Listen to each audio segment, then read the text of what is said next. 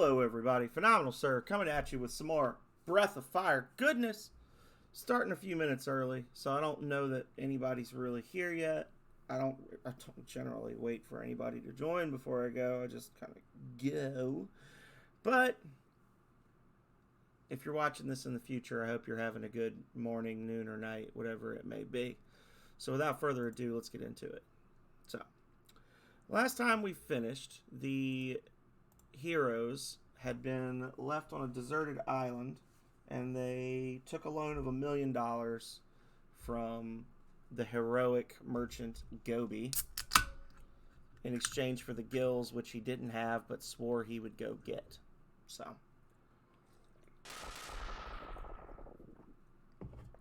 that's where we're starting today. We're a fish man. Go us. But anyway, Gobi is good. I wish that there was more opportunity to use Gobi in the game. He is very much just like a mode of travel and not a whole lot else, but I like him. I like him as a character. He's cool. He's got kind of a Han Solo vibe. I'll keep a close eye on him. Because he starts out purely motivated by greed and swears that's all that he cares about. And he may very well be telling the truth. Or he may actually be a decent guy. The guild owner is in the back room. I hope losing your license taught you a lesson, Gobi. So, what brings you here today? Gills? We don't have them. If you want them, go to Gant. Okay.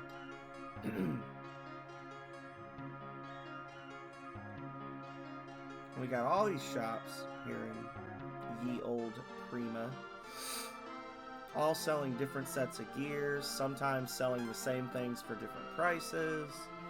Yeah.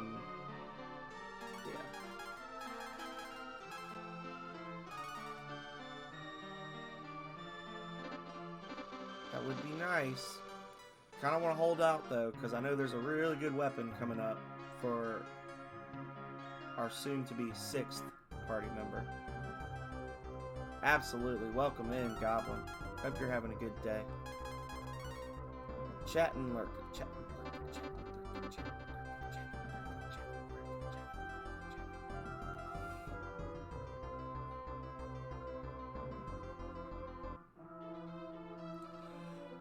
and lurk. He is good. He secretly has some pretty cool magical abilities. Not really secret, but he's got cool magic, but he can only use it underwater. Really, it's like that. It's like that Rick and Morty meme with the little robot, where it's like, what is my purpose? It's like, your purpose is to bring me butter. Like, Gobi is just like, what is my purpose? Your purpose is to be the linchpin for Karn's fusions.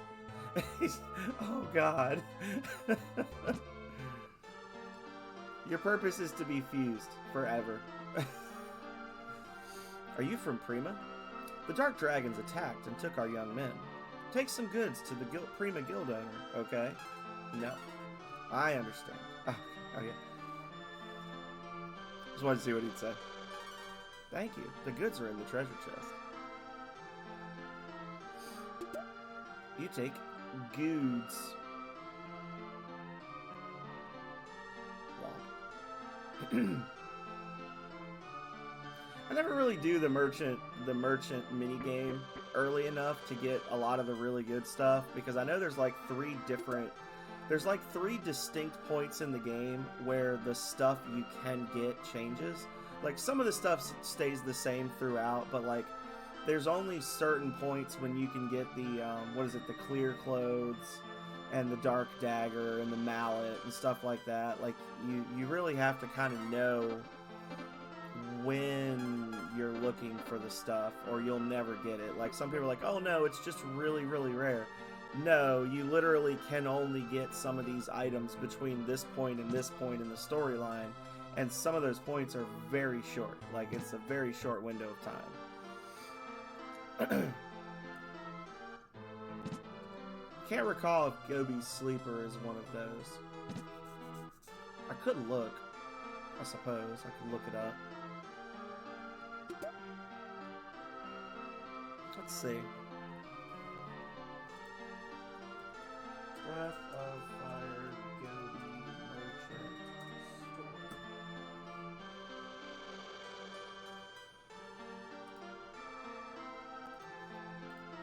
Let's see. The Flea Market Guide.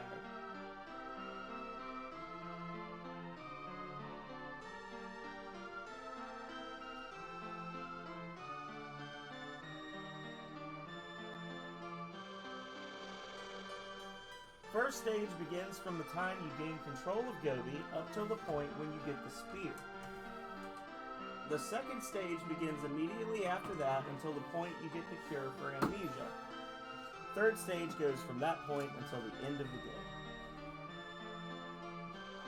Hang on, my cords are messed up here. Oh no. Okay, there we go. So, first stage, the really good stuff that we can get in the first stage is the Thunder Rapier and the Angled Armor, but the Angled Armor shows up throughout. Yeah.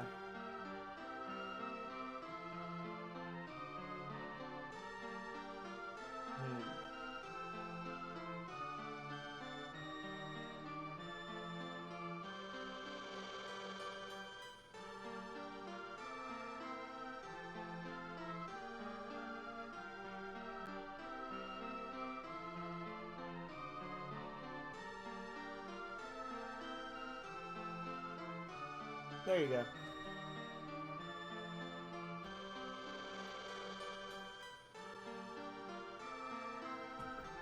Alright, sorry about that. So I got the flea market thing pulled up. Nothing really super exciting. The Thunder Rapier is interesting.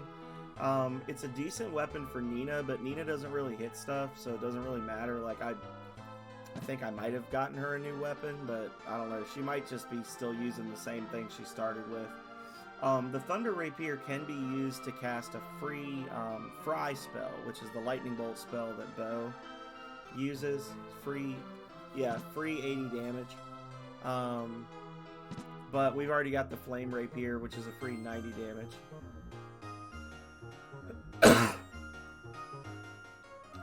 It's weird, because Gobi, like, when you actually look at Gobi's stats, Gobi actually has some decent stats as like a tanky boy, but he just has nothing other than his stats when he's fighting on land. You know, you can't use his magic on land. He's really slow. We do have the hourglass now, so there's that, a key item that just exists and they don't ever really explain it to you. Or yeah, did I already check in here? Yeah, this is a bust. Okay. And then I think Gobi's Trident is the one that does the AoE lightning.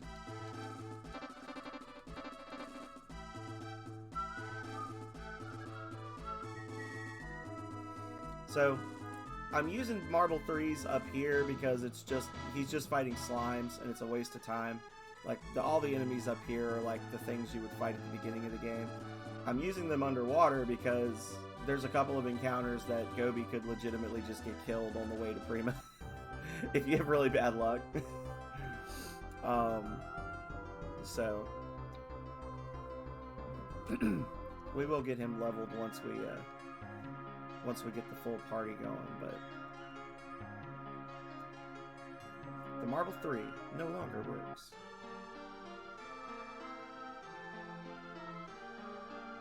You brought the goods, Gobi. Please, take the gills with my thanks. Gobi receives the gills. There's a letter. It says that Gant has been attacked.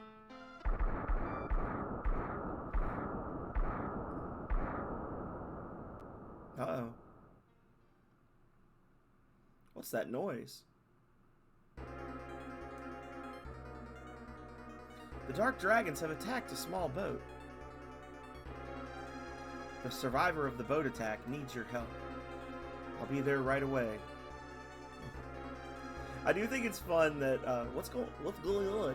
I think it's fun that as the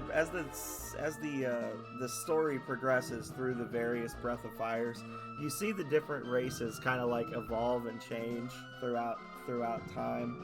But with the exception of the fish merchants, who just always look the same, like the same green fish merchant with a backpack is selling you stuff in this game, in Breath of Fire 2, in Breath of Fire 3. It's just the blue and green fishman. There's one gold one every time that just lives forever and sells you all the good stuff. A ghost has come to take him away to the Netherworld. Soon you will join me. We can't lose him, Gobi. He has important information to pass on. I know a warrior who can shoo away that ghost. It'll cost 10,000 gold pieces. That's too much. How about 5,000? No. No? How about 5,500? No. Okay, 6,000. That's all I can afford. Yes. Great. Get moving. Tied hat. I love that in this extremely tense moment, Gobi can be like,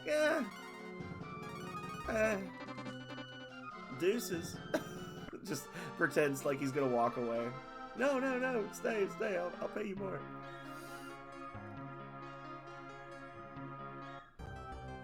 Gobi's like, I got him by the cojones.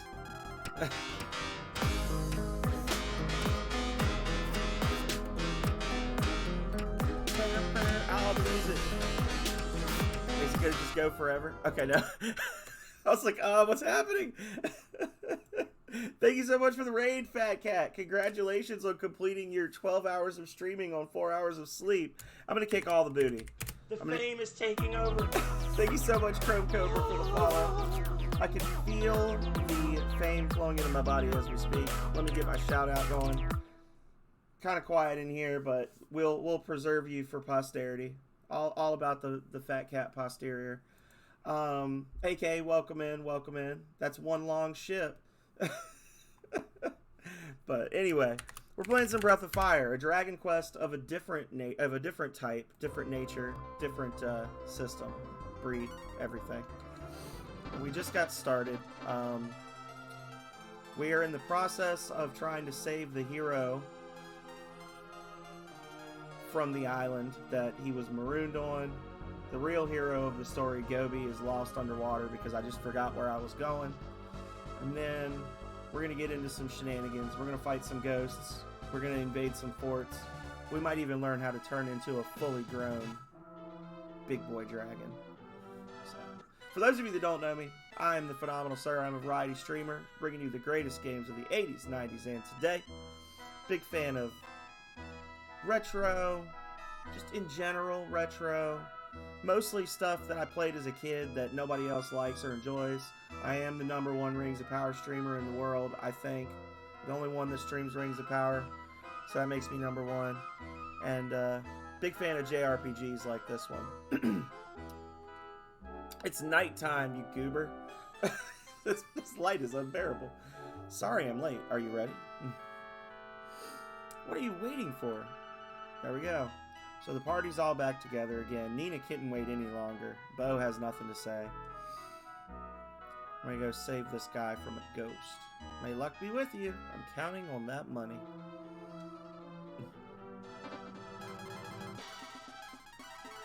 And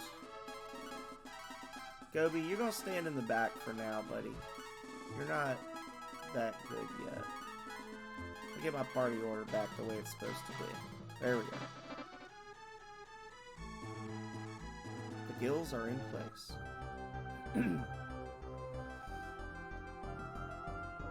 Okay.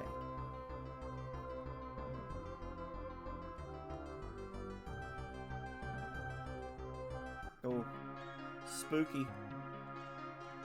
You know, I was like, I don't need to save. I literally was like, I should. In my head, there was a monologue. There was like a very quick dialogue. I said I should save, and then the other part of me was like, you don't need to save. This boss is easy. And then I knew if I didn't save, something horrible was going to happen. So that's a preventative saving measure. It means nothing in the grand scheme of things. This is kind of an easy fight. He's going to be crying by the end. Gobi send you? Please, rid us of the ghost. Give up. You're powerless against me. This will be the third Grim Reaper we've defeated. Fort. Oh, we're not even healed. Oh, shoot. Oh, well.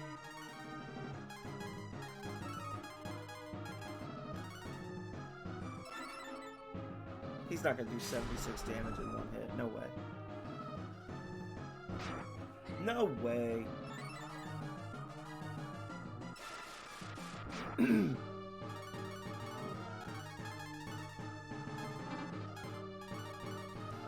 Ever use the flame rapier, fry,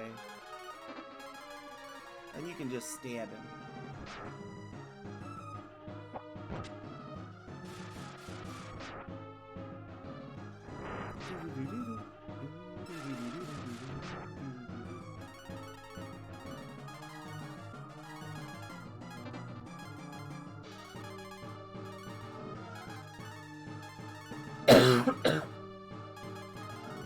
I don't even think I'm going to waste an acorn. This is going to be, like I said, this is going to be a quick fight.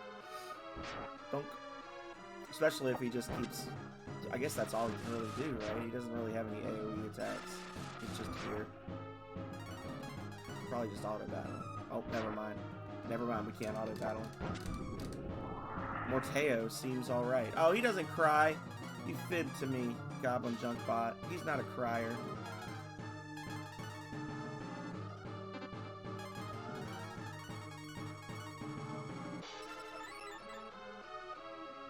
Oh, he's going for it now.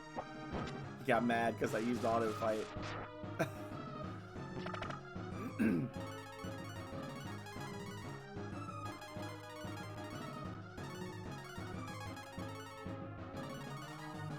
That should do it, I think.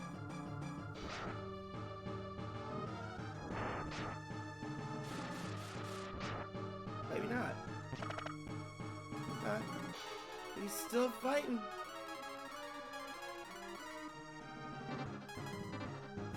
I think Karn's doing a little more damage than Bo right now.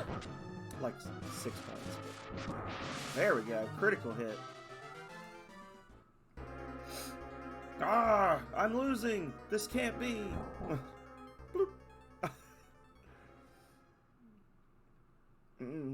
Where am I?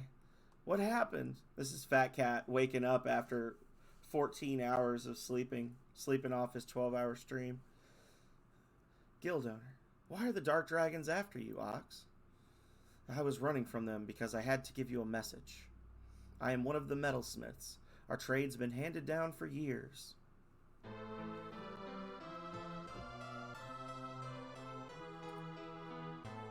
The dragons, knowing that we are skilled, forced us to make a secret weapon.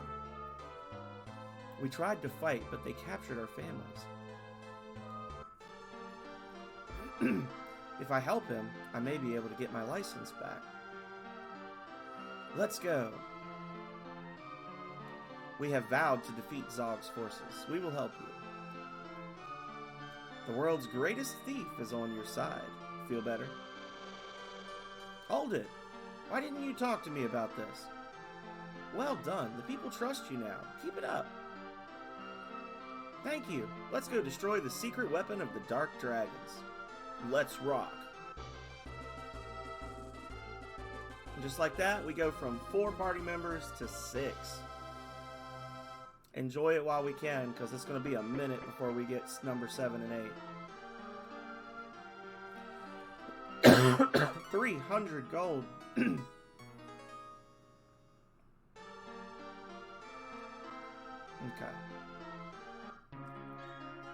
So at this point, they want us to just go straight to the next thing, but we're gonna do a little side adventure. Because now we have Ox, now we have Gobi. We can get into some places that we couldn't get into before. Unlock some new stuff, that kind of thing. which is generally the case. One of the things I really love about this game, even though it's, you know, the story, if somebody was to redo this story today, like was to re-release this game and like keep the same plot points but delve into it more and have more dialogue, because there's not a lot of dialogue in this game. Like they used very minimal amount of writing to like, you know, give you the story. It's actually a really dark storyline. Like, we just kind of glossed over the fact that the Dark Dragons invaded this town and enslaved the entire village to make them build a weapon. And we're going to find out what the weapon is soon. But, like, it's very, like I said, we talked about this a couple episodes ago. This is a dark story. It's pretty much all about revenge. Like, this whole game is just about a bunch of people out to get revenge. This is not I want to save the world because I'm a hero. It's I want to stop the Dark Dragons because they wronged me personally in some way, and I was not invested in stopping them until they did so.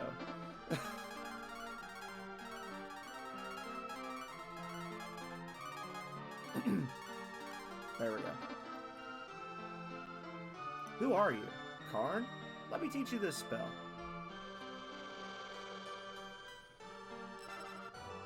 And this is like a semi-secret thing. I guess there's probably people in the world that beat Breath of Fire and didn't know about this. I feel sorry for them. But I did a run of this with no transformations, and it wasn't terrible. But as I expected, you learned the spell. You are a member of my family line, Karn. This spell is now yours. Karn learns the spell of simulation. So Karn learned Shin, which is the first of 4 fusion spells he can use, where he combines multiple party members into one. He now has 400 hit points. His stats are ridiculous, and he appears to be a combination of all of the characters that he fused with. So he's a fish dog right now. Fish dog archer.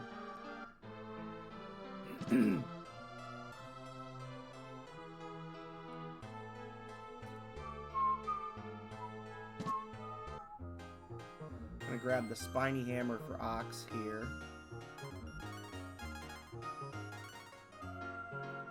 And this will pretty much keep us until the last chunk of the game. Like, we could really just go spine hammer straight to mallet and we'd be okay.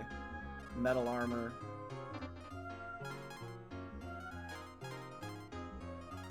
Hero spear. Yeah. Can I just not trade while he's in fusion form? Okay, that's what it is.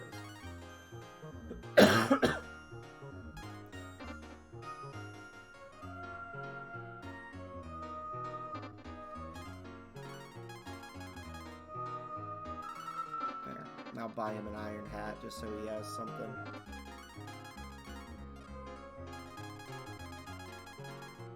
I guess I could have given him that. That did nothing. There we go. Okay.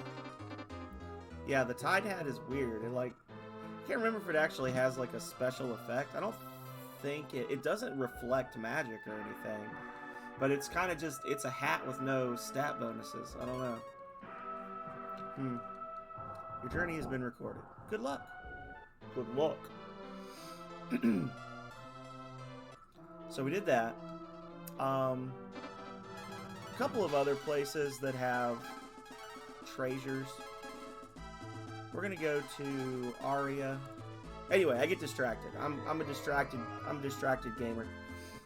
What I was saying before was I really like that every character that you unlock, you can go back like immediately, and you can get new stuff from old areas. Like you're incentivized to pay attention to the things that you can't get, because you can eventually come back and get them. But it's a matter of like remembering it. And if you remember those things, some of those things are really good to have if you just get them immediately. Sometimes they bring you, like the game's storyline will bring you back to these areas like they do in the flying tower. Other times, you just kind of have to remember and go back. And if you don't, then it sucks to be you. So. And this is one of those ones where it sucks to be you. There's a couple of spots here where we've been through here once as the story. We came through here once with Karn to get the free gold bar. But there's a destructible wall. Oh, we didn't get this. We skipped this one. There's a destructible wall or two that we can bust open now that we've got Ox in our party. And having Ox in the party also increases your carry capacity, which is good because we were pretty much full on our inventory and didn't really have a lot that we could afford to drop. So what is that? It's a potion. A dart. A useless item. I should have gotten that when I came through here the first time. If I'd have gotten that the first time around, then it would have been... It wouldn't have been useful because I'd already gone to the last dungeon and entrance and gotten the icy dagger. But if you didn't know about the icy dagger, that would have been useful to get with Karn your first time through.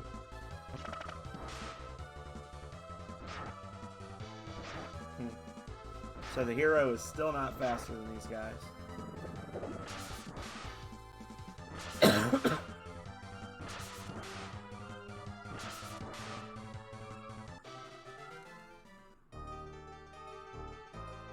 So we'll just keep on using marbles. The XP game really isn't worth it.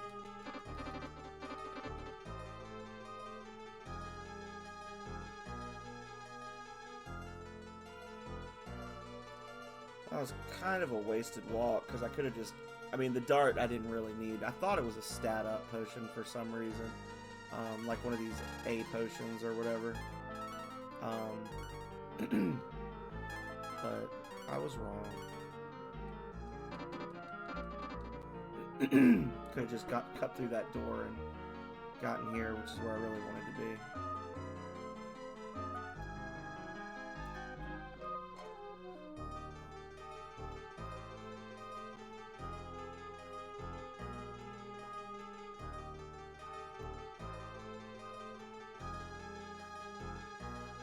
I think that was the gold bar before. And then over here, there's a chest or two. Nothing earth-shattering, just want to remember to do this stuff.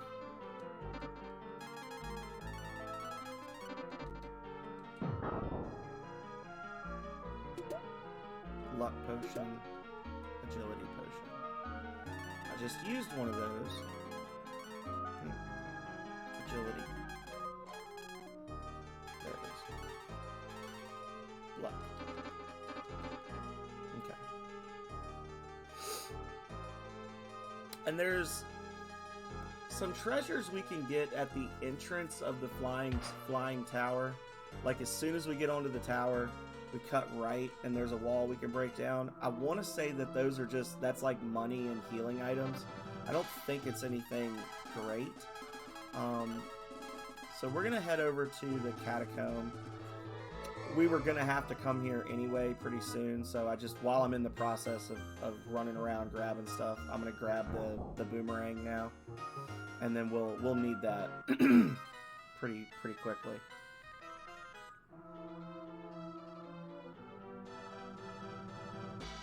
The game would have sent us to get this before we're done today anyway. And I'm gonna actually fight monsters in here because those mimics are worth a good amount of resources. And I think we figured out they drop moon drops as well. This is the best healing item in the game. That's our full party heal item. Our oh shit item when you're in the final boss fight.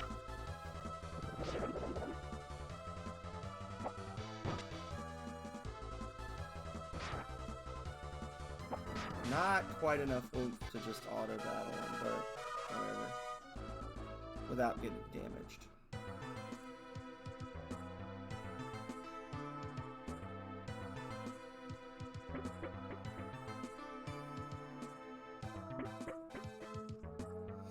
Okay, so we've been through here before, but we did not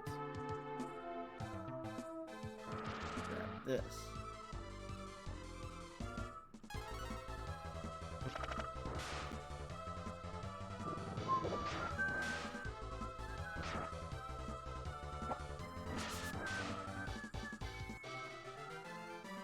Oh, I saw that arrow and I got excited. The mages can drop moon drops as well.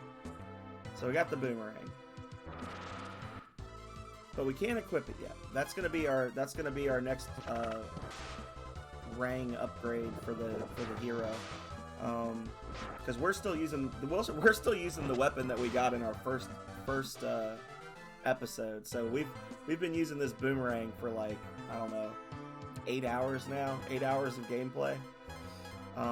It's starting to kind of fall behind, which is okay because anytime we're fighting something serious, he's going to be in dragon form the whole time, so it doesn't really matter. But for these quicker fights,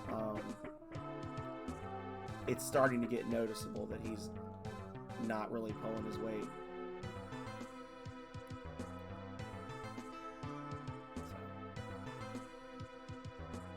I don't think we can fix this ahead of time. I'm pretty sure that you have to have the story. You have to be at that point in the story for it to get fixed. And it would be kind of burdensome to test the theory.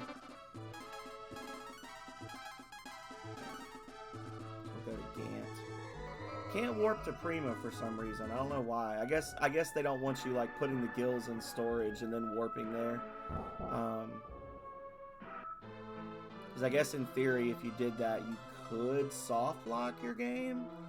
You put the gills in storage, warp to Prima, and then walk to the island that you were trapped on before, where there's no shops or anything. And then I guess in theory, you could just be stuck there forever. But, I mean, you wouldn't be able to save, so you wouldn't be soft-locked. You just have to reset your game. You might lose progress. Have to replay part of it, but whatever. I call that a fair punishment for a stupid decision, but I'm also a hateful person.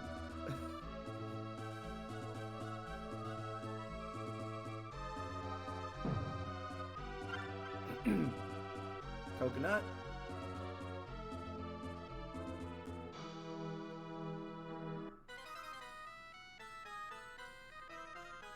You have a boomerang. Your boomerang is broken. You might find someone who can fix it in Gant. I guess you can't just get it fixed right away. Never knew that. It's a fun one. This was Capcom. This was Capcom's attempt at a JRPG on the Super Nintendo. Probably the first like honest JRPG I ever played. Capcom has done this series so dirty over the years. Like, if you're interested in like solid JRPG experiences that aren't Final Fantasy, I really recommend this one. Breath of Fire 1 is amazing. Breath of Fire 2 is also really good. They made some decisions that I'm not a fan of. The characters feel less important to the story. A lot of them are just kind of there, and the game kind of pigeonholes you into having certain parties at certain times. So some of the more interesting characters are really only going to get used if you choose not to use the good characters. Yeah. But Breath of Fire 2 is still good. Breath of Fire 3 is amazing. That was a PlayStation 1 title. Breath of Fire 3 is probably my favorite JRPG I've ever played. I love that game. And then Breath of Fire 4 is popular. I wasn't a big fan of it, but I'm planning to play it later this year. Happily, we're going to be starting the Year of the Dragon this year, Chinese Zodiac. So on February 10th, I'm going to try to do a single sit-down run-through of this game, which is generally like 20 hours, like 18 to 22 hours on the Super Nintendo. I'm going to play it on the Game Boy Advance version, which added a dash feature. And I think I could probably beat it in like 14 to 16 hours, but I've never tried to do that before, so we'll find out. But I'm gonna play it on February 10th, and then after that, we're gonna launch into all the Breath of Fires. We're gonna play one after the other. So, like every Saturday for essentially the entire year of 2024. Because the first two take about 20 to 25 hours each for a casual playthrough. But 3 takes like 40 to 50 hours, and I'm gonna do something weird with that one. I'm gonna try not to spend. I'm gonna try not to cast any magic for the entire playthrough, like no AP usage, which is gonna slow things up quite a bit. And then Breath of Fire 4, I think was like 40 to 50 hours, but I haven't played it in 20 years, so I can't really say for certain. And then Dragon Quarter, the 5th one is its own thing. That's a weird game. You can beat it in 8 hours, or it could take 30. Ah! Well, happy early birthday to Chrome Daddy. Oh! Meat. That's what's for dinner. Hang on. There we go.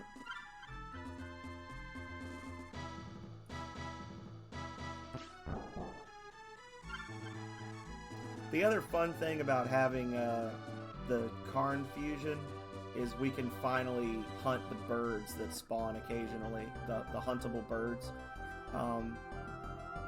Your arrows just don't move fast enough to kill them in regular bow form, so is there like an item up here, or am I locked from going up here? No, I can go up here.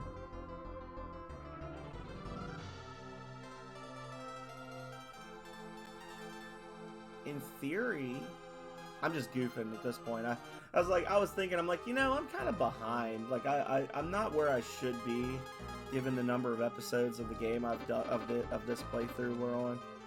But at the same time, I'm like, I don't care. I love this game so much. This was my first Super Nintendo game, and it makes me so happy to play it. It's one of those ones that, like, I should play it more because I love it, and it's a popular game. I mean, people like Breath of Fire. What's not to like? But I'm worried I'll play it too much and get sick of it, so I only play it like once a year.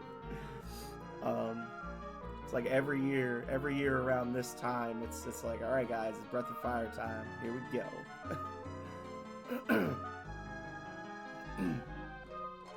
I guess I could be fighting enemies in here. Only got a couple of marbles left, so.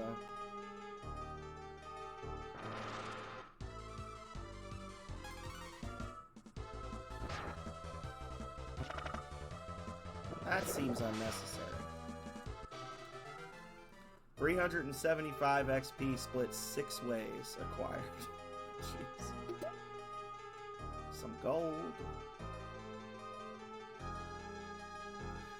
Doing this now, I always kind of jet through the volcano when it comes time to run it, because I'm almost to bigger and better things. So doing this now is nice because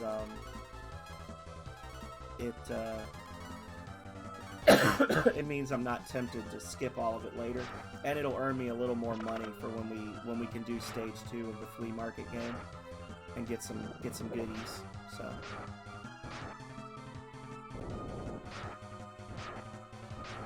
And I have been abusing the marbles quite a bit, so I do need to spend more time leveling, as you can tell from that exchange. This is the first time in a long time on this game that we had a whole round where nothing died in a regular fight.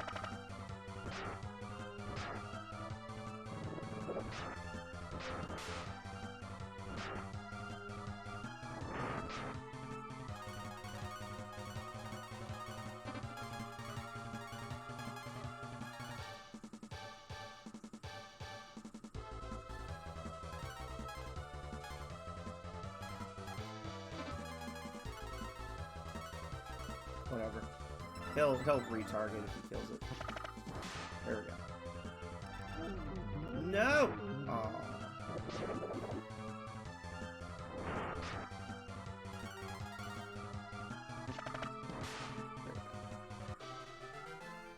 Decent amount of XP. Almost as much as I earned on that last boss fight. I got 3,200 on the last boss fight, 2,400 there.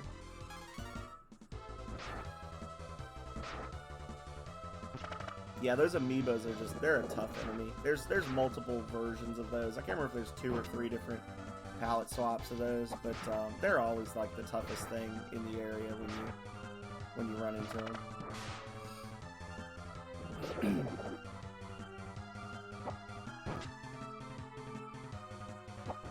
Pretty sure there's a bow upgrade in here. That's the main thing I'm kind of going for. I know there's a few like attack stones, like bolt stones and things like that.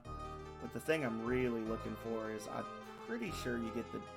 It's not the jade bow here, is it? The moon bow, maybe? I don't know. We'll find out. I've never been entirely clear on how gear affects the stats of fused characters. Like, does like a percentage of the stats get added to the fusion form, or is it all just based on Karn? So I just try to keep everybody at good gear and not worry about it.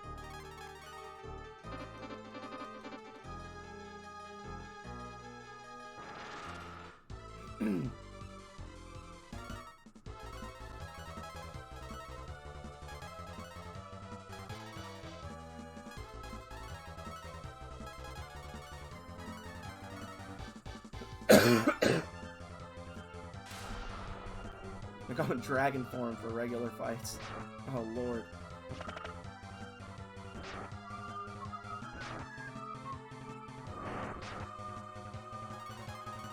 Now I think we could probably auto battle this.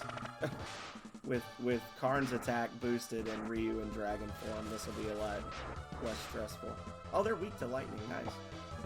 50% more lightning damage. He's supposed to do a set 130 per hit.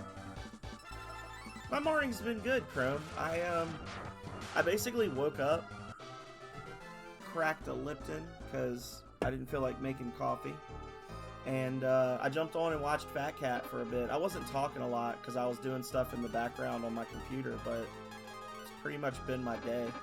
I'm on the East Coast, so it's like, I don't know, what, 8:30 right now? It finally got cold a few days ago here in ye old Virginia, so and then yesterday it decided to rain, and it's been gross.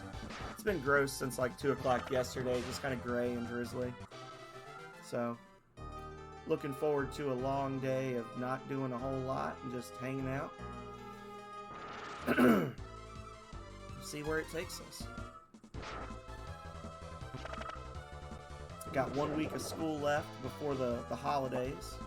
My university class is going to be done. Be free till January 16th, which is awesome. Yeah. The sharp bow. The sharp bow. Okay. Nice. I spent a lot of time in the Outer Banks as a kid. I'm not really familiar with mainland North Carolina, but my dad lived in the Outer Banks for like 8 to 10 years. Like from when I was like 6 till I was like 16. So not old enough to really enjoy it, right? Like I couldn't go out on my own, but I love it. I love it up there, or down there, I guess. Over there.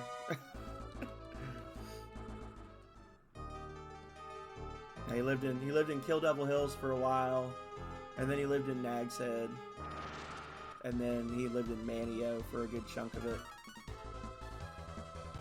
On Manteo? Manteo? In Manteo? I don't know which would be appropriate there.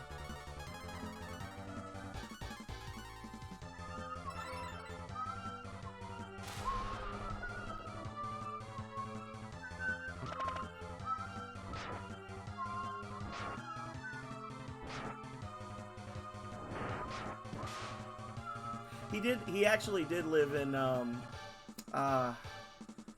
which one is it? I can never remember.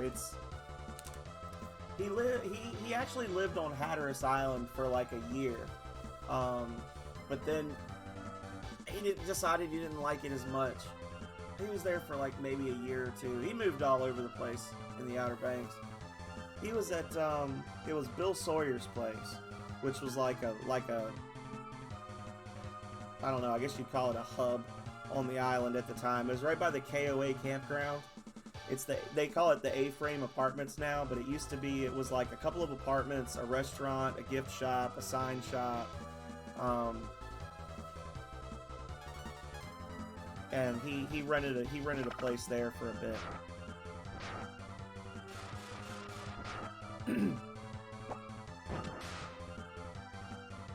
I guess that would be Waves?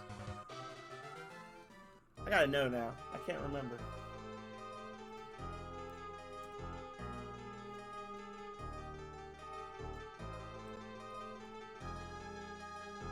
Rodanthe. Okay. Maybe?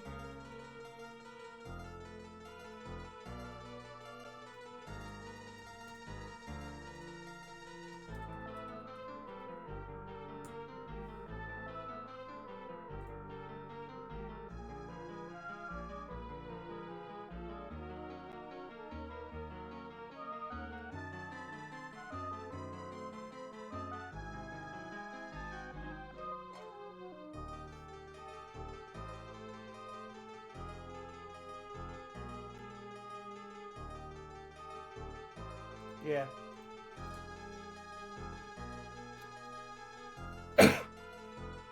I looked it up, and then I saw a thing about Mr. Sawyer and how he passed away. I'm like, oh, that's so sad. Oh, she's gonna get crunched. We gotta save her. I got distracted. The delirium is spreading from Fat Cat into my stream.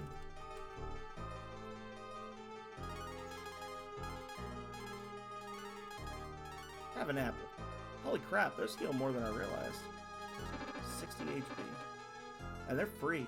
There's a couple of spots where you can just farm those with Ox by punching the trees. You'll see trees that have like little yellow dots on them, and there'll be like dots on the ground around them. Those are apple trees, and you can actually just get free healing items from those.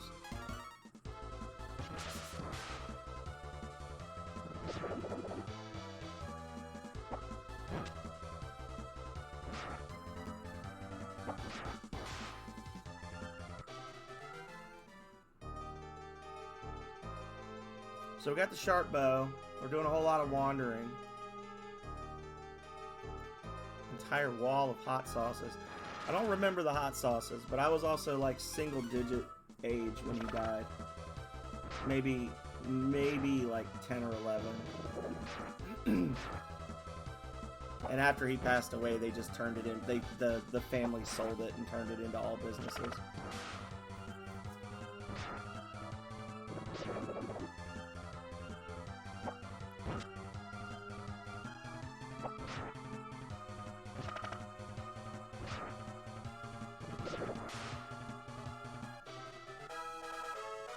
Nina reaches level 8. Okay, we're lapping ourselves now. This is a confusing dungeon. I've probably missed some stuff. I don't care.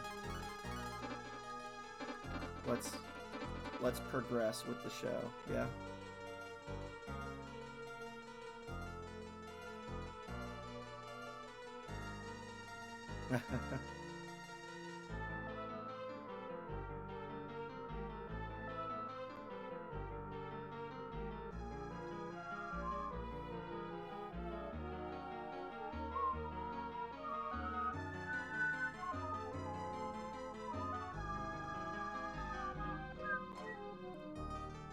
I think I just lapped myself again. Nope, there we go. We're free. Alright. So where they actually wanted us to go 45 minutes ago when this whole thing got started was the Dark Dragon Fort that's kind of northwest of Gant. We get there by going to Prima and then heading west. So just southwest of where we are, there's another little beachhead that we can get onto the land from, and we just have to kind of do a roundabout to the it's not Nabal. I think it's just called the fort. There we go. We'll have to fight 8 more fish before we get there, though. I'm sure.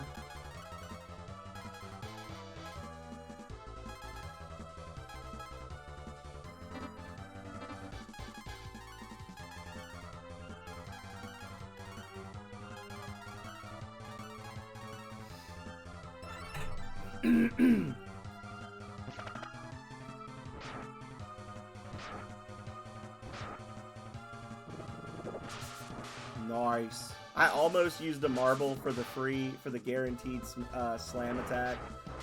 I'm glad I didn't. I was destined to get a crit no matter what. Here we go. All right, we're back on track, y'all.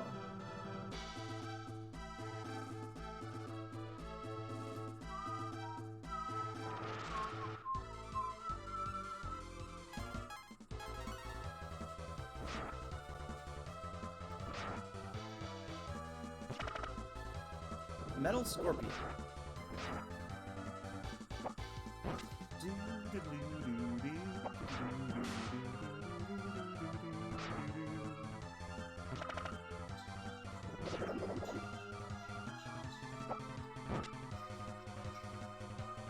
Bam!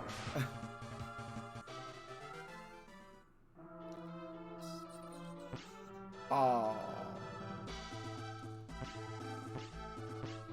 Bruh. Well, I want the meat, so I'm gonna have to use a marble. I've only got 2 marble 3s left. This is gonna suck. But I'm not backing up. I'm not backing down now. How many acorns do we have? We have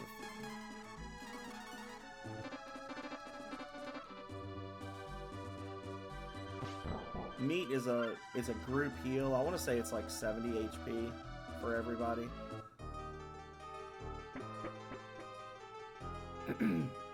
Might be more.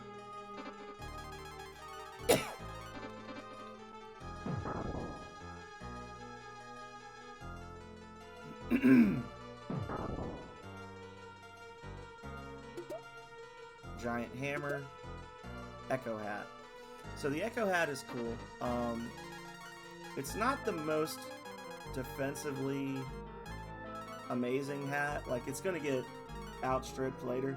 But the Echo hat is cool because if a person wearing the Echo hat gets hit by a magical attack, by a spell, they will bounce back. They'll do like a weaker version of that cast that does 12.5% of the damage they took, which is not a lot, because most of the damage spells it's a set amount of damage that you take from a spell. So you might take 95 damage and you'll do like 11 back or something. But it's a cool effect just to have that extra little bit of damage, especially later when you have enemies that use magic like almost exclusively.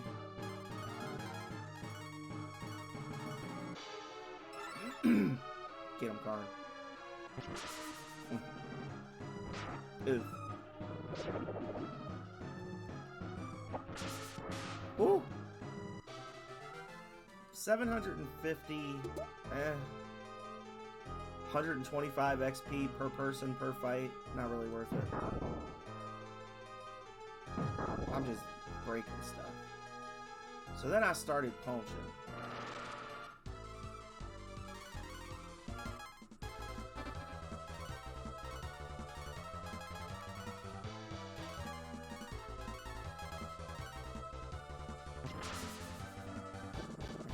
Might be one death.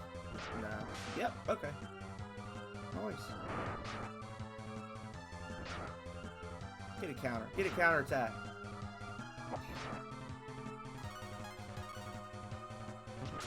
Every once in a while you get that beautiful counter from the hero, the counter attack, where he's got the boomerang, so one guy hits him and he counters by hitting all the enemies. It's just so glorious. Oh. Dang, I thought I could get over here from there.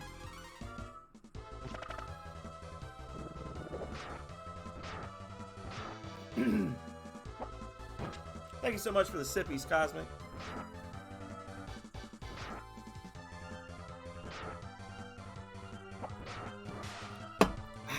Now that's brisk, baby. Sorry, a little loud. Calrea's gonna be, she's in the next room, she's gonna be like, can you shut the hell up? I'm trying to sleep. How you doing this morning, Cosmic Code? Welcome in.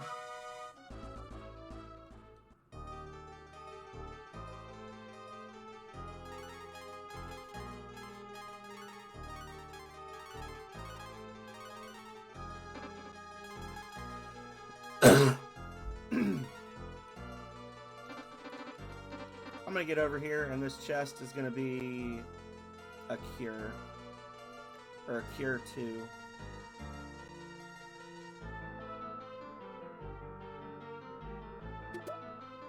Oh, a life. I'm sorry.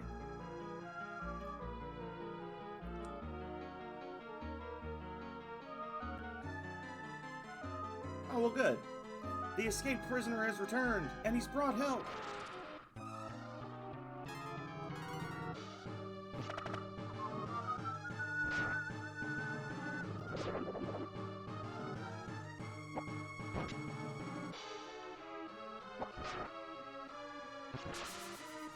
Yeah, you can really see the difference in power between the hero and the other characters just because he's not using an upgraded weapon.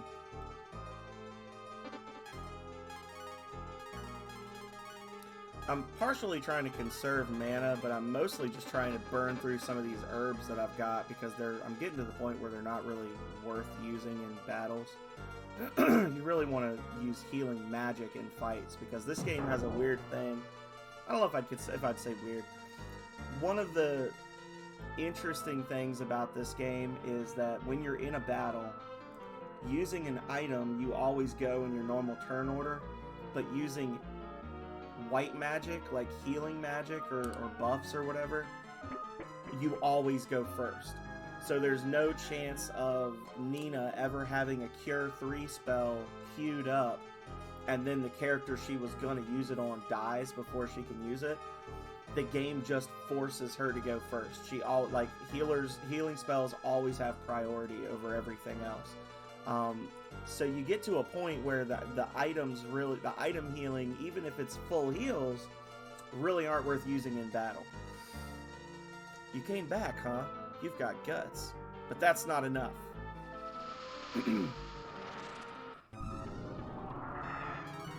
It's a Froggo. We have a confirmed Toad. Frog. This one's the Frog, right? I don't know. No, he's the Toad. Okay. Frog was the one we fought in the first castle. That was the first boss.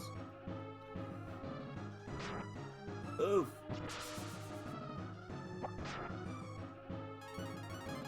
So, Ox is going to do that. Hero is going to use a marble.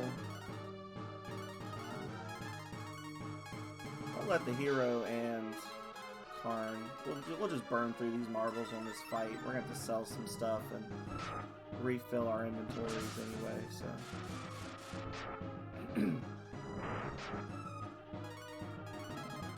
There we go.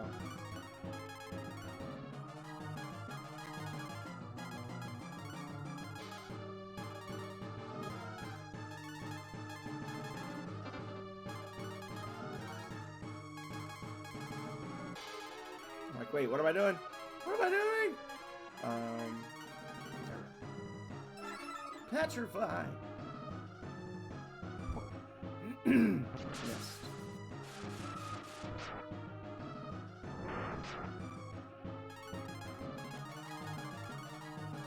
Flame Rapier. I'll have him do that.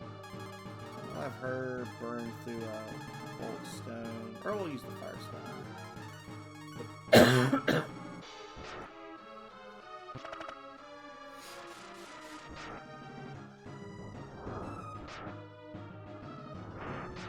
Yeah, the Firestone is like, it sells for like 6 gold, and it just doesn't do appreciable damage at this point, so it's like, we'll just use it to get it out of the inventory. Like, that's the best way to just get rid of it.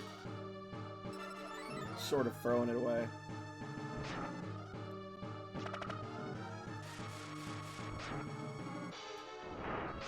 Oh, he's holding on for another round.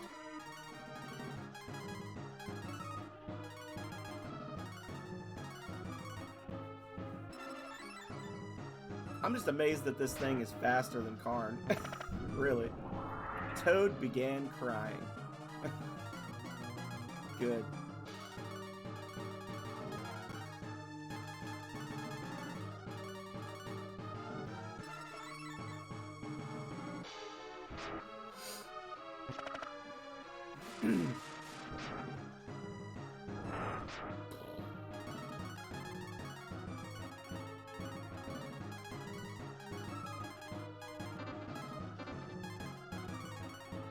Now we'll use a bolt stone.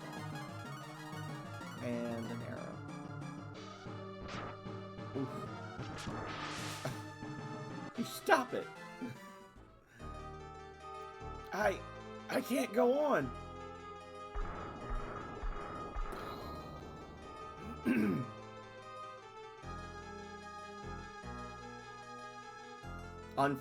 Forces us to unfuse.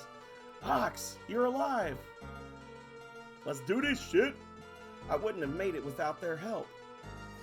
It's too bad you didn't get here earlier, Ryu. The dragons have taken the weapon and prisoners to Nabal in the north.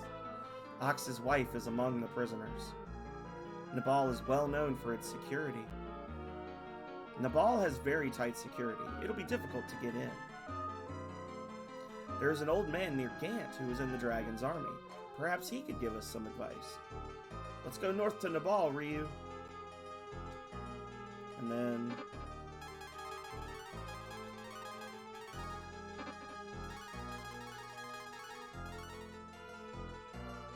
forced us to unfuse, which is annoying, but whatever. At least the fusion does heal him, so there's that. Marble 3 no longer works. So they're saying go talk to the old man near Gant. That was the guy we showed the boomerang to. The sequencing is a little weird in this, so we're gonna do this first. I think this is right. I think we're supposed to go here before.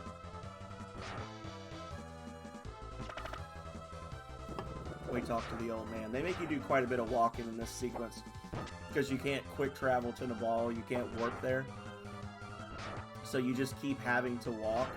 And I think it's, if you're doing everything right, I think it's 3 times you have to walk through that fort that we just came out of. And then another time if you want to get your second set of dragon transformations, which we can't get until the end of this sequence of the game.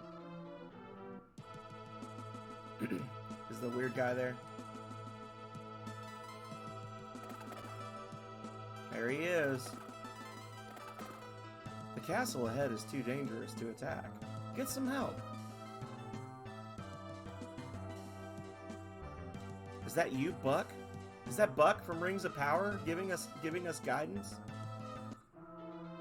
from beyond the confines of the system to which he was relegated?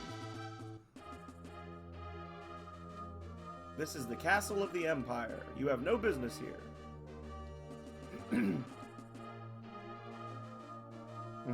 Okay. Jerks.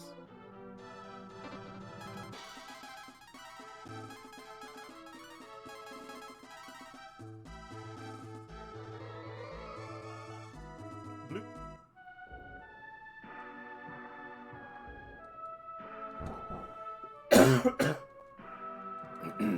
It's dry air. Killing me.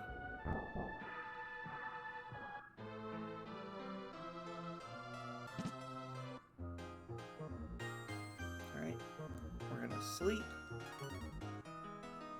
We're gonna need to go to Drogon and buy more Marble 3s. We'll sell stuff in Aria. Did you get more money selling in Aria?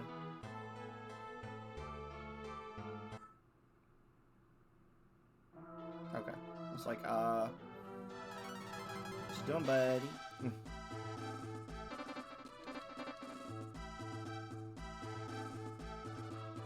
Yeah, I think the merchant in Aria sells things for 30% more than you would normally get.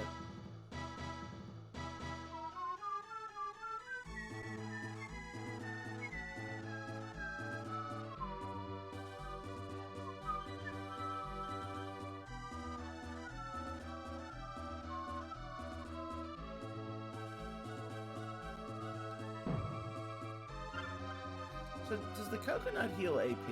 Is that what it does? Hang on. Oh, I guess I won't know. Because just rested.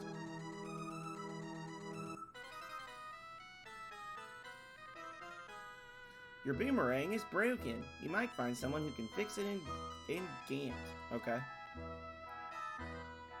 Should I have just talked to Dude Man and been done with it? Hang on. Warp. I think I should have just, because I'd already talked to him before. I think he says, he says he's a weapon collector and that he's never seen a boomerang before. And then you go get the boomerang. Because the regular rang isn't good enough. He wants a boomerang. And that's actually a spot that probably kills some runs for people back in the day, right? Like, looking for a boomerang, if you don't remember seeing that boomerang in the crypt, you're just never going to progress. There's a few spots like that in Breath of Fire 1 where they're very cryptic with what's expected of you. You have a boomerang. They're very rare. I can fix it for you while you rest. That's right, Breath of Fire. It was a pleasure to work on such a fine piece. It's completely fixed.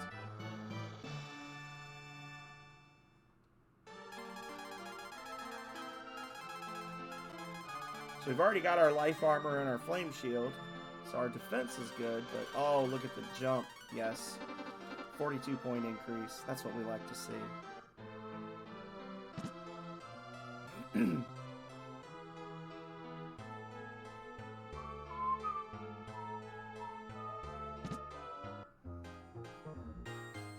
Hey, girl. Store. So we need to store coconut, hourglass. I don't need for now. We'll store a white antler because we're going to need that later. I don't think we need the fife anymore. This is all the extra spots you get in your inventory once Ox joins your party, because this used to be the bottom of my list. So they give you 15 extra slots for items, which is amazing. Don't need the key anymore. And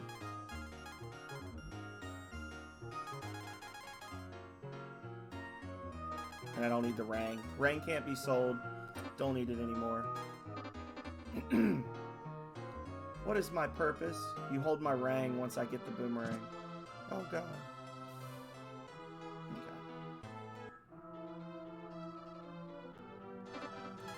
And then we'll warp to Aria, get this inventory cleared out, come back to warp to Aria, clear out the inventory by selling to the merchant who pays you too much, and then we will go to Drogon, get some more Marble 3s, then we'll go back to Gant, we'll show the guy the boomerang, and then we'll clear out the castle. Boom, baby. Boomerang, baby. Boomerang, baby. Tried to give it away, but it keeps coming back. That's so terrible. I shouldn't laugh at that. I just thought about that when I said boomerang, baby. It's like,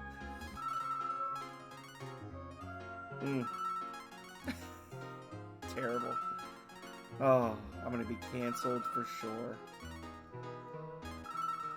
So in a normal shop, a life 2 would sell for 500. Sells for 650 here, because everything in the shop costs more, but he also gives you 30% more than normal prices. And that's actually consistent throughout the game. If you pay attention to the prices for things, certain shops do sell things for less. Certain shops sell them for more. Don't think I need more than 9 revives. So it kind of behooves you to pay attention to what you're buying and selling stuff for. Drogon's a great example. The first town in the game, they're actually charging you significantly less money for stuff there. But on the flip side, if you sell items there, you will get significantly less money back. So be cognizant of that.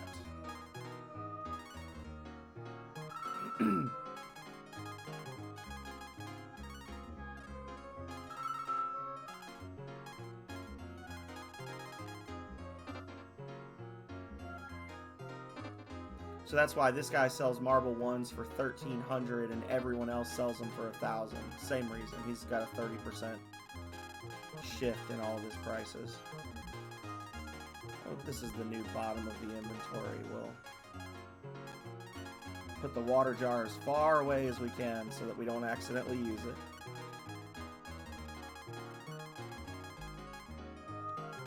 Oh, I was like, where's the light key?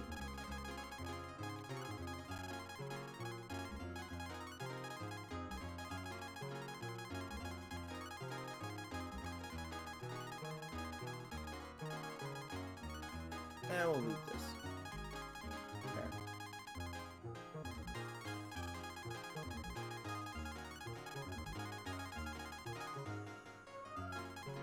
And honestly, I don't really need the earth key anymore. Like, I'm not using it, so... There we go. So we got 4 of the 6 goddess keys, which is a lie, because there's actually 7 goddess keys. We got a lot of inventory space now. You love to see it. Got some meats, some cures. Okay.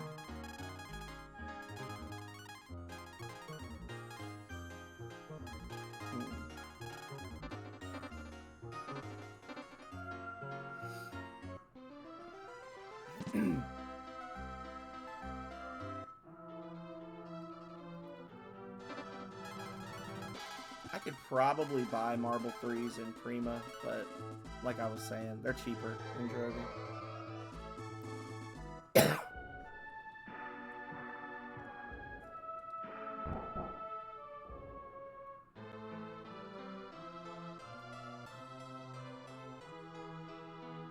Only these items remain.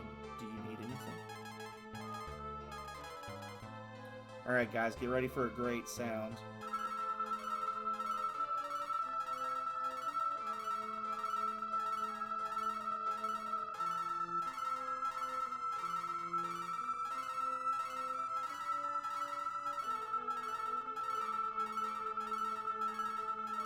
Alright, that's 27. 27 marble 3s to help us hide from battle. We're gonna need some acorns as well, but I think we can hold out a little longer.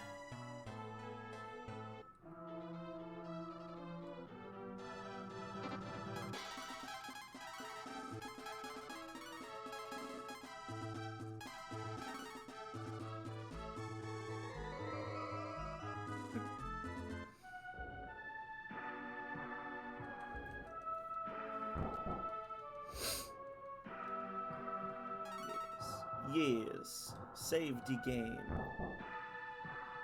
Save the game. Oh, I had right. There we go. You can hotkey certain parts of your menu to different buttons. Like normally, select would just be your pause.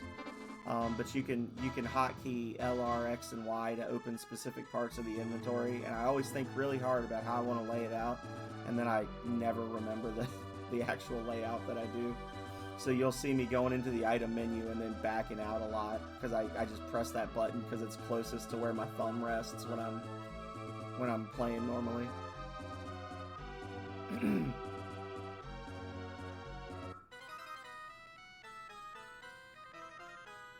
You have a boomerang. It's true. This is the real boomerang. It's perfect. But you can't just rely on your weapons. You have to use your head, too.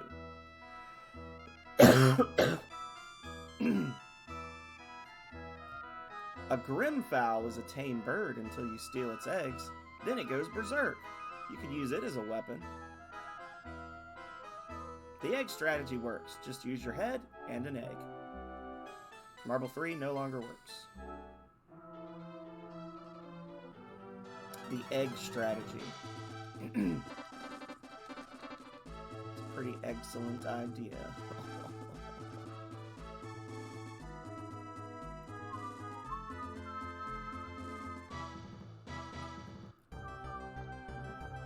We're gonna get some more marbles because we got a nasty fight coming up.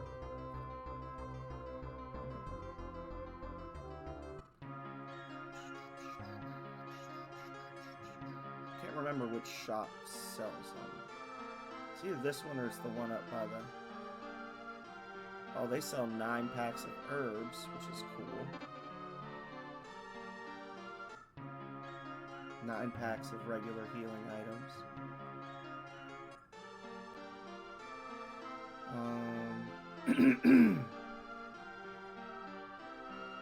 Yeah, he does sell Marble 3s. Dang it.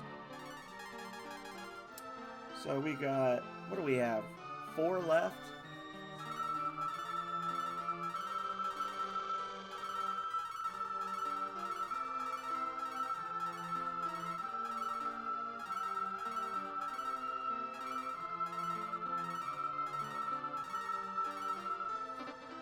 So that's 27 Marble 1s, 27 guaranteed crits. Oh, love it.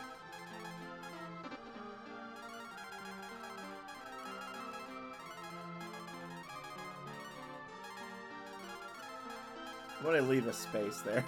We're gonna leave a little bit of space between the Marble 1s and...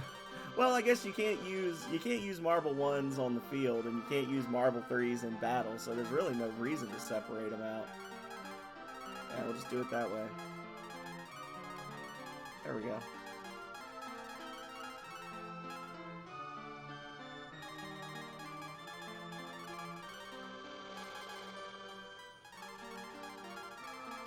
I think there's a guy that sells 9 packs of acorns. If there's not, I'll be sad. But we'll keep looking. I know I can get them from the flea market stall, but I don't really want to do that. Because then we're just rolling dice and hoping we get the thing we want. It's really not what the flea market's for.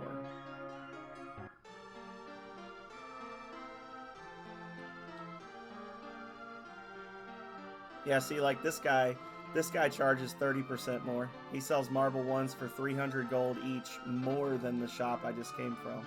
So we can sell stuff to him for a markup as well.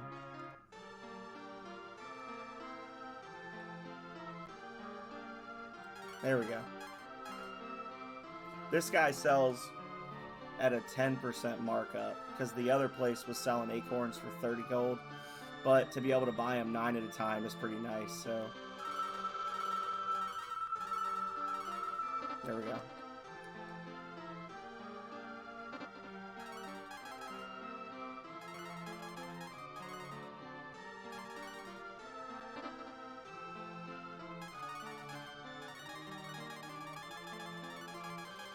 I don't think we'll have to buy any more acorns this whole run.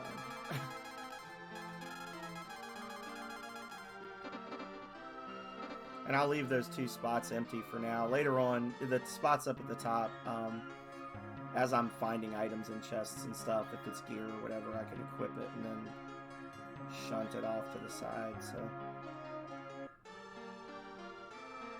Got anything good in here? I feel like one of these guys sells a decent armor upgrade.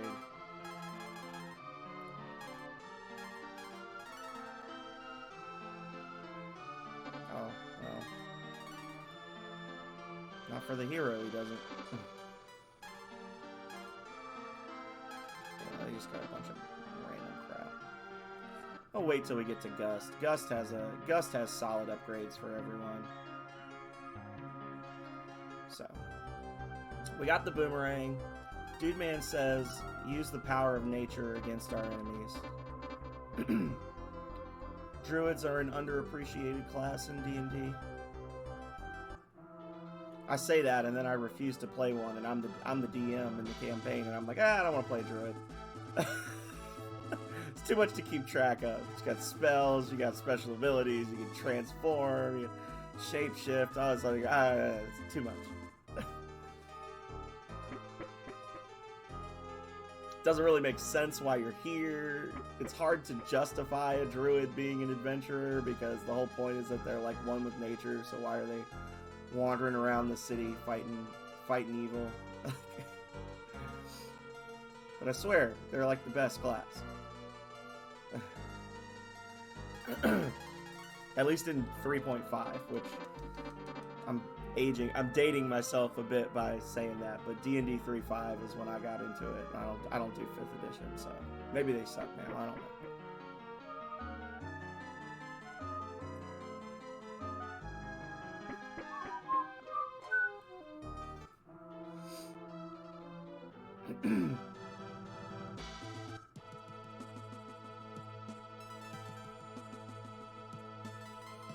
So these are the Grimfowl. Caw! Caw!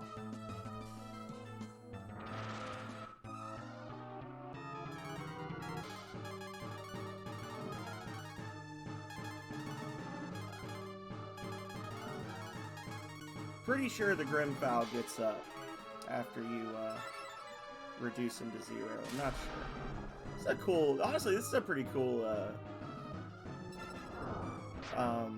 character art, right?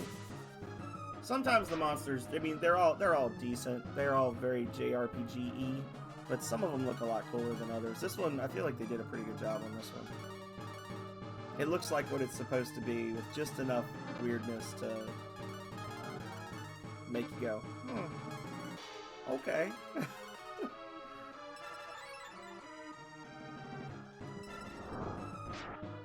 Fire-breathing ostrich with a unicorn horn.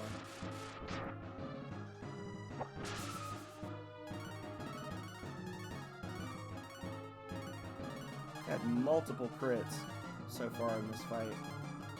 I'm not complaining.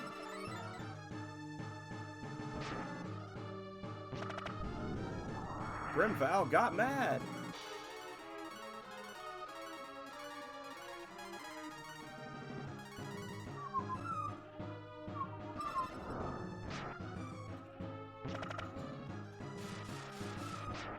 So you can see there, I took a weird amount of damage, the 57 damage from the burnout. That's because I've got the flame shield equipped and it's reducing my damage.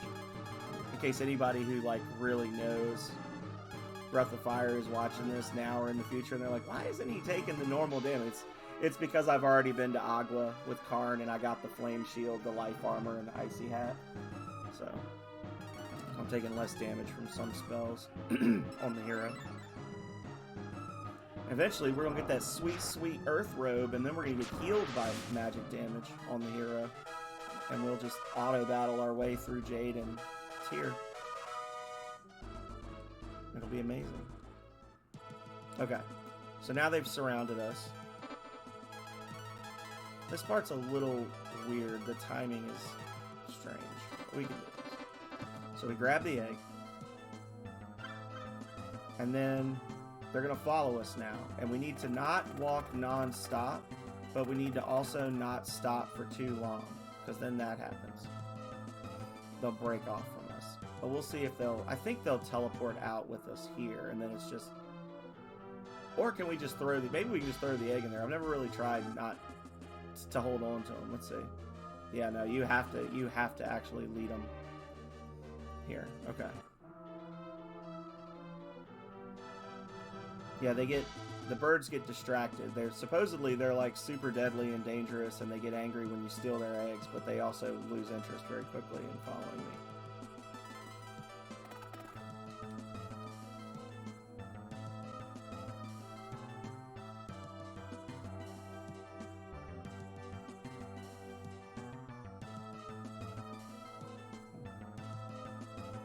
There we go. There we go, baby.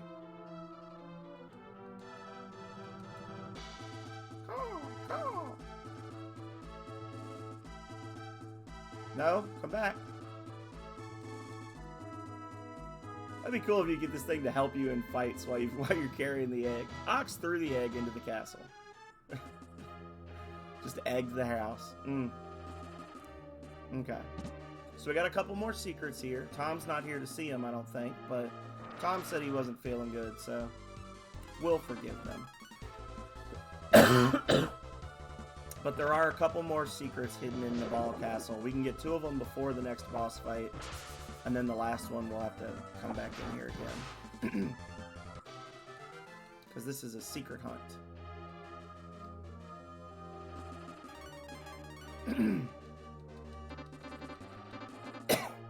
So, Before you go down these stairs, these tempting stairs, you want to push these 2 jars. One's got a life 2, and one's got a skull ring, which is a unique accessory that increases your defense, I believe. I think it's defense. Oh, I did say I'd leave the space. The space is empty, didn't I? Yeah. Defense by 10, the same way the regular ring increases your attack by 10. So we'll put that on the hero because he's the hero. We'll move this life 2 down here just to get it out of the way.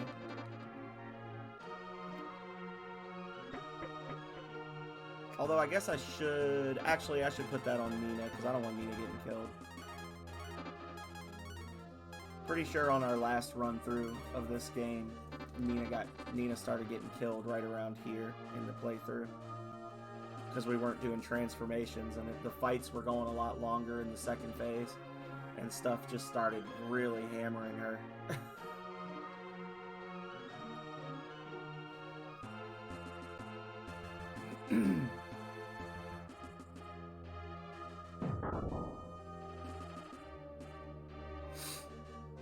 You've done well to get here. I don't have time to deal with you. You've destroyed the castle. We must punish you.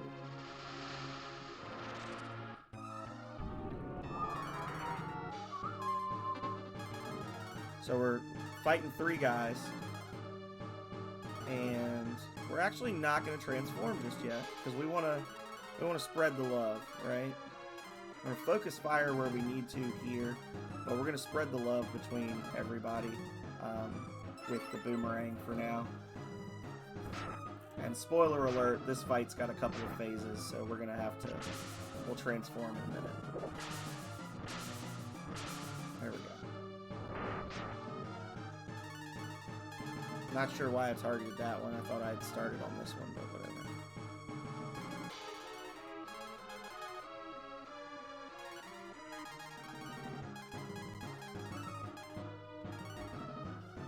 And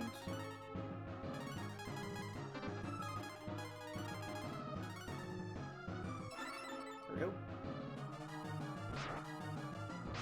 Oof! Oh my god! What is happening?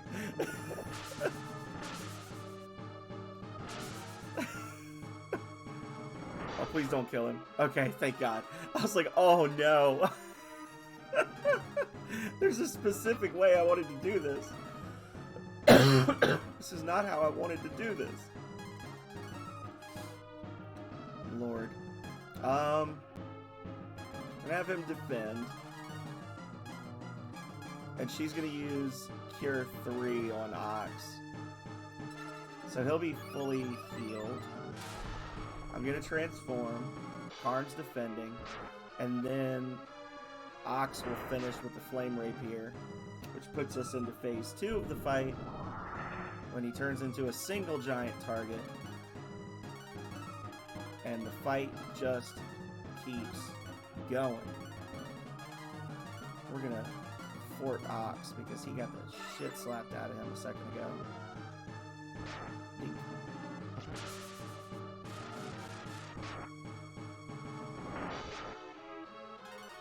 And now the first part of that fight can be kind of spooky if you're underleveled or if you're in dragon form already. So that's why I was kind of thinking about it. I was like, you know, I don't think I've ever done this before, but this seems like the right way to go with it, and I'm glad it ended up working. It was at 2 rounds and a little something extra, and we were into the next phase. And he's down. Boom, easy peasy, nothing to be worried about. You win, but you're too late. The general has gone to destroy Prima.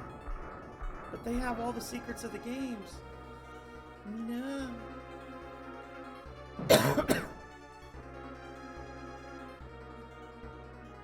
They loaded the weapon onto a ship. You must stop them. All of my soldiers have been defeated. I'll seek revenge after I destroy Prima. Oop. No.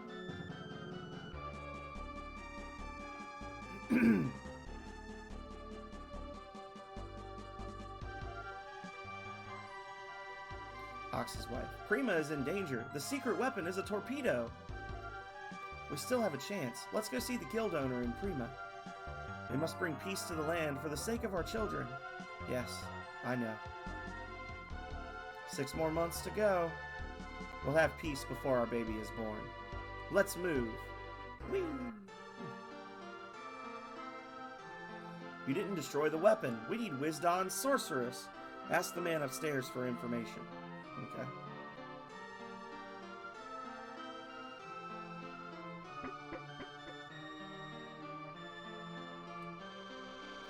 Who disturbs my sleep? What are you talking about? The sorceress?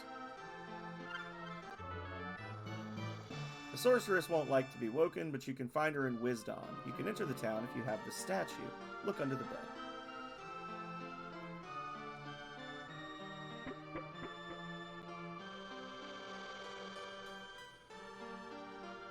Okay.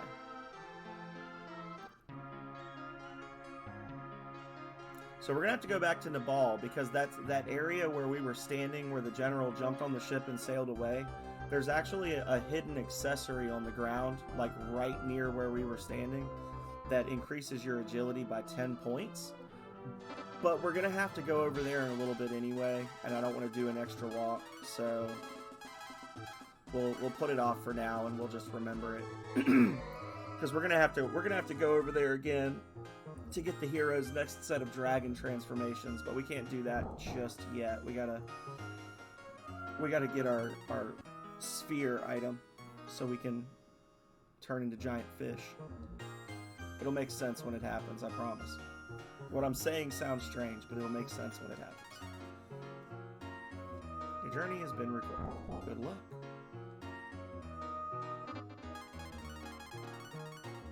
Karn uses a spell.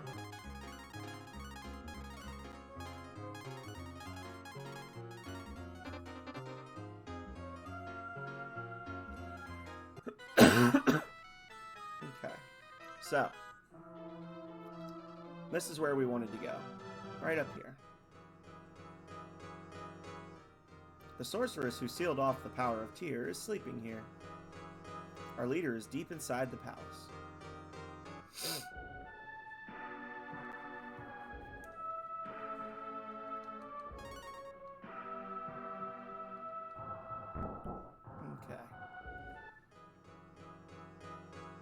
So most of the town has been destroyed.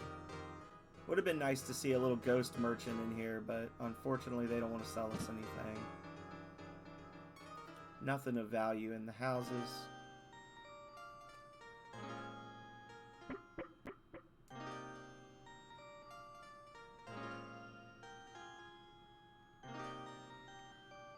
Pretty sure the encounters in here are decently difficult, but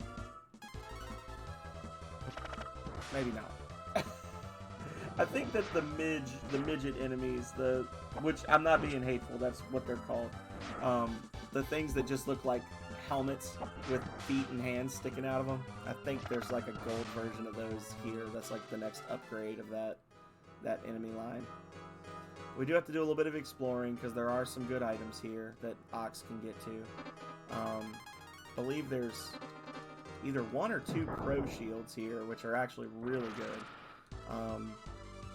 The pro shields start out put on, you put them on a couple of characters, and then they sort of just keep getting cycled down, but they never entirely leave the party, I don't think, for the rest of the run. Like, they just end up being the best shield available for, like, Mogu. until you get to the very end. So. Yeah.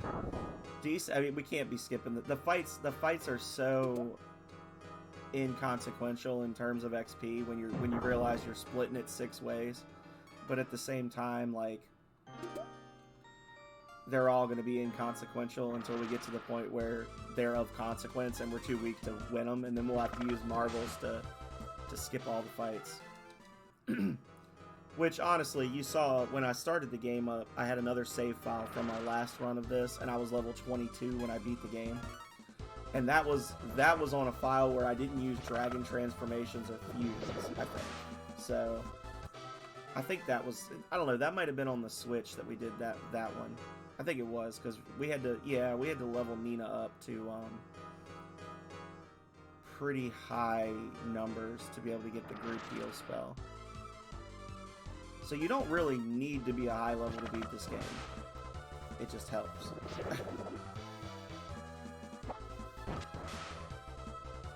I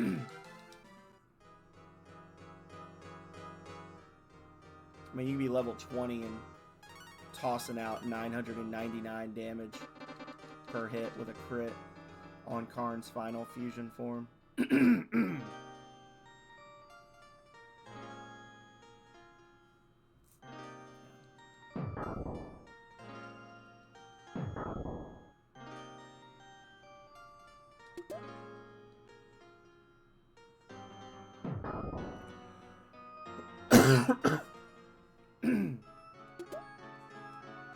Pro shield.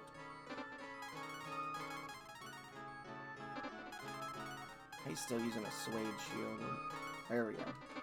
Nice little 30-point bump for Ox. Ox is going to end up being in our party for a pretty long time. Until we get the Pucka transformation. Because I just don't... I don't much see the value in having Blue in the party. Because she's just... yeah, she's got magic spells, but early on, it's not like she's doing a tremendous amount of damage with them when you've got the Flame Rapier. So it's kind of like just another resource to worry about keeping up her mana. So oh, that's not good. I thought they were all going to focus on Nina. I was like, well, she's dead.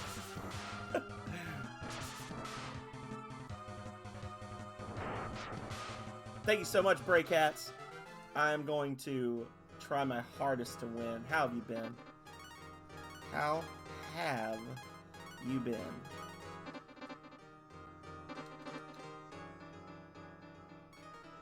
Although, of course, I am contractually obligated to say that we don't need luck because we're just that good.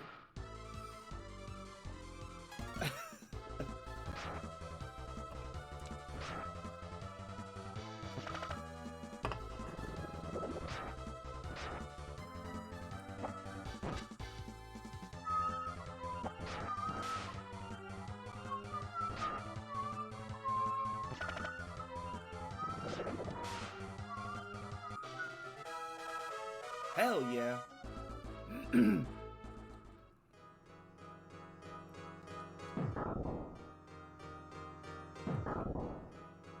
Polch. The old spear. Ah. Hang on.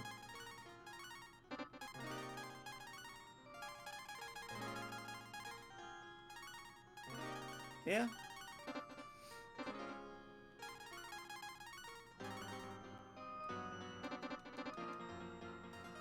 That's a little... I mean, it makes sense, but it's just like, ugh, I gotta unfuse to equip items. Ugh, really?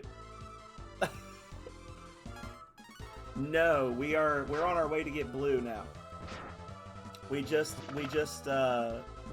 absolutely destroyed Slime X. Two rounds against his individual parts, and then 2 rounds against his final form. And now we're running to get the Typhoon Bug egg. So we're heading into the volcano next. I actually went through the volcano once. I was like, I'm gonna pick up some treasures before we progress, and it ended up not really mattering because I got lost and just did a couple laps and then got bored and left. Yeah. This playthrough, we've actually been talking a bit about how dark the story is if you really think about it. Like, if this was written today, like, this would be if they re-released this today, this would be a very edgy game. You know, like I was saying, everybody in the party is motivated by vengeance. Like, the entire thing, it's not like we have to save the world, you know. They're like, or not necessarily by vengeance, but there's all like this underlayer of selfishness for why they want to stop the Dark Dragons, right? Like, Ox wants to stop the Dark Dragons because they enslaved his people, but also because he wants his kids to be safe. So he's, you know, he's not doing it to make a better world for everyone. He's doing it to make a better world for his kids. Which you're like, well, that's the same thing, but is it? Ryu just sets off to avenge his sister's death. Bo was like a guerrilla fighter. I know I've never been able to get it working, but I know that, and the person who did the mod actually comes in occasionally when I'm doing Breath of Fire playthroughs.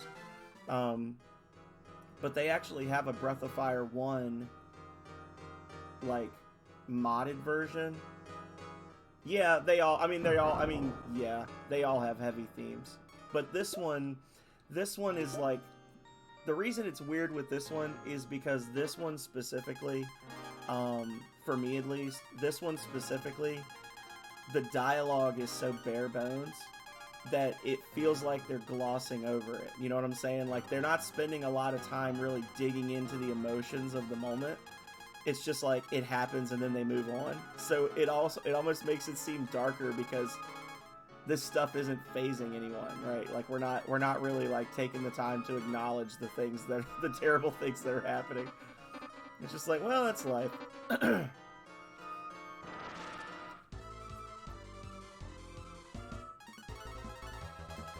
So we got the Rage Hammer, which is awesome, because that's another free magic spell for us.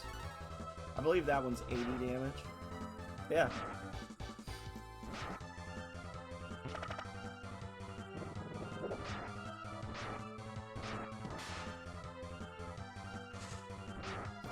Okay, 60. So not as good as the Flame Hammer, but it is an extra 60 damage, so we won't complain.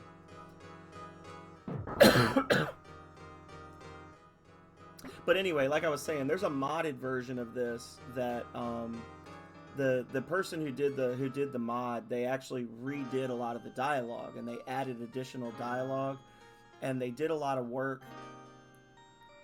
They spent a lot of time reading the mangas, like the Breath of Fire manga, and then they used the personalities established in the mangas for the different in the manga series for the different characters to kind of inform that dialogue. So it was actually really a labor of love, and I would love to actually be able to play it, but I need to spend more time messing with it and try to figure out exactly what I need to do.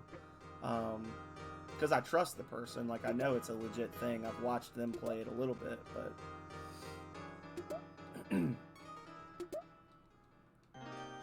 but apparently Bo, like, they kind of do Bo dirty in this game, because they give him very few lines. Like, even, you know, when we get rescued from the desert island, everybody has something to say except for Bo, who just like rejoins the party and that's it. But apparently Bo did a lot of talking in the manga. Bo is a major badass.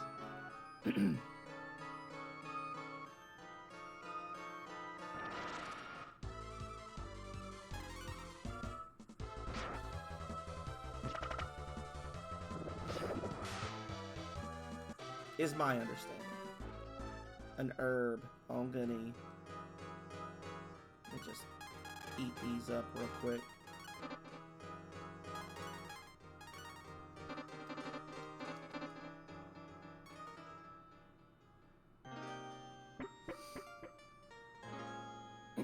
But anyway, how have you been, Braycats? It's been a minute.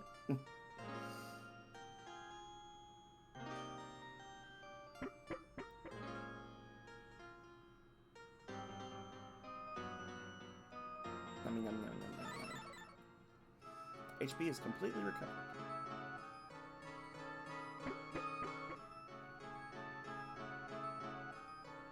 Alright, so this one's going to be kind of weird, because we're facing two old bosses again, and then we're facing a new boss.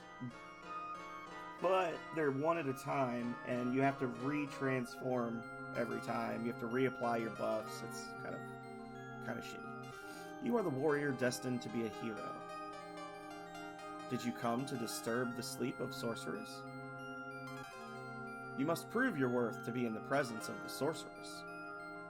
Let's see what you're made of.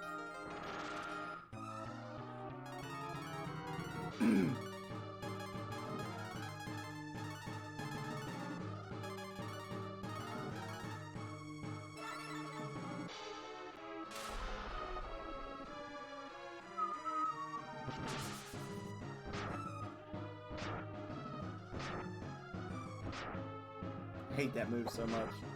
Just the annoyance of like a little tiny bit of damage on every character is so irritating. Rage Hammer. Probably should have equipped that chainmail on somebody before I started the fight, but whatever. He's dead. That's one down. Well done. Cloud. Flame Rapier. Attack up.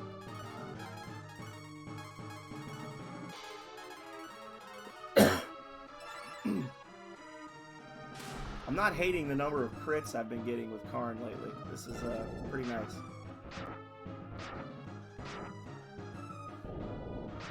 Yeah, that's right. 3-point earthquake. Deal with it. Jerk.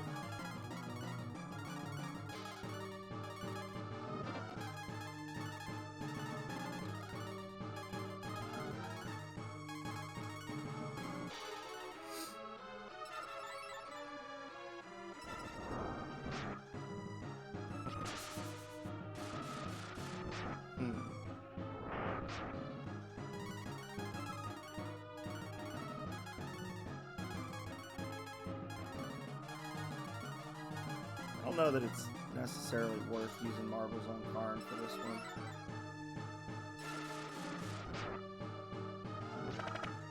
Maybe it is.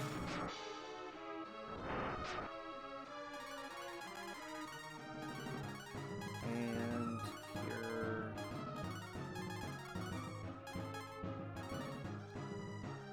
I need to get back into the habit. I used to do this thing. Like I got into the habit of what I would do is, for like the marbles and stuff, I would always leave the last one in the stack and then go to the next stack. So that way when I started buying the marbles, I didn't have to reorganize my inventory.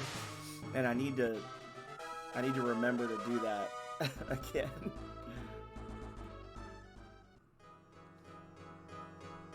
Well done. Alright guys, so this is the serious one. She's gonna fort herself. Thunder Dragon.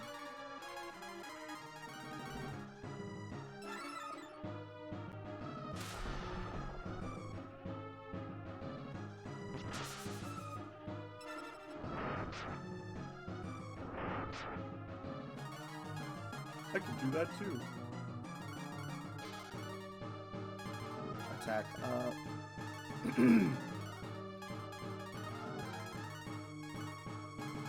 Man, you burn through these marbles so fast.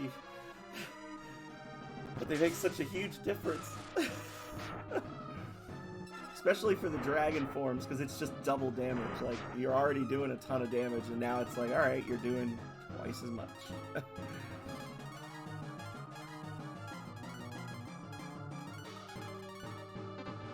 Do not revert. Revert. There we go. Petrify.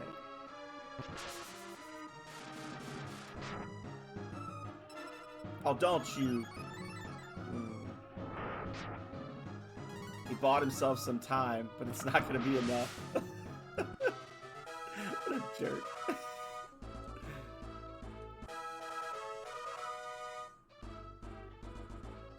Okay.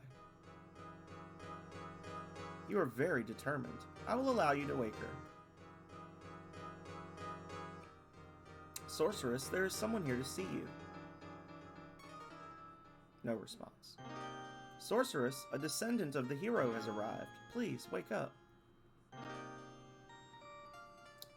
Still no response. We'll have to resort to plan B.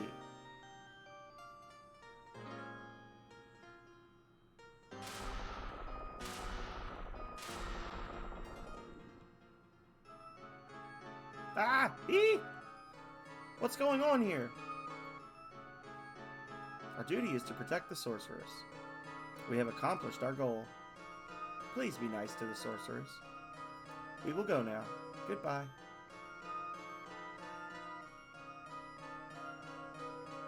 You better have a very good reason, too, for waking me. What's that? You want to sink the vessels of the Dark Dragons?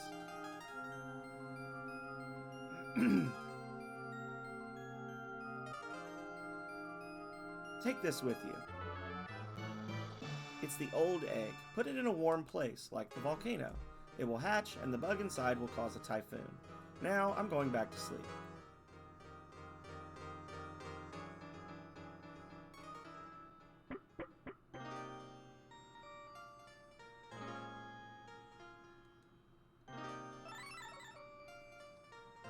Alrighty.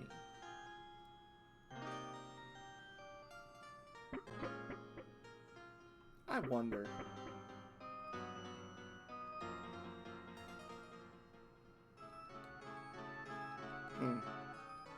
There's so many things hidden in very obvious places throughout the game that it's like every time I play through this, I'm like randomly checking like new spots. Like, I wonder if there's a secret behind this pillar. Sometimes there is something new, sometimes there isn't.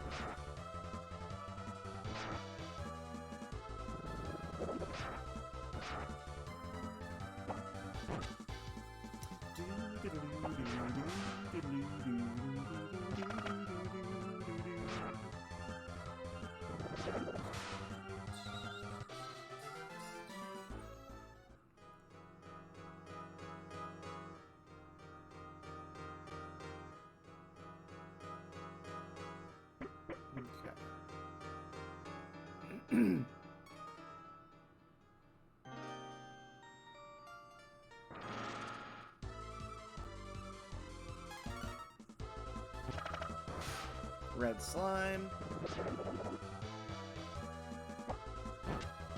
Oh, look at Nina getting a little bloodthirsty.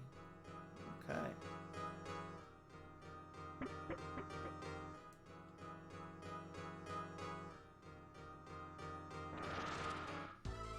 We've already cleared out all these treasure chests, so we just got to get out into the desert, and then we can warp back to Gant, and then walk from Gant to Prima, which is always fun.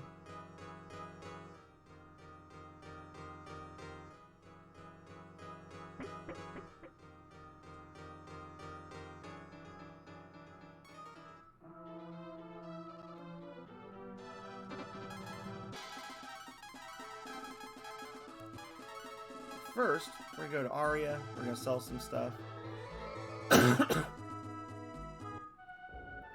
guess I could have just sold in that one shop in Prima, huh? I'll have to remember from now on.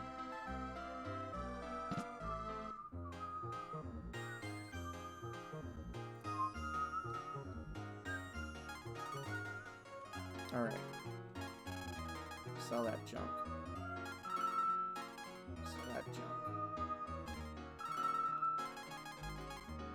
Sell that junk.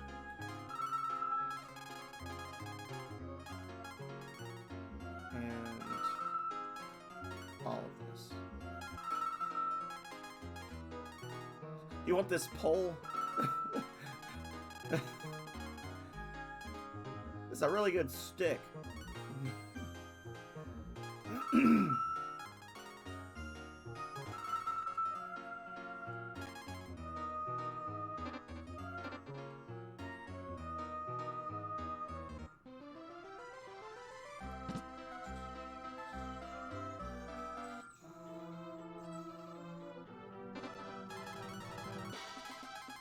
Warp to Gant.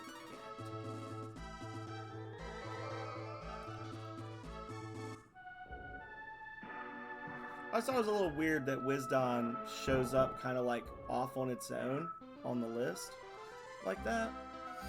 Never really understood that. other than maybe you were supposed to go there later in the game, and they ended up changing things around. Which might also explain why there's 2 consecutive story points that require you to take an egg to a place and then throw it, right? Like, literally, the first egg strategy didn't work, so we're going to do a second. We're going to double down. We're going to make this a double yolk egg strat. And, I don't know. There was definitely a lot of stuff that got cut from this game. Like, we were talking before about how, emulator froze. How, Ox had, like, a cart that you could use for fast travel or whatever. And they got rid of that. But they kind of brought that back with Rand, because Rand is like the spiritual successor of Ox in Breath of Fire 2. And he's got a quick travel mode where you don't get attacked. But they also increased your inventory when Ox joins the party, and they literally say nothing about it. It just happens. So, so we need to buy 18 marbles to get our stock back up to where it was. This is not the right shop. I think it's the one inside the flea market.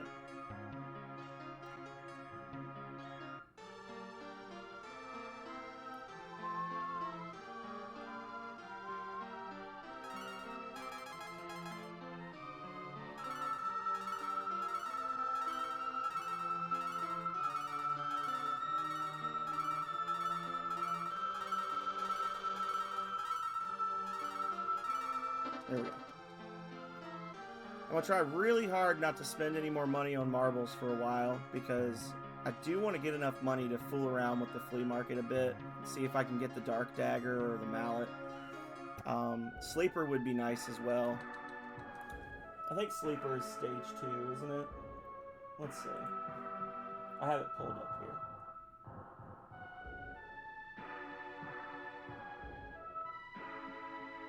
here. Yeah.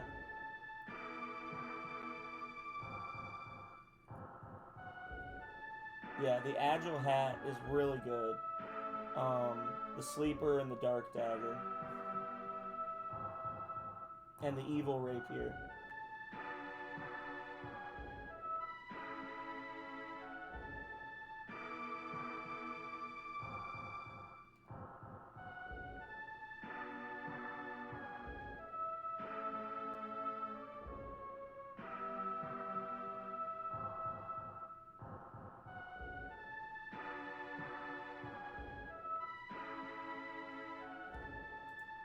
Anyway. Yeah, and then I think this is our last chance to get the angled armor. Yeah, after we cure the amnesia, we can't get angle armor from the flea market anymore, which we've got a long time before we have to worry about that. But like early on, especially, that's amazing. The angled armor reflects magic, kind of like the Echo Hat, but it's 50%. So if you do 100, if you take 100 damage from a magic spell, you do 50% back. You do 50 damage back. And you can put that on Nina and Bleu. I've never understood how to say Dees. We'll say Dees. You can put it on Nina and Bleu, and if they're both in the active party, I think they will both reflect it back. Which means that essentially every time your party gets hit by an AoE magic spell, you're doing the full damage of the spell back to your opponent, which is nice. Evil Rapier, it's a Nina. It's like one of the best weapons for Nina. Okay. You could probably count on your hands the number of times you actually want Nina using a physical attack. Like, I'll do it for auto battle purposes and stuff if I just don't care, but like times when you actually want her hitting something with a sword, like that's the Moat fight, right? Like Moat, it's just a matter of hitting him, not a matter of doing a lot of damage to him. So to mess with his phases.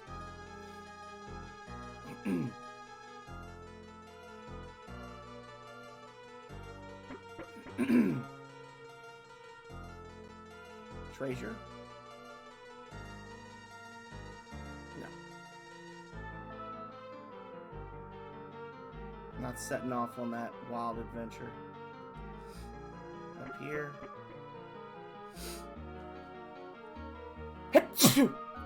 Bless me.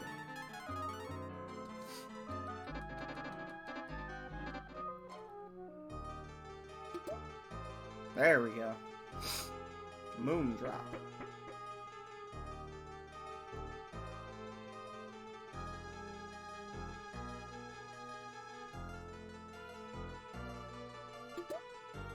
$2,000 gold.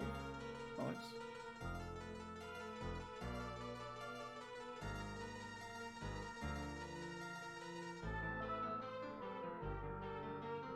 Oh, it's chugging. Why are you running so slow, game? Power dagger. That'll be an upgrade for... Well, it would be an upgrade for Karn if it wasn't for the fact that we've got the icy dagger. Yeah. We picked up the icy dagger as soon as we got Karn, so... He was kind of OP for a bit there, but now he's starting to kind of balance out again.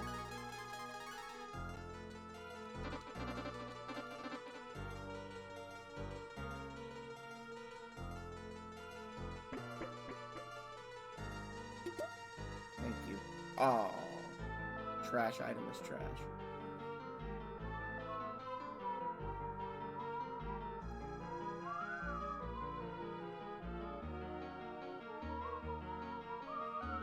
Ox drops the old egg into the ocean volcano. The old egg has grown larger in the volcano. You're back already? What's the hurry? I wanted some more sleep. The world is in chaos. You need my help? Okay, let's go. She couldn't just come with us to begin with? Come on now. And we quick travel back. Like, that's so weird. We do that. We quick travel to Wisdon. We get her, and then we quick travel here. Like, it seems very strange. Like, that was probably not original to the game. You must be tired. You can rest until they make their move. The Dark Dragons are making their move.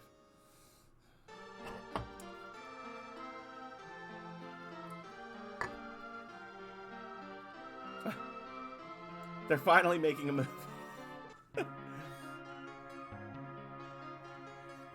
Please, Blue, use your magic. Of course. Gala, gala, gala. Gala, gala, gala. I never understood that. Why did she say that? What is happening? She's just like, boo! If you do the right thing, you'll get your license back. Yes, sir. I know. I pledge in the name of the metalsmiths, we will stop the weapon. When I turn into a big fish, you can ride on my back.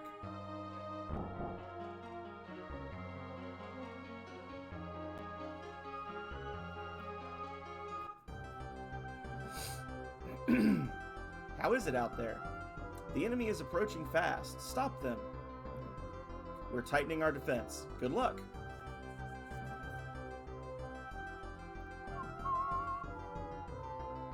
How come all of the little fish look like Gobi when they turn into big fish?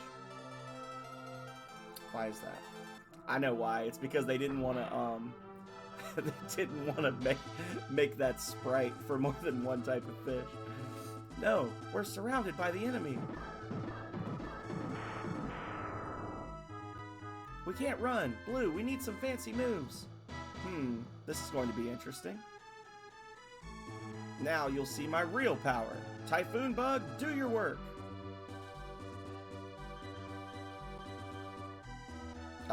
Nothing's happening. Ah, E! Whoa! Oh, there we go. Okay, go, Typhoon Bug, go!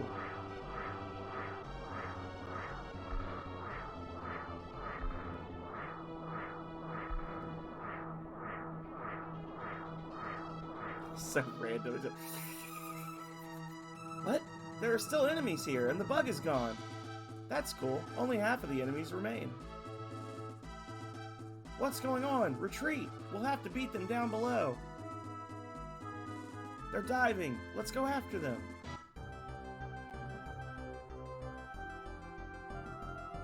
I'll stop the enemy. Hurry. Alright. So you're trash. The game just very helpfully removes your healer from the party right before this major boss fight. They're like, here, you didn't want her, right? No, you didn't want her. There we go.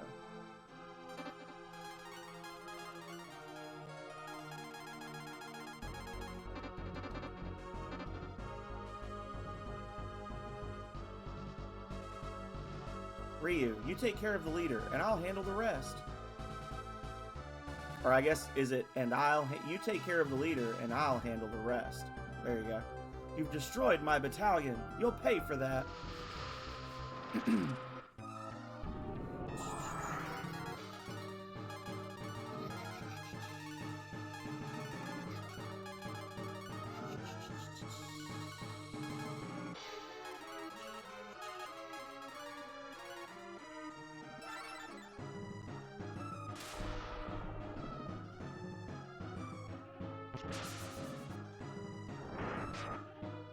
Not a lot of HP on this guy.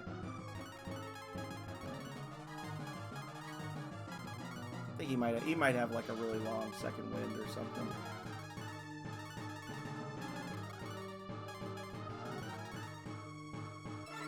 Oh, we're up.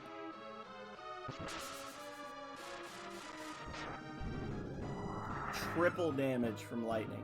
No effect. Triple damage.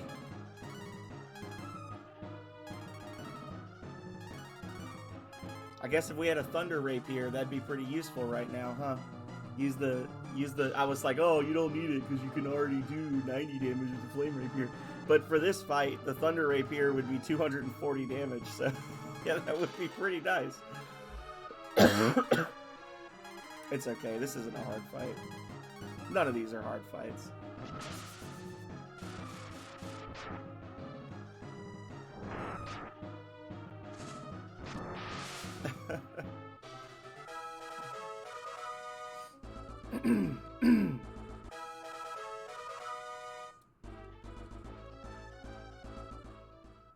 Fireball has been learned.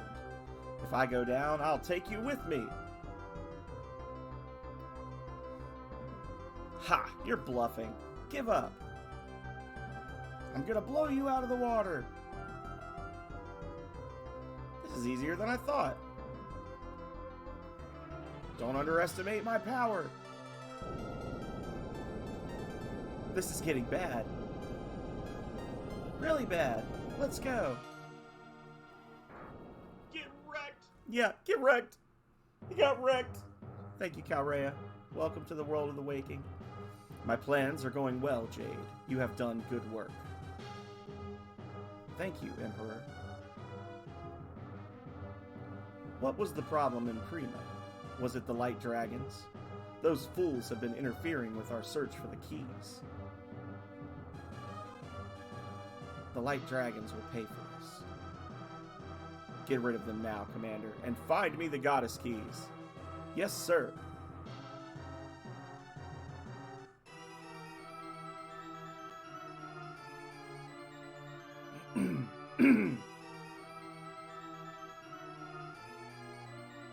What do you make of this, Commander? Commander, I'm concerned. Could be the light dragons. It's not worth the Commander's time. General might be doing this to distract Commander Jade. Don't worry about it. We've got this covered. I'm leaving it in your hands to conquer the enemy and find the keys. Yes, sir.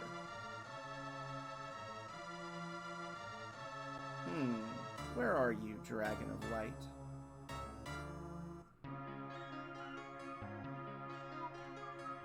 Prima would be toast if that explosion was any closer. Come again anytime. Where are you going, Gobi? I'm going with them. Ryu still owes me money. Tell us the truth. You just want to be with us, right? No! I want my money! I think he actually does just want his money. Come on, let's go. I want you to work hard so that you can pay me back. Gobi, you have such a one-track mind. What? I didn't hear you.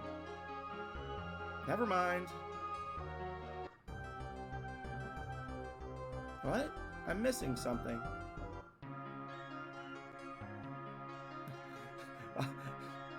Okay, go back. What? I'm missing something.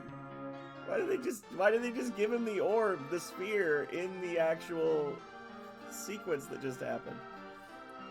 He could have been like, I'm gonna go with them, and then the guildmaster be like, here, I will give you the sphere. May it protect you on your journey. Like, welcome back, Gobi. I'll give you your license and the sphere. Wonk. Member of our clan can use the sphere to turn into a big fish.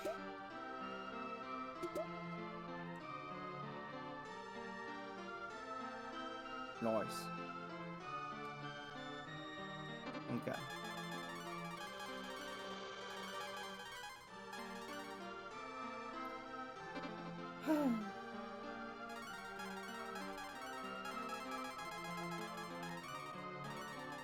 It does nothing.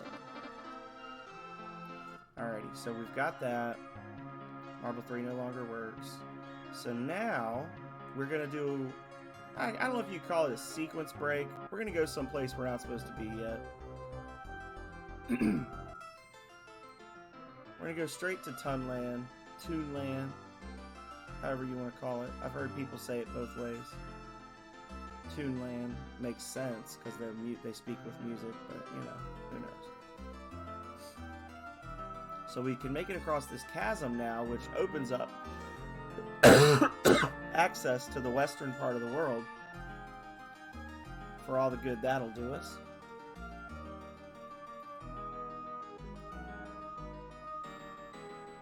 Here we go.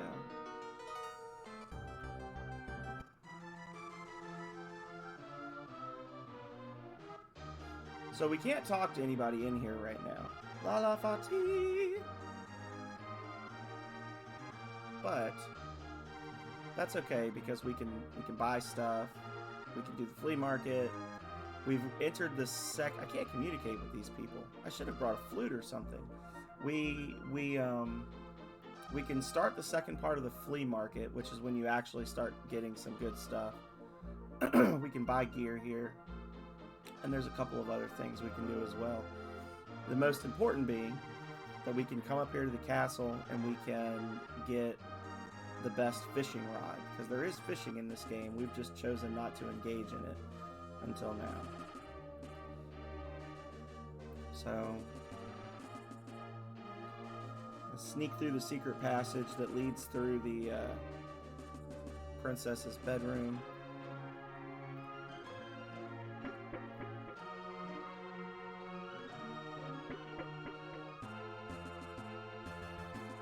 I believe it's this one. If not, we'll have to come in here a second time. Statue pushes us into the hole.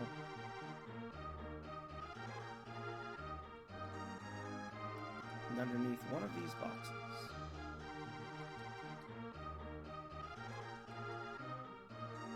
is not a damn thing. That's the other side. You take a melon and an herb. Before I forget again. Wow.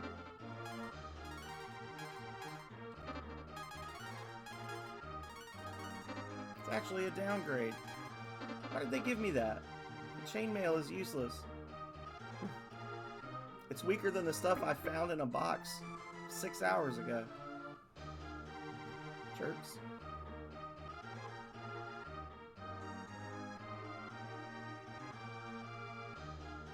Yeah.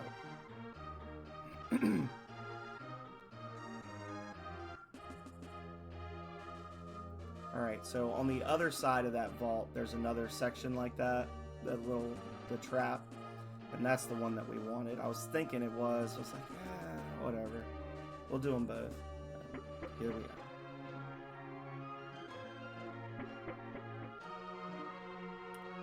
go.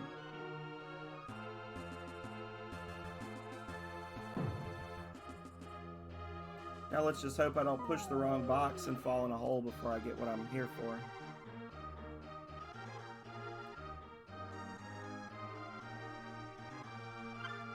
There we go, rod 5. If you want to make a big catch, you'll need what's under the box.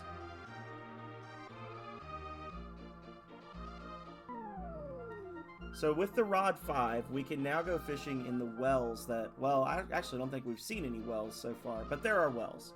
We've passed by a few of them, we just haven't looked at them. There are wells, we can fish in them, and in them we will find dragon gear for the hero.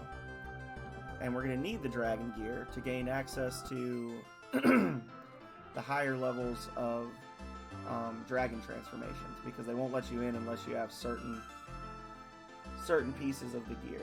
So we're going to need the dragon hat, and then we can also get the dragon sword now, I believe.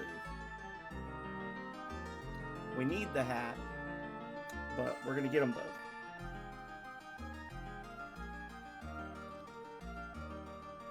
I need to buy some worms. You buy fishing. It's always fun to buy fishing bait from a fish. Feels right. I mean, they would know, right? These guys would know better than anyone which bait works. They don't even know they're selling me bait. They think they're selling me food right now.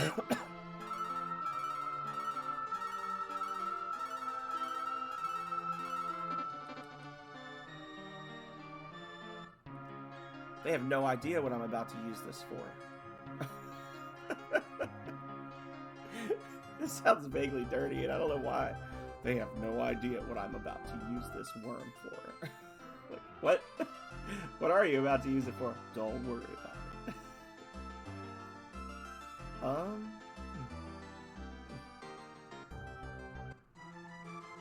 You telling me not to worry about it kind of makes me worry about it.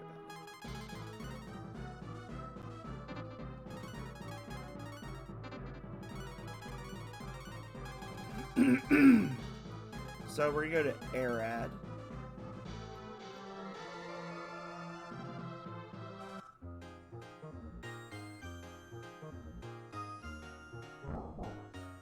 Get some shut-eye real quick.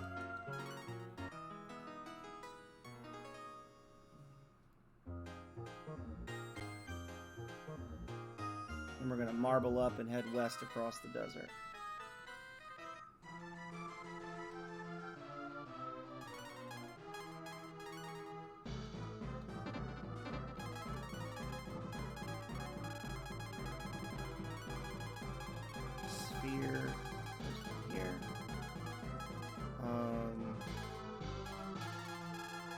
Gather's gonna get sold. Mist Scarf's gonna get sold.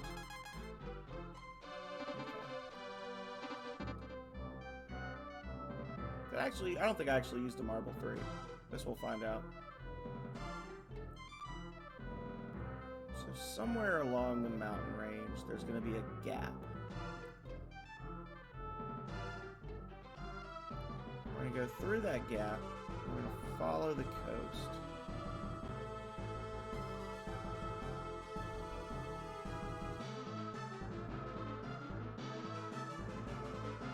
I think I'm in the right spot. I might be wrong. I'm wrong. It's that gap. Dang it. They wasted exactly the most possible time they could have. Ugh.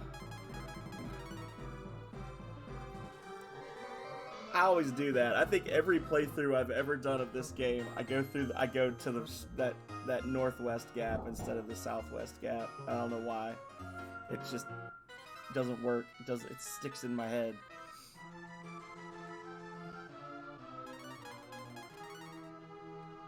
Strange mist. And in the meantime, we'll do rod and worm.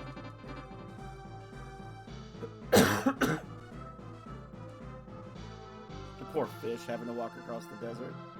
What have I done to be tortured so?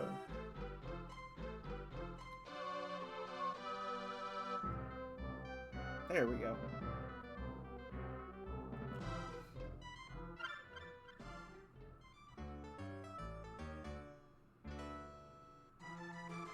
Ryu catches a dragon hat.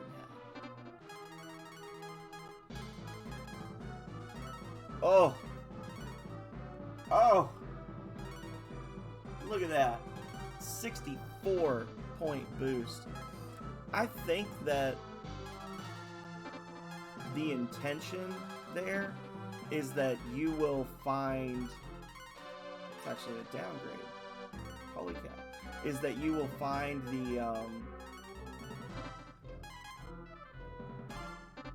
the dragon hat flying around at the very end of the game. Like, they don't expect you to just, or at least on a first playthrough, obviously, like, how would you even know this was here unless you had just been wandering aimlessly for an extended period of time?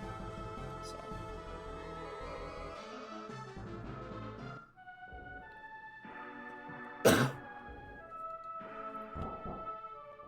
Also, how would you know that you're supposed to use the rod to fish in a well, right?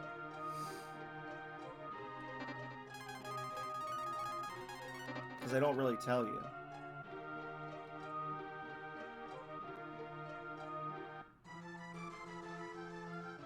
So, this one always kind of throws me a little bit. I'm always a little foggy on where exactly to go.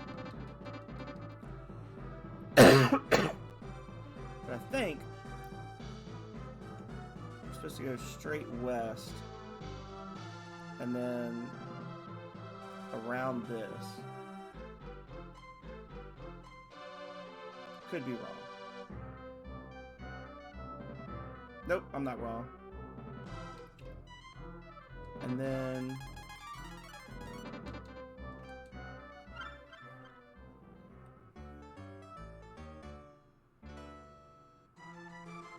Dragon Sword. Take it down. What am I taking down? And that's a nice boost right there. It slows you. Oh, I didn't see it. Thank you for telling me. Sorry, Snowflea. You gotta let me know when I don't do my redeems. I don't see them. The desk setup is not conducive. There you go. Get that nice little... Yeah. So the Dragon Sword is 50 points stronger, but 18 points slower. But it doesn't hit everything, which makes it an inferior weapon. The hat is nice, though. Loshkish Losh. Indeed.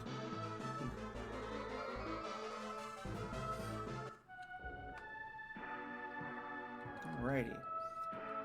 So now that we've got the dragon hat and the dragon sword, we can go to the second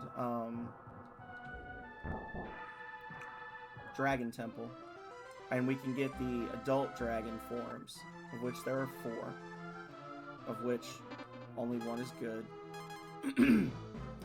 And that'll be pretty amazing because the first set of forms, the baby forms, are single target spells. All of the other forms that you can unlock in the game are all multi-target. They all hit the whole field. So, is that always a big deal? No, because most boss fights you're fighting a single target. But the damage boost, the increase in damage is nice as well. But it's just nice to know that you get that little boost, you know?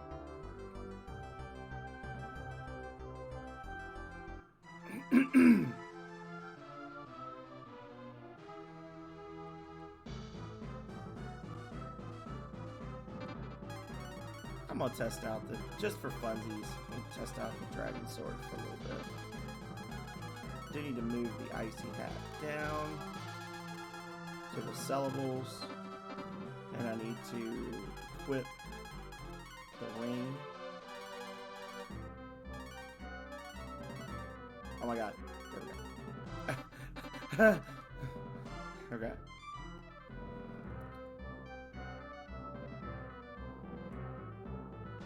I should probably also, if I'm going to be fighting stuff, actually use a character that can fight stuff.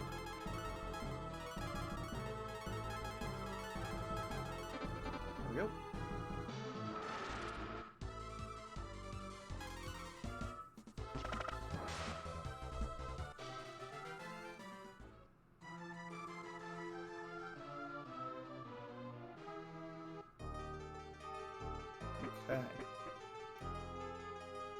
So we're going to dip through here for the last time. We do need to pick up one secret at the Nabal Castle, which I said we were going to grab. That'll actually help counterbalance that item we're going to grab will actually help counter some of our speed loss from switching from the boomerang to the dragon sword. And if I switch back to the boomerang, it'll just make me fast as fuck, boy. So either way, it works out.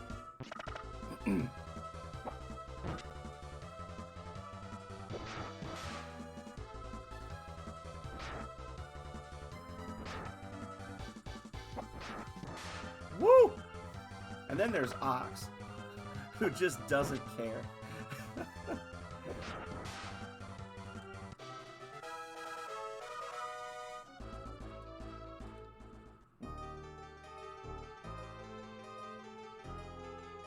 That wasn't even a crit.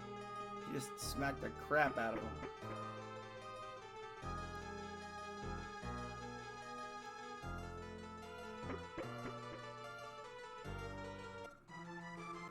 Alright, so we're gonna head up here, cut through the forest, the foul forest. They never did get their egg back, alas.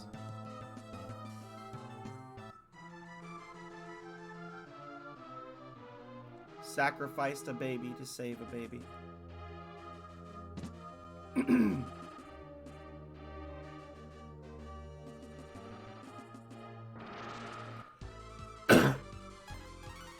Get him! Dead.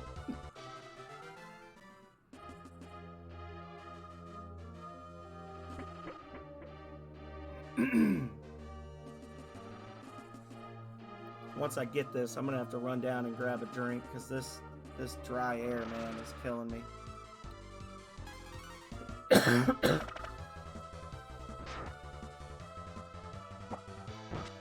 Maybe get some coffee or something. I don't know.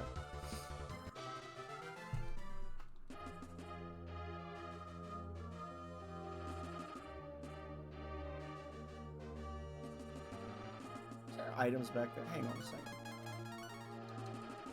I can't actually remember if there's more items back behind here. There are. Ha! Okay, we need to come back for two things then. Started thinking about it. I was like, wait a second.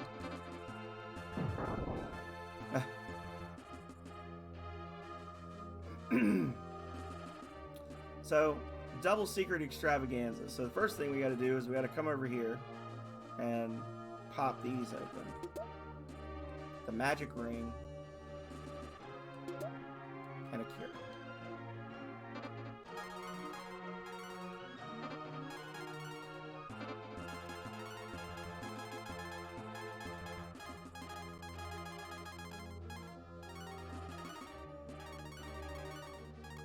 Intelligence up 8, magic up 6.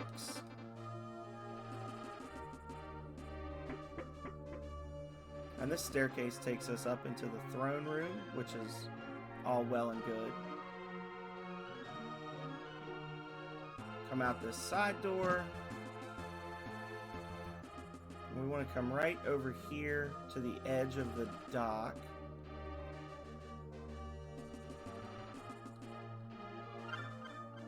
And you get a clog. Clog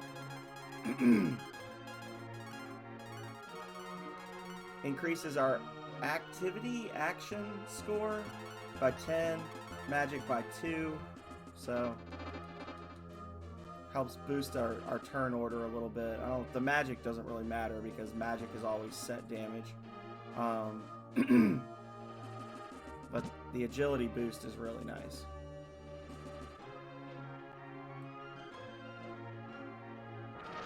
Oh.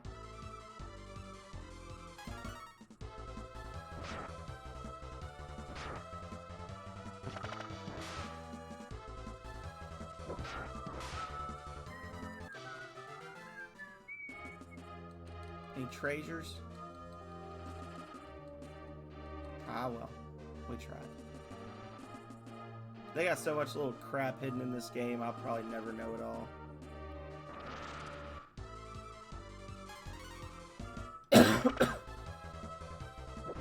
Woo!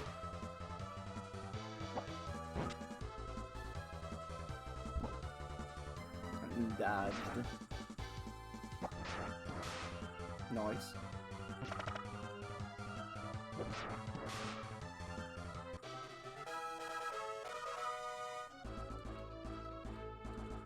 Yeah, these fights aren't actually terribly difficult for the amount of XP we're getting.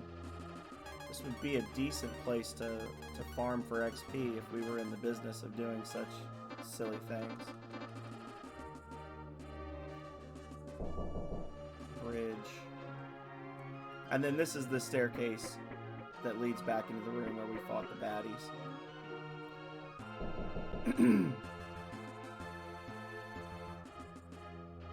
So that's actually pretty well hidden if you don't pay attention, because you can just go back. Even if you go back to this area, you're like, oh, okay, I found everything, because you go into the room where the boss fight took place and it just loops you back around. But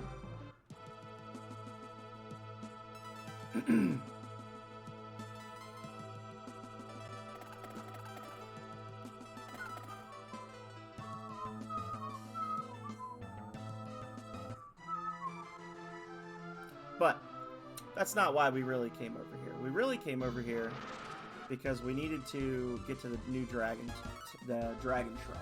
So, dragon temple. Red slime's down, red slime's down.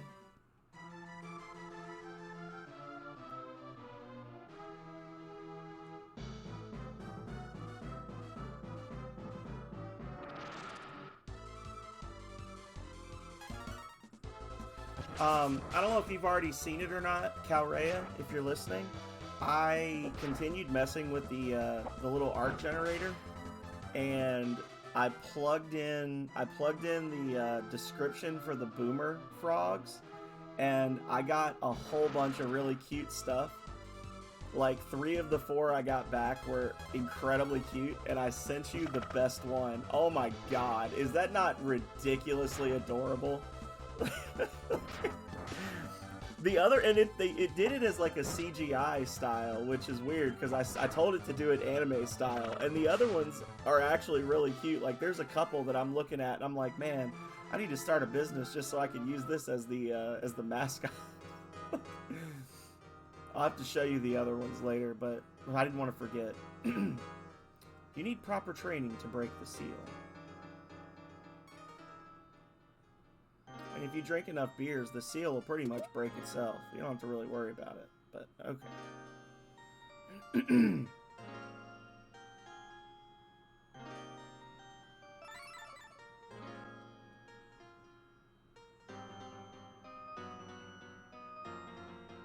Alright, so before we get into it with this guy, I'm going to run downstairs and grab something to drink, do a little 60-second break.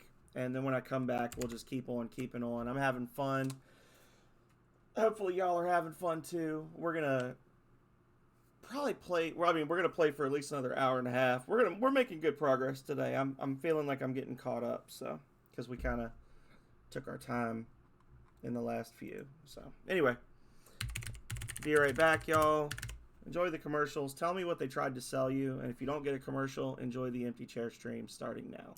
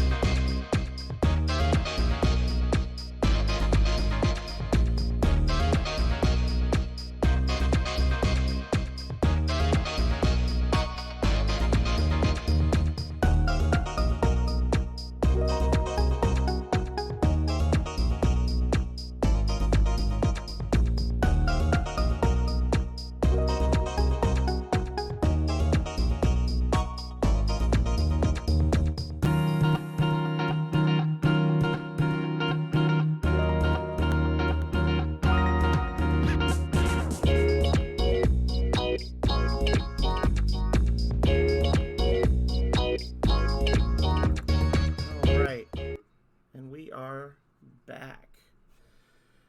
Oh. There we go. So, dragon time, y'all. You'll have completed this step if you can survive this test.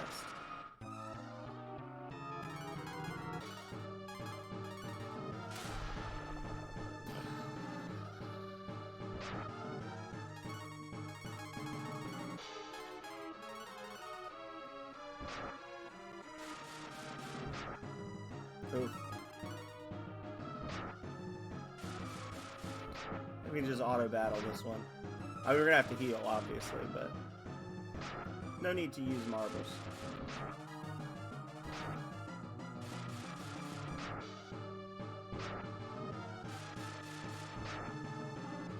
Honestly, if I was using marbles, I probably wouldn't even have to heal. I would just killed him. Give him one more. And now we will use that melon that we found. Should be a full heal item. Yummy, yummy. And then auto battle our way to the second tier of knowledge.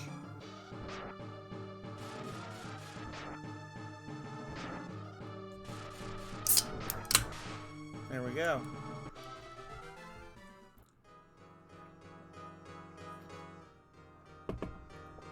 Congratulations, your training is complete. Probably didn't hurt that I have the life armor and the dragon hat both equipped. Use your powers to restore peace to the world. Wait. Okay, yeah. And you can see I've got the ice dragon, fire dragon, bolt dragon, and gold dragon. The gold dragon only works on undead.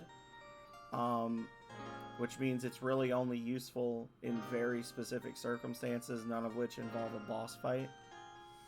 So it's a lot of AP to spend to basically fight regular enemies.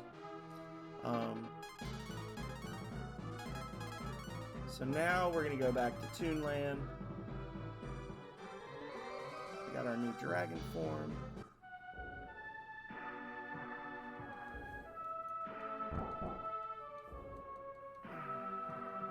Tell me your story.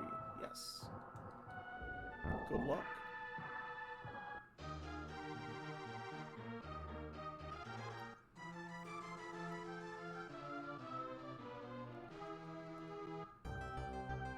And then we'll just revert him.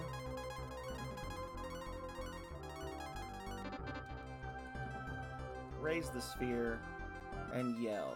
Gala, gala, gala, gala, gala.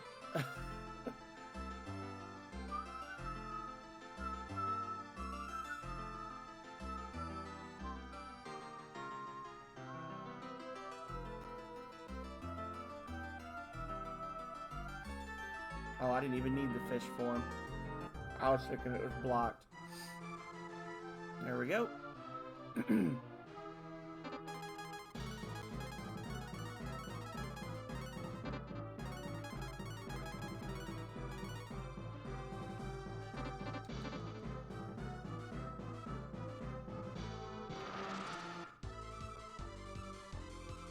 More of these metal scorpions.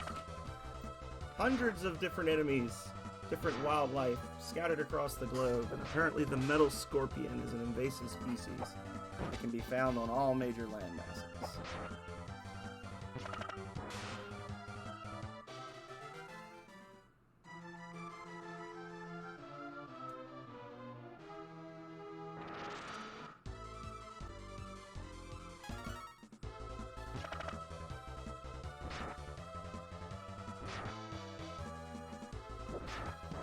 Dead.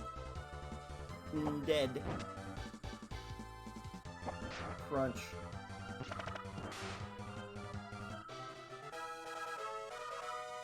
If we get to the town of Grammar and we've still got some time, we're gonna finish up with some flea marketing. I'm thinking about like where I want to stop tonight, and then we'll have the Dream World, Spring, and Talk and then the following week. So we'll probably finish like right around Christmas. So this one's gonna end up being an episode longer than last time, which is weird because it's just weird. But we've been having fun, so I'm not complaining. I'm just kind of thinking to myself where we are in the game. This is Gust. A bridge in the valley leads to Scandy. Woom papa, woom papa. Ooba dooba dooba doop. Ooba dooba doop. Dooba dooba doop. Dooba dooba doop.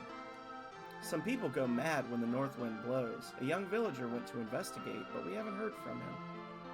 There have been a lot of dark dragons in the area. These two things couldn't possibly be connected. The dragons destroyed the bridge in the valley. Only Nikolai can fix it. I think that's them spelling it wrong, because Nicoli, I always thought it was Nicoli as a kid. I'm like, that's such a weird name, but Nikolai actually makes sense. I think his name is supposed to be Nikolai. The missing villager is a friend of mine. I don't know what to do.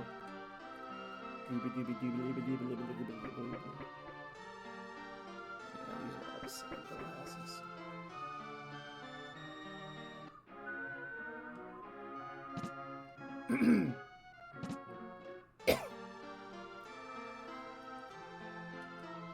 Hey. Eventually, we're gonna be able to push this box right here, and this box is gonna have an amazing set of armor underneath it that we can use to absorb all incoming magic damage on our hero.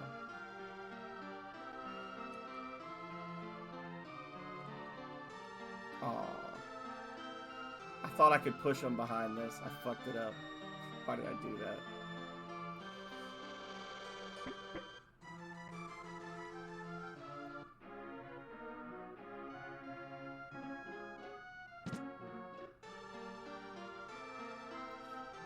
This is a legitimately mean thing here.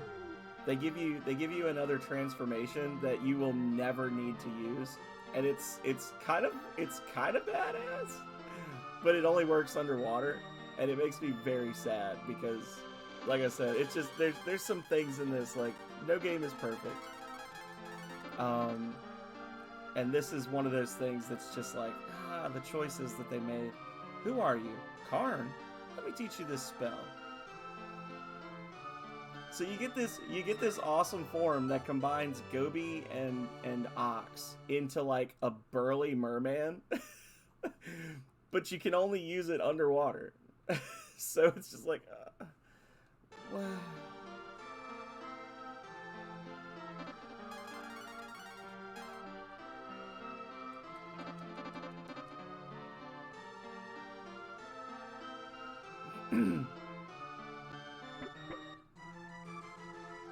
Next time we're near water, we'll use it just so y'all can see what we're missing out on.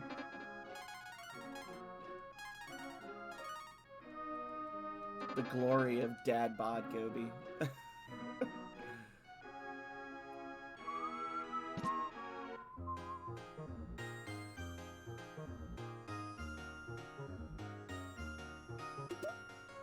A sash.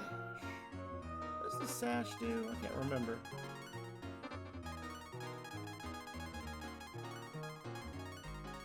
Oh, increases attack. Nice. So you'll get that.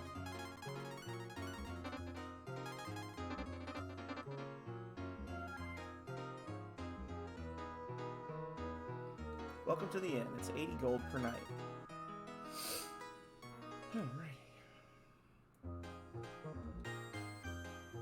I hope y'all enjoyed the gremlin fight, because we're about to do that gremlin fight like 47 times in the next 30 minutes. So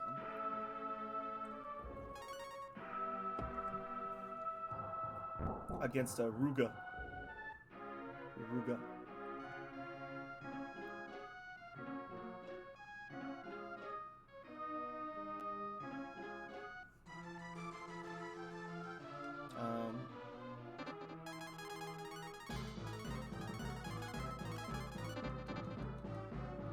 I like to have, if you guys are wondering why I'm so specific about my orders, I like to have the little zigzag line of party members. I don't like to have a bunch of people down in the back and then like 2 up here. You know, it just upsets me. It has to be evenly laid out. So there's a bunch of items in this dungeon, and every one of them is guarded by one of these things.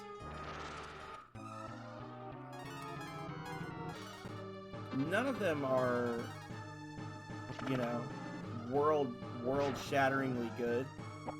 Good morning, Chainsaw Bear. How you doing, buddy? The fights aren't hard, per se. It's just annoying that you see those big numbers, and they really don't matter. And Calrain.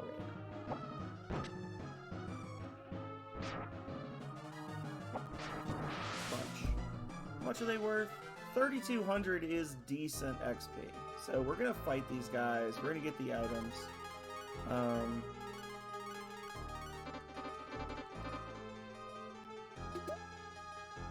We'll accept our fate. I usually marble through this area, but I'm gonna be good. I'm gonna fight. Flame rapier.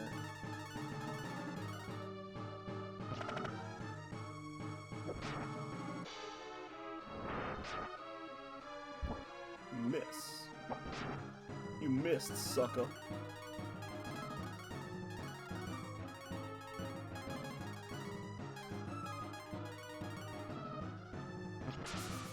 Bread and Tires is good. Bread and Tires is doing well. We're making good progress. We've committed some unlicensed mercantilism, but nobody was hurt in the process.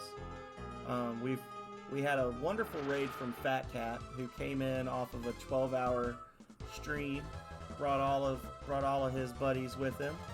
We've just been jamming for like 3 hours now. And still got a good chunk of gameplay left today.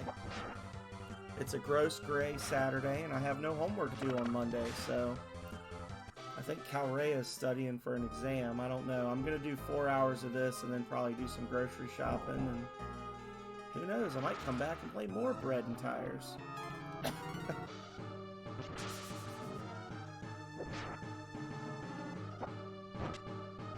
Yeah.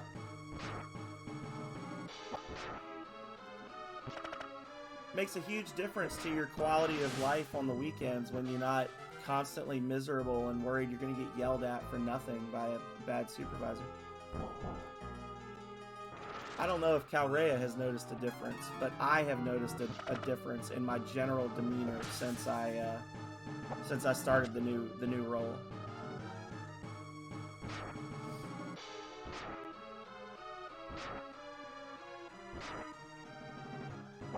Boom. Damn.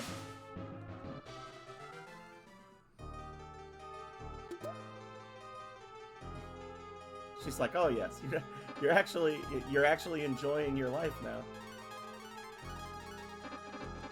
Like, it was getting to the point. I think that was a big part of the reason why I wasn't streaming as much, because I was just so miserable when I was coming home in the evening. I just wanted to go to sleep.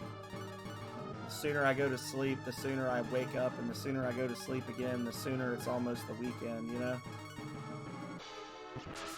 But...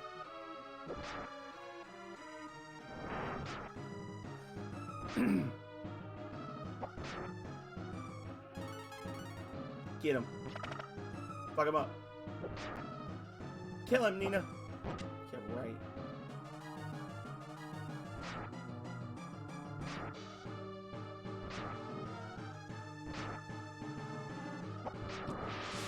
Yeah, I probably should have been fighting these guys all along. How many decades have I been playing this game and I never fought the enemies? I mean, you're not getting crazy good items, but at the same time, like, I bought 54 acorns an hour ago and I haven't used one. So why not go through and farm some XP, and then, you know, I've got a free inn up ahead. I've got acorns galore. There's no treasure in here. I'm just gonna go in here for funsies. treasure is that booty, Mr. Rogue. Boom. Woo! Getting dangerously close to 999 damage territory.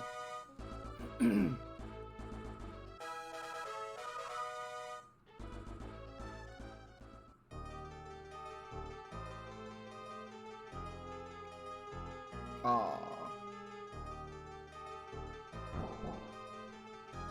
Nothing in that one for some reason.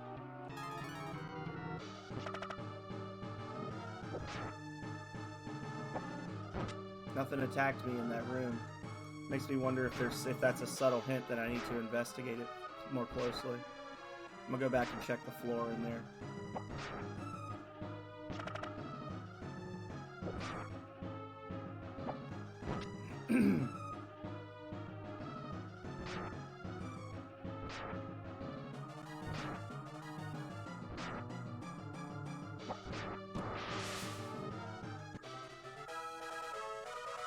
Yeah, so we're level 21 now, and in our previous playthrough of the Super Nintendo version, we were level 22 when we beat the entire game, so I think we're doing pretty good.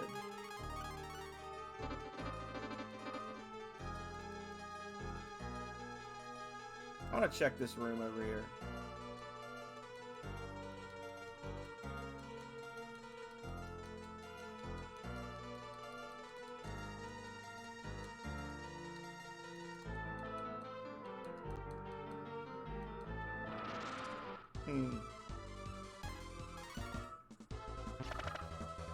Skyrim belongs to the Gourds.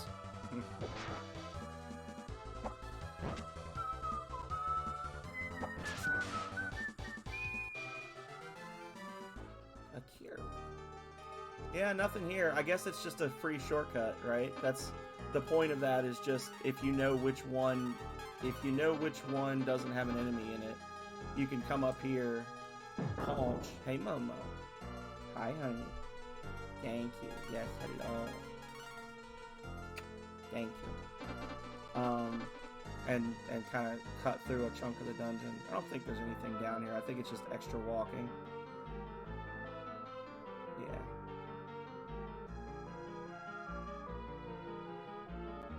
She just come up to say hi. She gave me a little headbutt. She walked away. She'll come back. Here she comes. Hello, honey. Hello. Yes, hi. Look, there's a whole nother level of animation for this one sequence. When do we ever see this again in any Breath of Fire? Let's see how this new formula affects you. It's a very Dragon Ball Z look. That's the only time that happens. They just put that in there. They're like, yeah, that was cool. Okay.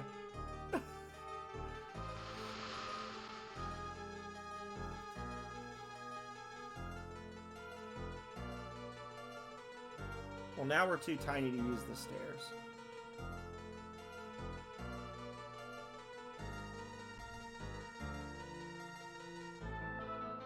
The Marble 3 no longer works.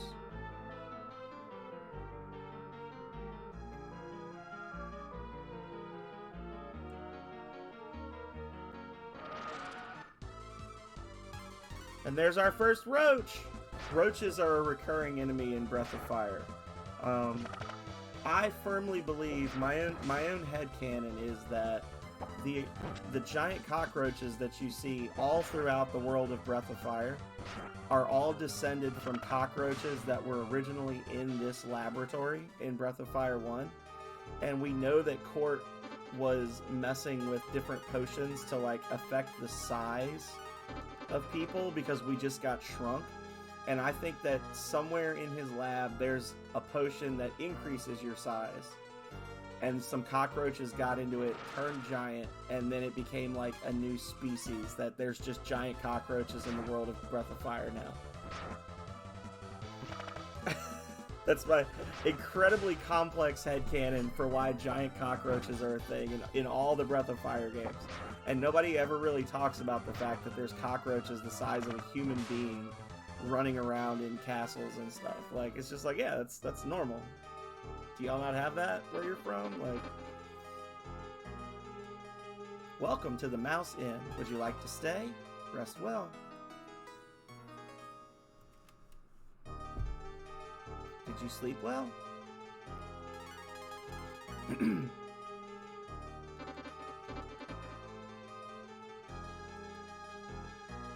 Big trouble a-brewing. There's big trouble a-brewing. Whimper, squeak, please help me. There's big trouble a-brewing. Okay, we need a quote ad. Hang on. I'm gonna do it.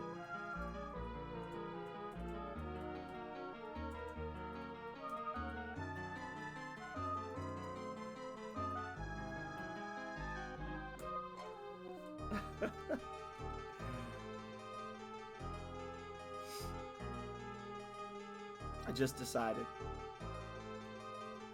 Alright. Maybe I need a channel point redeemed for adding quotes.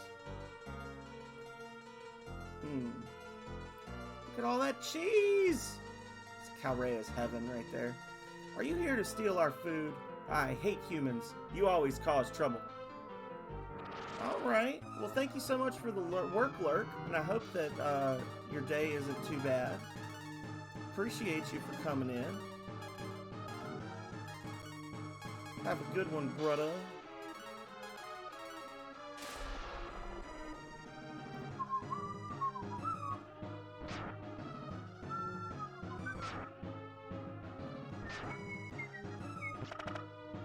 Oh.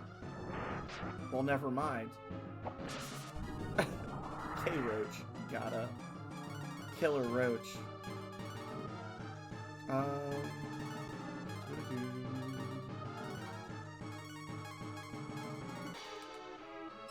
Petrify!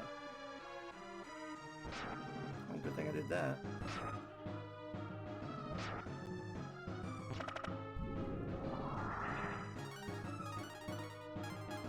That's the most irritating thing, is that you end up wasting time knocking them down one at a time when you could just kill them all. Because as soon as one of them hits their second wind, it ends the turn, and because they're so fast, they get to attack you for free over and over.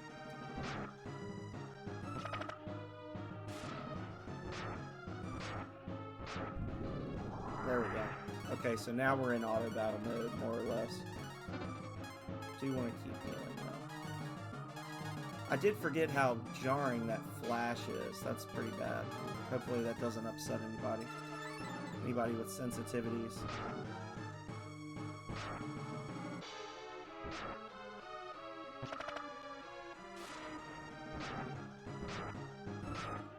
I actually might not use that too much, just for that reason. I might stick to just no dragon forms until I get the next level. Unless I really need it. I don't want to give anybody a seizure playing the game.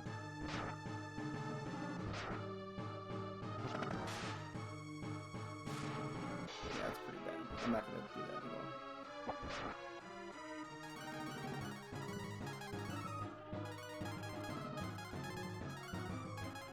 Back in the 90s, Japan didn't believe in epilepsy.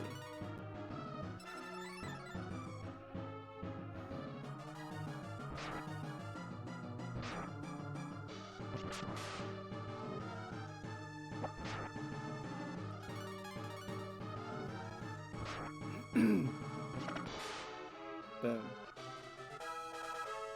Gobi is level 19.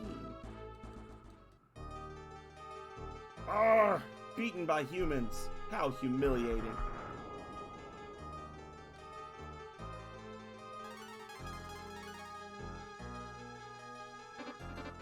Oh, hang on.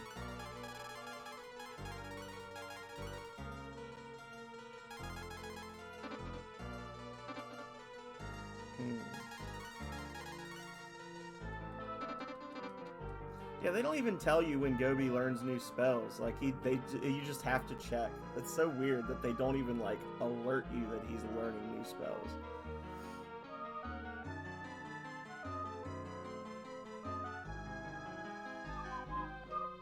Uh-oh.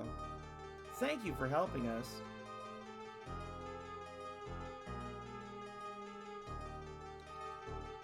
Yes. Rest well.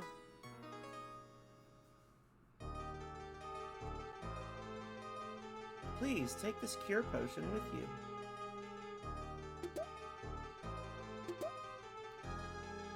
Ox hurried to the exit with the mouse cura.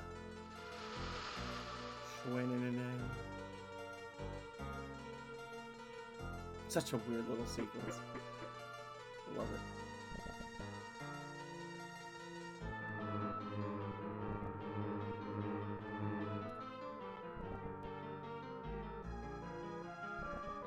Another vat of giant red liquid, like we saw in Karma. I wonder if there's like some thing where the wizard from that game is, or from that dungeon is like Court's master or his student, one or the other. Maybe he instructed him in the art of potion making. Death Knight.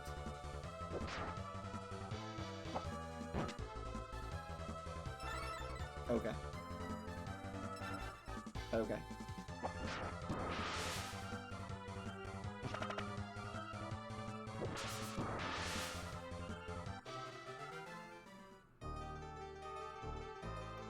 Well, if they're just gonna do that, that makes life a lot easier.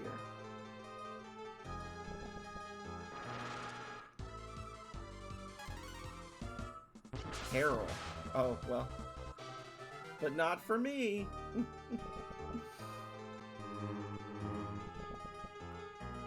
You've bounced back once, but that won't happen again. I'm gonna make you into monster fodder.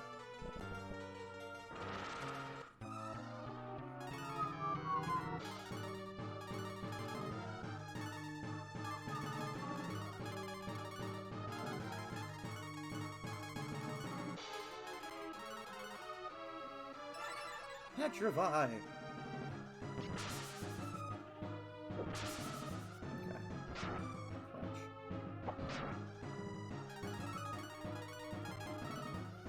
Do an attack up on Karn.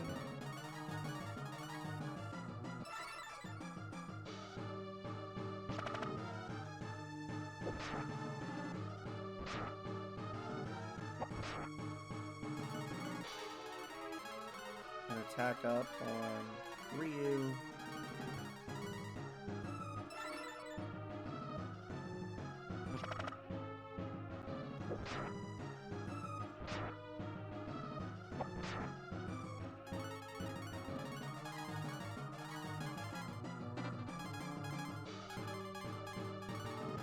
And Ox.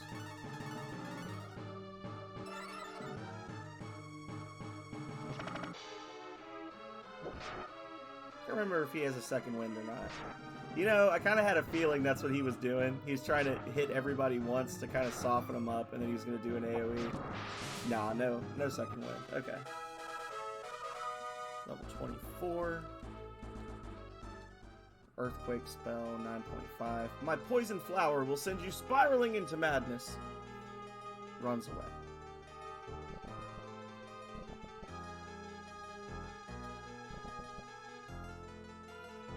That flower made our people crazy and turned me into a monster. Let me help you. Nina uses a Cura 2 spell. This should work. Huh? I don't understand. Your spell is too weak. Take him to the village. So I wonder if I was to do an entire run with Nina dead, if I just kill her at the beginning of the game and never level her up, will she still use a Cura 2 spell? I wonder. Well, excuse me. Nikolai! What did you do to him? Can't you tell a man from a monster? Sorry, we got carried away. I can heal his wounds in no time. I'll need the oil.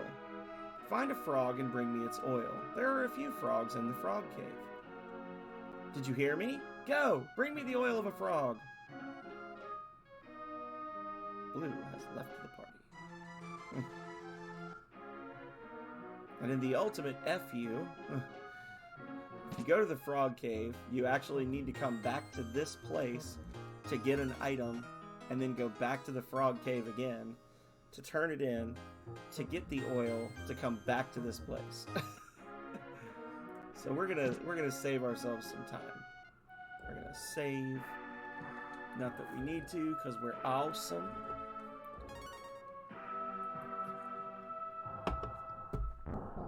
And then we're gonna just head right over here. Well, yeah, he's got all of his spells now. Low AP cost for all of them.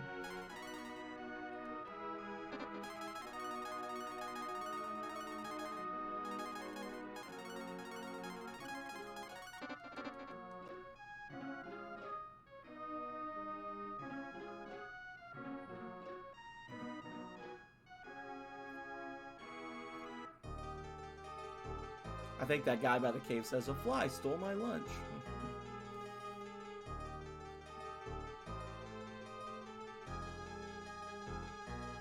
Buzz, buzz.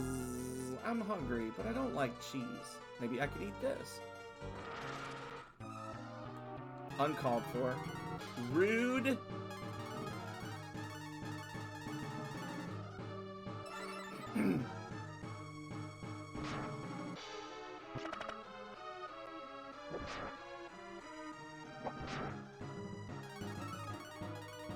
See, it's fights like this where the dragon forms really would come in handy, where you just got an enemy that's very chonky in terms of defense, but you're doing, you know, we're doing 50 to 60 points per normal hit, but then you just throw the dragon out there and do 450 with a smash attack or a slam attack. That it's just like, oof.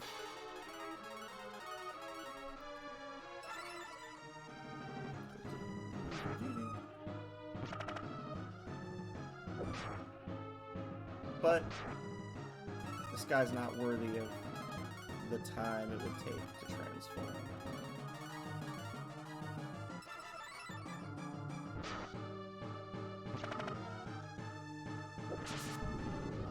No effect.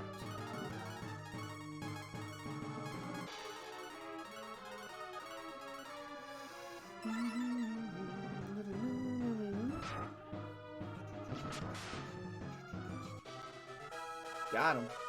19. What a pain. Let's take him back to the frog.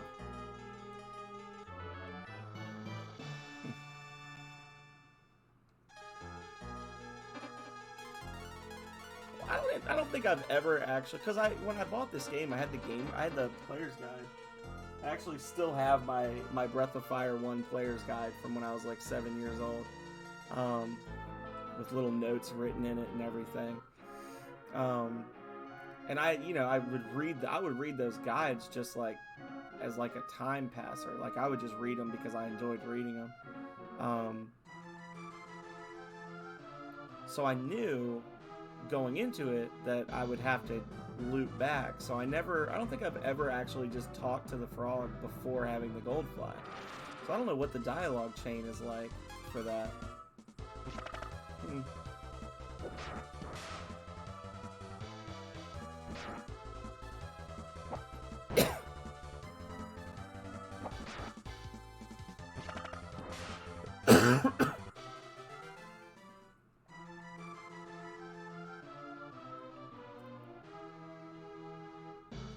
The gills are in place.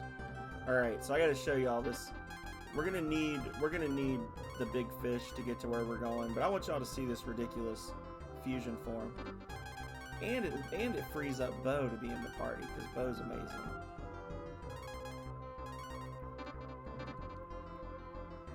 Look at this thing. Look at it! He's enormous! It's so cool! And they just don't let you use it. You can only use that form underwater. He's just a beefy merman. Look at that! He smacked the crap out of that enemy.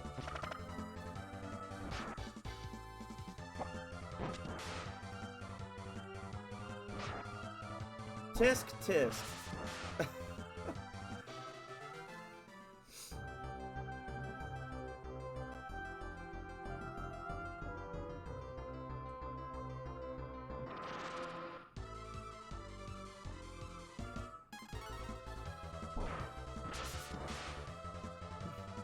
Ridiculous.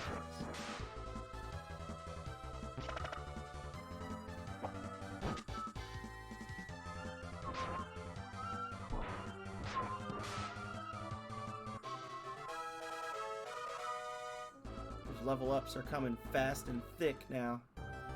Aw, yeah.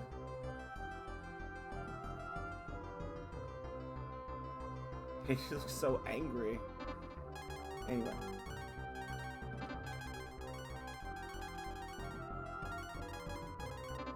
Alright, Gobi, raise the sphere and yell. The last time you'll ever be useful, right here.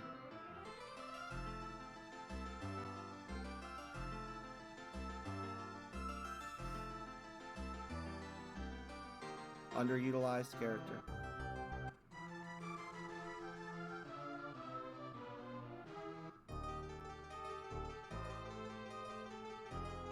I want a goldfly. I'm hungry. I could eat a very big goldfly. If you give me a goldfly, I'll supply you with the oil. You receive the oil. Have some oil. It's sweet and tasty.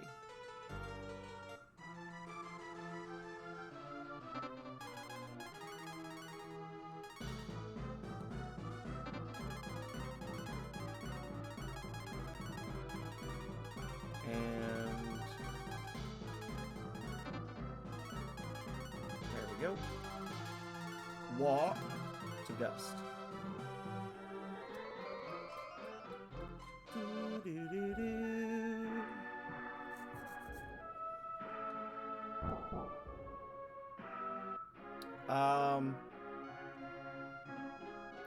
I don't do top ramen. Maybe I said I'm the top, like the best ramen chef in the world, but that sounds false too. This is a Maruchan household, okay? If you're gonna feed on the cheapest and most unhealthy of foods, then you might as well go for the lowest cost version of it, right? Like, like the 57-cent a pack ramen is so much healthier than the 27-cent. I had talked about doing a cooking stream at one point, but I just feel like it would be too much of a hassle, and I don't think people would enjoy it as much as people would enjoy the idea of it, you know? I don't have a kitchen that's set up for I don't have a kitchen that's set up for cooking streams. I'll never forgive you if anything happens to Nikolai. Problems will be solved now that we have the oil. Sprinkles the oil on him. That flower, if it spreads its seeds, the world will go insane. You dispose of the flower while I watch over Nikolai. Blue looks into the crystal ball. The crystal ball has exploded. That could be seen as a bad omen, but I wouldn't worry about it. Yeah.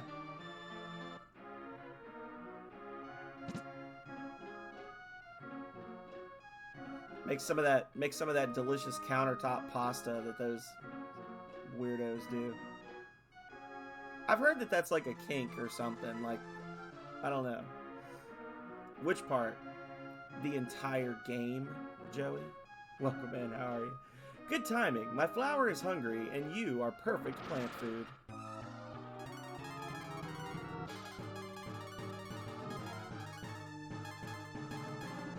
Oh, nice.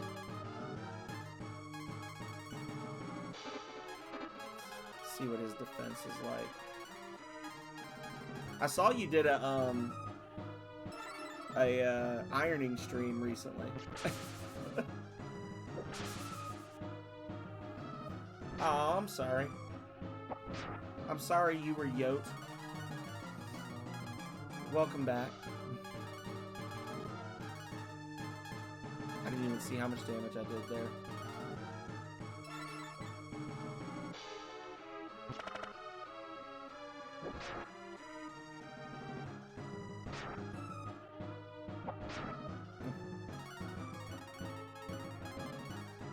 I will be honest, I didn't watch the whole thing. I watched enough to confirm that you were indeed ironing. I was like, alright, so this isn't like a secret, like, weird thing. Like, that this he's actually just ironing. Okay. And I watched a little bit, and then I left.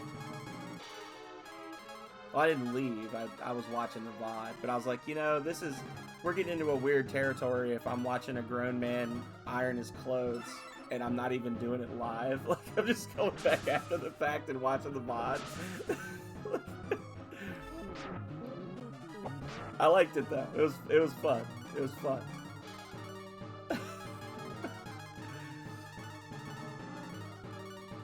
Yeah.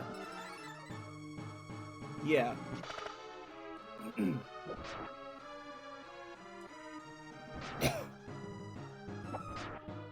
I get it.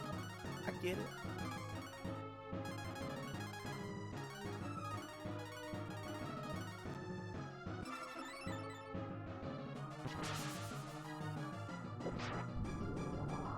Flower X got up.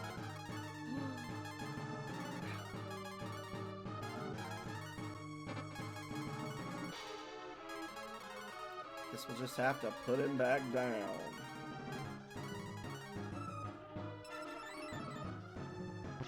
Crunch. Slash.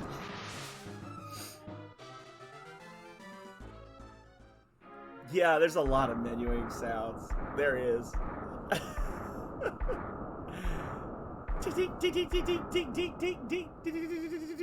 Yeah. My flower. What have you done to my flower? That's what, no. I won't lose my temper over this. In fact, I'll let you go for now.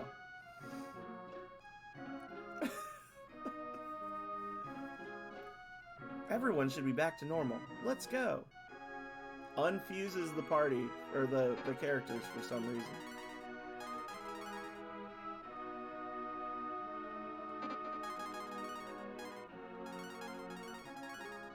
I wouldn't mind the unfusing if the characters being unfused actually had dialogue, like if it was actually required for them to be able to talk, but they don't. It just unfuses.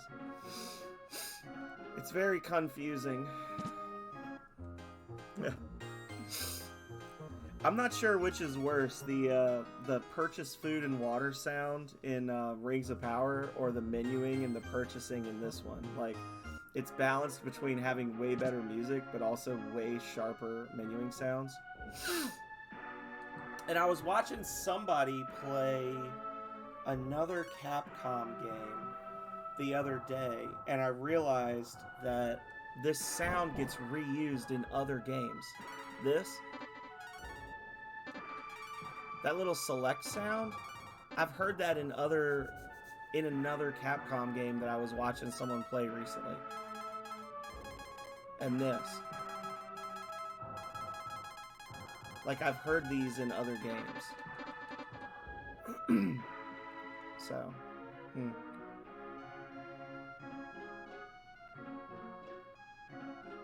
This isn't the right house.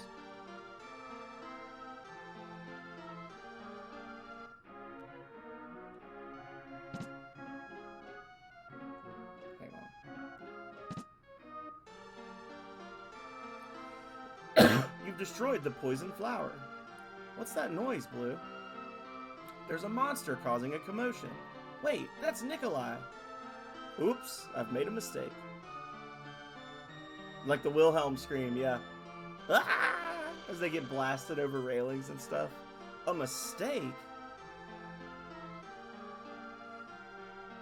Please forgive me. I misunderstood you before. Please try to make him normal again. Just gonna have to beat his ass again. Eru has a terrible party lineup.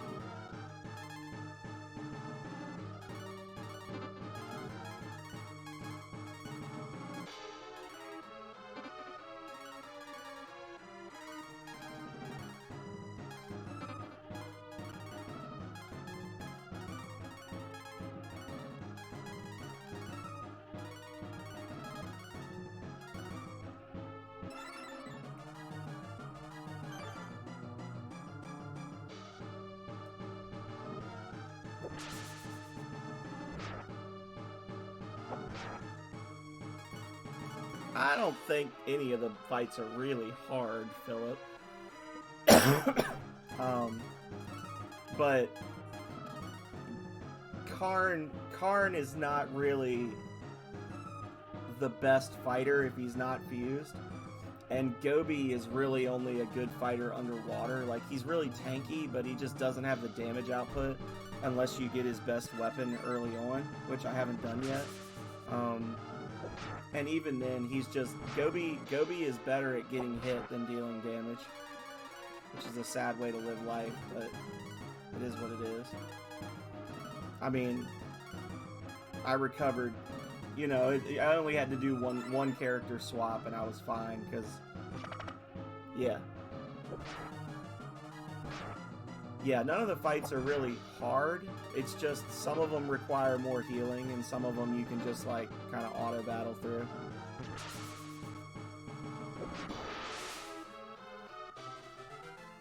Level 20 is also actually pretty decent for this point in the story, though. Like, we were talking before about how, like, the game is kind of grindy.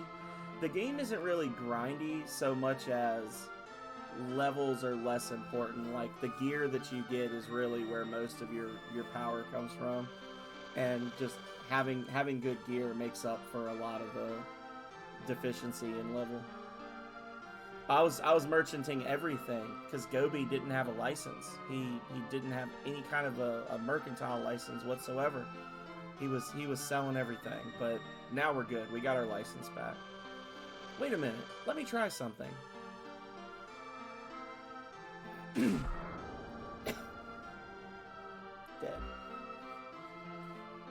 Did I blow it again? It's very interesting that they introduced Blue as this, like, all-knowing sorceress and then very quickly established that she's a goofy screw-up. It's just constantly messing things up. Where am I? I'm normal again. Hey guys, it worked. Whew. Well, that's one problem down. I didn't think I would ever be myself again. Let me return the favor by fixing the bridge. Thank you so much. Please, rest here until the bridge is fixed. Now this fight's a little more difficult that's coming up.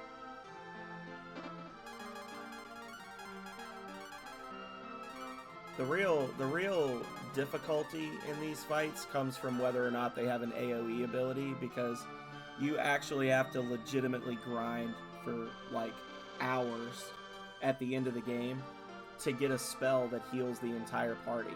So, and because you've only got the one dedicated healer, and then Bo can do a basic heal spell, and Ox can do, like, a Cure 3, but he can only cast it, like, 2 or 3 times without needing, you know, without emptying out his AP, you've essentially just got Nina constantly healing whoever's got the lowest HP in cases when you're dealing with AoE-centric enemies. So...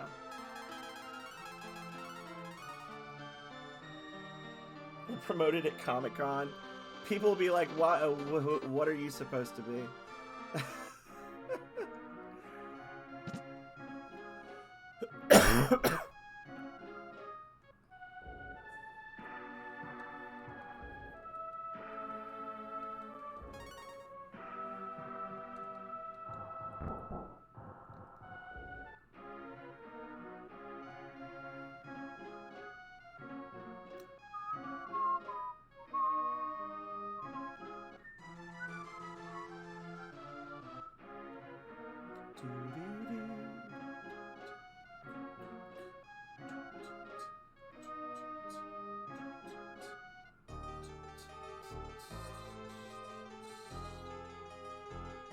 Okay.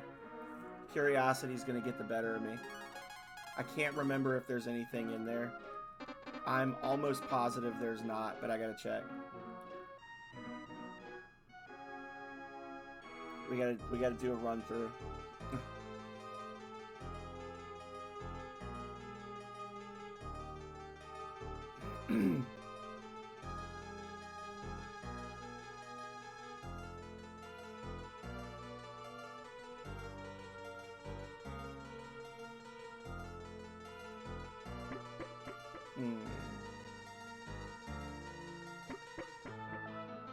I'm reasonably certain that there's nothing there.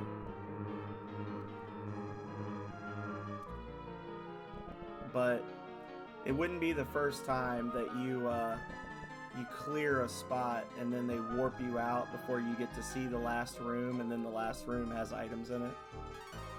So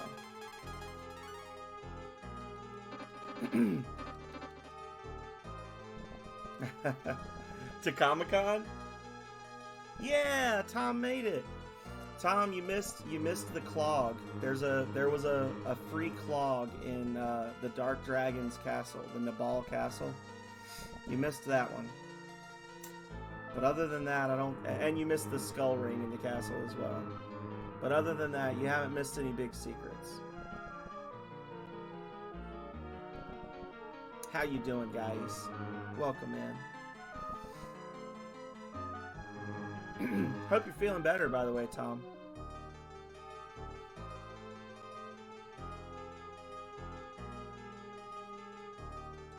Come on, give me something good.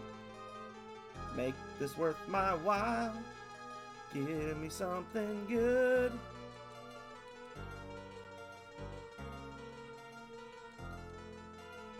No.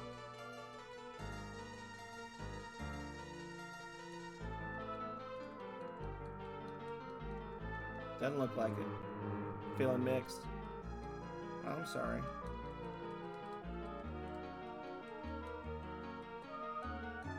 Oh. Ooh. Better be careful putting that on the internet.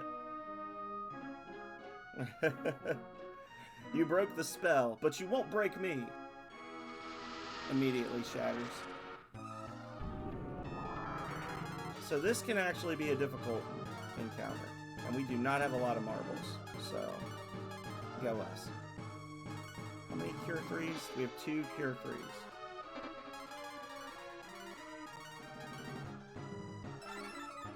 And I'm not using the dragon because I got the dragon transformation. Oof.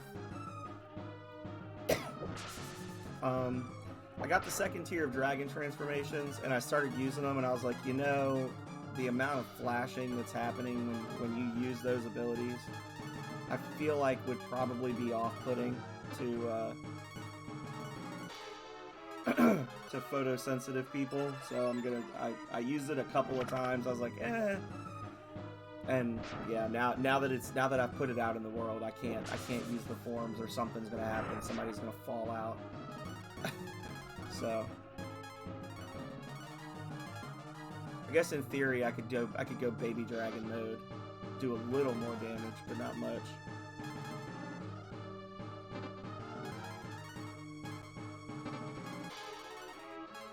Please. Please don't make this difficult.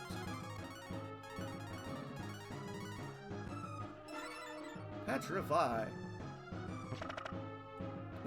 It would be like every 12 seconds.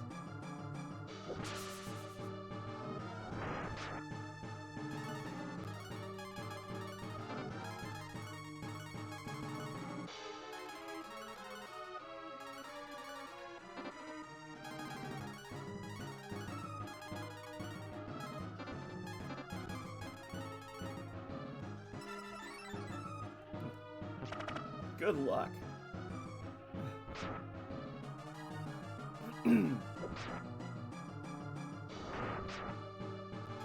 Yeah, I'd be doing twice as much as Thunder Dragon. As Thunder Baby.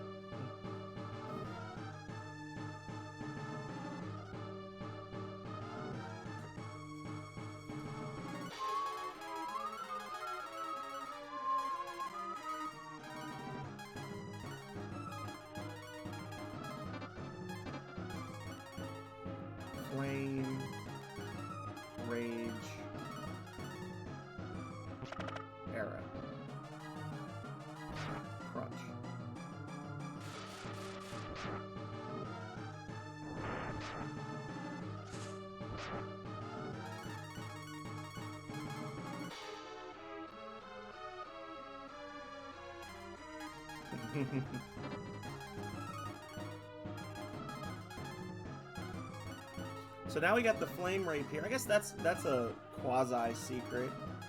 We got the rage hammer from Blue's castle from the town of Wisdon, and that's another free magic spell item. It'd be the patriotic thing to do. Crunch.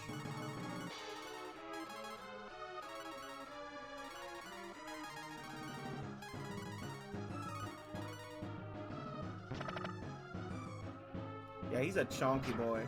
This one's got a ton of health.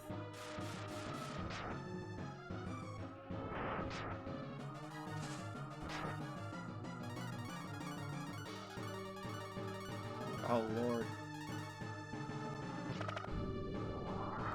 Horntoad got mad.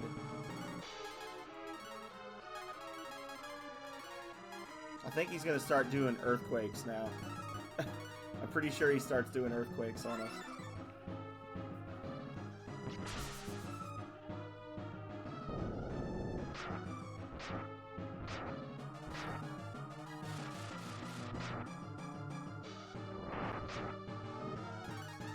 You wouldn't like the Toad when he's, you know.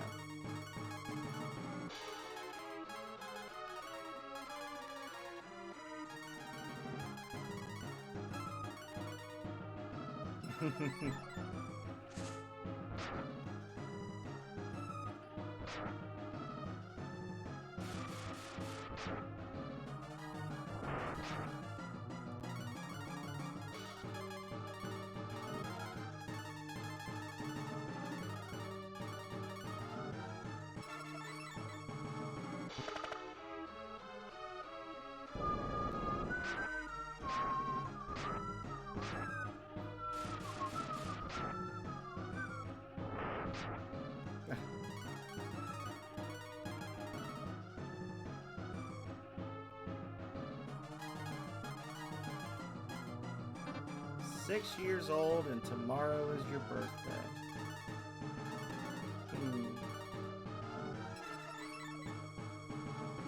So you're expecting to have a whole bunch of people show up and you're gonna unwrap a present. Okay.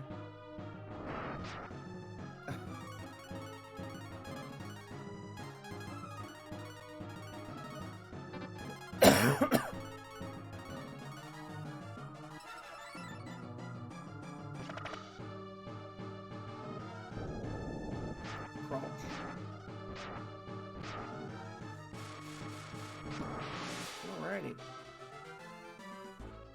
Oh no. I don't believe it. I thought I was stronger than this. The bridge is ready. Cross it and journey on to Skend. Okay.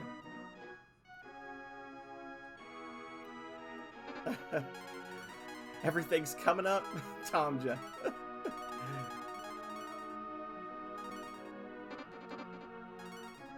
Everything's coming up, Millhouse.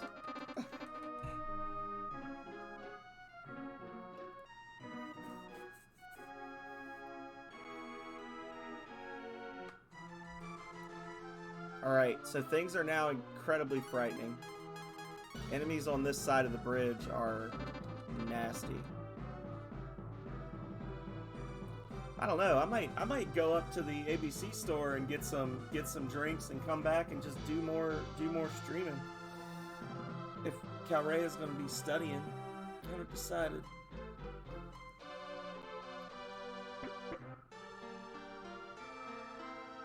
Hello, child. Aw. My brother Mogu was brave and fought hard, but Moat was too strong. Moat's spell has trapped Mogu in the world of dreams. Please help him. We are the Mole People. The Dark Dragons are exploiting us. Kale is here. We need an item from Toonland in order to enter his dream. Will you get it for us? Yeah. You'll do it. Take this with you. You receive a cowl. A drunk in the tub stream. I'm not doing the tub streams anymore because the computer, my laptop camera is all messed up. And every time I try to do one, something messes up. Like, the last time I tried to do one, the sound was screwed up, the picture was screwed up, it was lagging, like, So I got mad after like 10 minutes and just shut it off. I was like, I'm never doing one again. And I haven't gotten over the trauma yet. We had talked about doing a hot tub stream when I was at the beach, but we didn't hit our follow goal, unfortunately. We ended up being like 4 people short. Unsubbed. Why would you do such a thing? You know you don't get your money back. The arcade streams, the 2 arcade streams that I did like 2.5 years ago. Tom's been around forever. Yeah, I need to do another one of those. I need to get like I keep saying this. I need to get like a GoPro that I can just wear on my chest, and then you can like while I'm playing, you can see the screen and you can see my hands and stuff. Because that was incredibly janky to try to set up. That was extremely janky. Oof. Oof, indeed. I'm at the point now, I've been looking at some cabinets, but Calrea is pretty strongly discouraging me from spending any more money on arcade cabinets. Unless I was to get rid of one. Like, I've already told her, like, because I don't really play them. Like, if I could stream on them, then I would probably play them more, but, like, really, most of the time I spend playing video games is spent streaming, or I'm playing, like, Starfield or something. Like, there's not a whole lot of, like, I don't play this type of stuff when I'm not streaming. Like, I don't just fire up Secret of Mana and play it, because I've beaten it a dozen times. Like, I'm playing it so that I can share it with you guys and talk about it, you know? Like, not to say I don't like the game, it's just, it's not something I play casually, the retro stuff. It's something that I really, really enjoy playing on stream. The arcades, you know, I feel like I'd spend more time in the room if the room was done, because we kind of started building it up, and I was using it a fair amount on the weekends, but then I just kind of tapered off. But I did already tell Calrea that my graduation present to myself is going to be, I am going to pay whatever the amount of money is. I'm going to have a custom multicade made that looks like a Rings of Power arcade cabinet. And I'm going to have, you know, I'm going to do like the Raspberry or whatever, the Raspberry Pi. I'm going to have the 30,000 games on it. But Attract mode is going to be Rings of Power, and it's for all intents and purposes going to be a Rings of Power cabinet.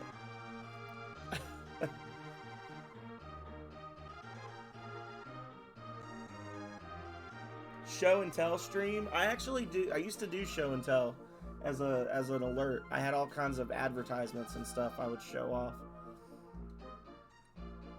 The Marble one, no. No.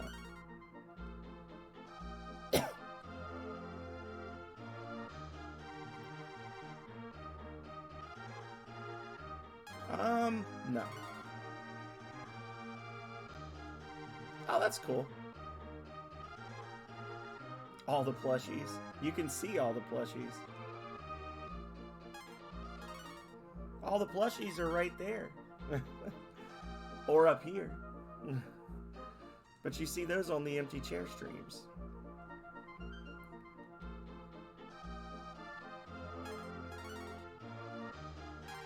Oh, nice. Small plushies in a small square. Oh my god. Hang on. Damn it. Hang on. Time for sippies. There. A larger square.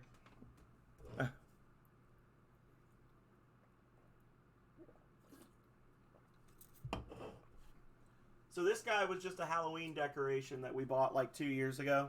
And I would say like we could sit him up kind of like an elf on the shelf.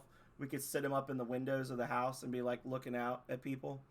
But I decided I liked him, so he hangs out here. So he hangs out. Now I'm not going to be able to get them back where they need to be. There you go. And then these two, we talked about these ones last time. This is Ryu and Nina from the Breath of Fire that we're playing right now. No, it's not inflatable, it's stuffed. So, they're kind of dusty. But there's your Ryu with his cute little tag and everything. It's legit. But, yeah. And then we've got Nina. Yay. Go us. The curtain. Show us the curtain. God. These two I gotta cram in here again. There we go. I had to kind of set them up in a specific way so that the tags didn't get messed up on them and stuff like that. We got the Kirby, and then we've got Philip the Grunty. No relation to Philip the Schneider. Yeah.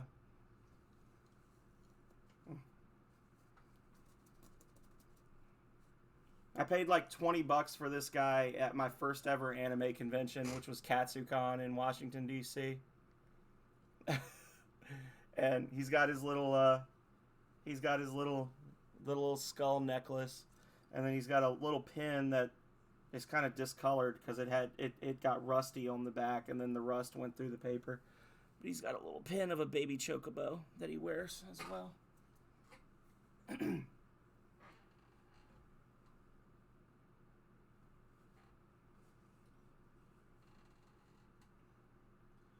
And then we got the Sleepy Kirby, who I'm not pulling out because I'll have to mess a bunch of stuff up.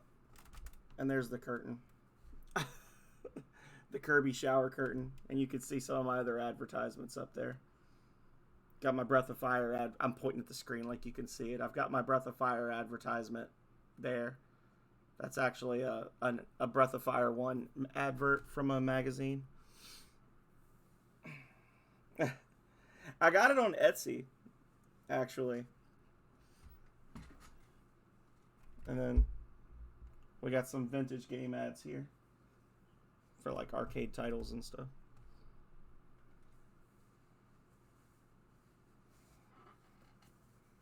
I don't think Calrea would let me do that. Thank you, Calrea.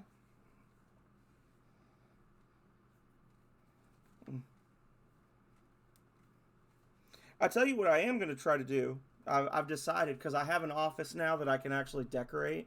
I got this for Christmas last year, and I never did anything with it. This is Jerry's apartment from Seinfeld in Lego. And I am thinking I might stream myself putting this together over the Christmas holiday. Because I am not working from the 22nd of December until the 2nd of January. I'm going to be off. So, this guy is coming.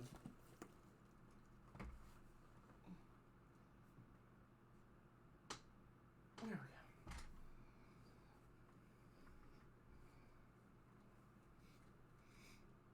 we go.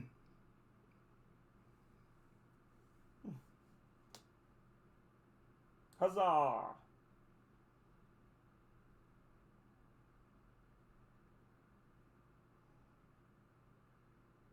Alright. So anyway, distraction over for now. Do I have anything else here that I can show since we're doing show and tell? There we go. I think I paid like $20 for this on Etsy or something. Little 3D thing. It's got the actual Pokedex entries in the back so you can see them all. Every journey begins with a choice.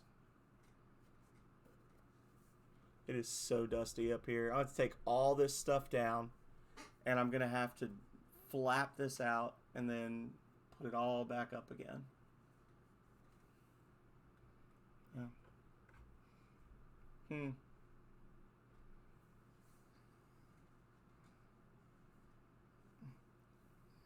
No, I just named him Gary. I was a normal kid. I guess that's not normal, right? Because everybody else named him Butts or something. So I know I'm just weird. I gave him the canonically correct name.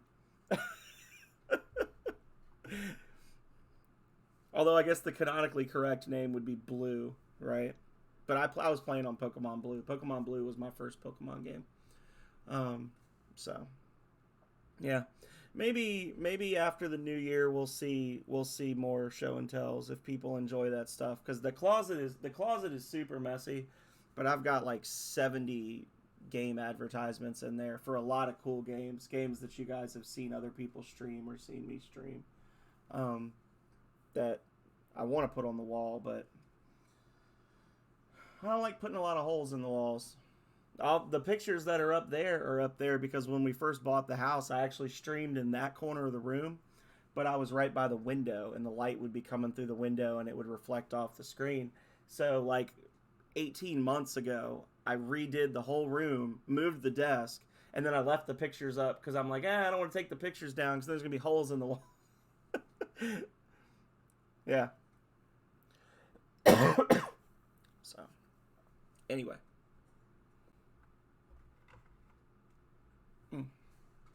Back to it. Spackle. Yeah. Oh, I saw the commercial break, by the way. I do need to do that.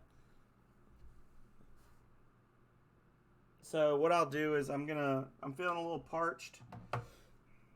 I'm ripping through these Liptons this morning. I'm gonna go get another drink. I'm gonna do my 60 hit mega combo that was redeemed, and when I come back, we're gonna do a little bit more of the flea market stuff and try to see if we can't get some goodies before we wrap up. So anyway, be right back, y'all.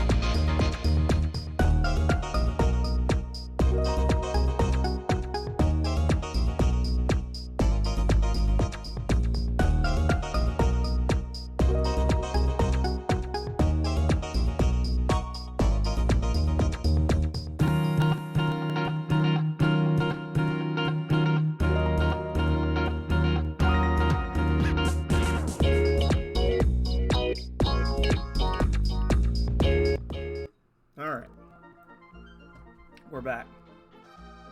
I thought I might play a little bit longer, but I did want to get a little snacky because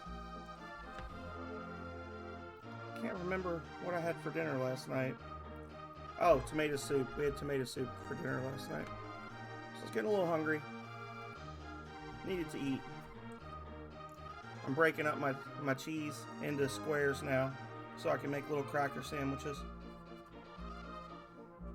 with New York cheddar and pepperoni and Ritz.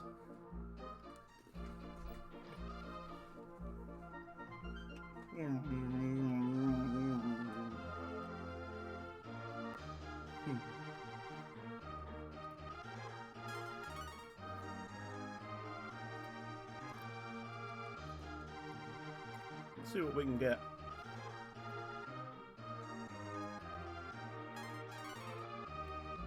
Smoke.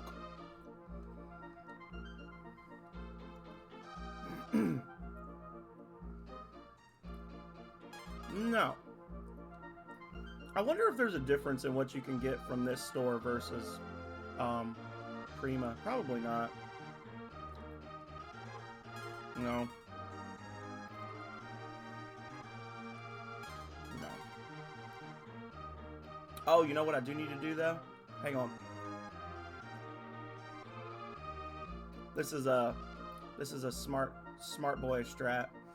If we're gonna be doing the market stuff, we need to put all of our stuff in the bank, because every time you open up the store, the game will randomly have somebody run up and either try to buy something from you or sell something to you.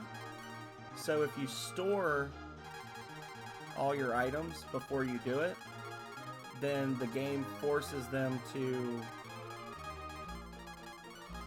I thought that said cow 1. I was like, what? The game forces them to only try to sell you things. Yeah. So by emptying out our inventory, we can actually manipulate it and get better odds of someone trying to sell us something we want.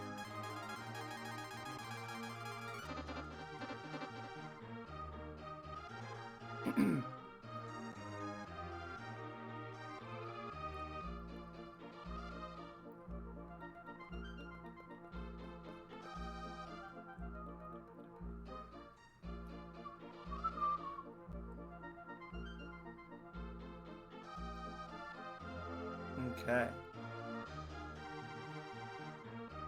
A golden tiara.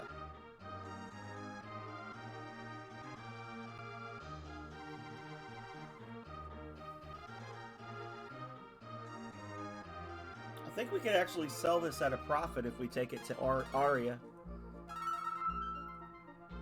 We'll find out.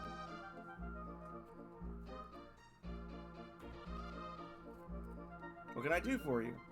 I'll buy the golden tiara for five grand? No, you can go to hell.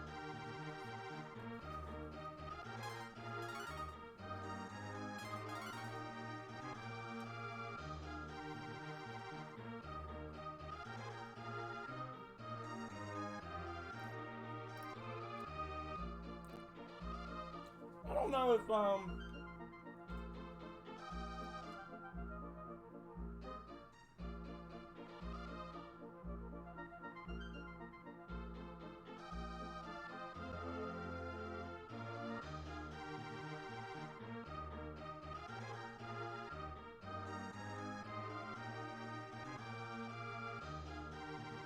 yeah.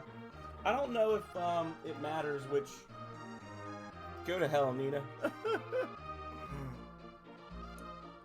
I mean... THE 10 trash will tell you how I feel.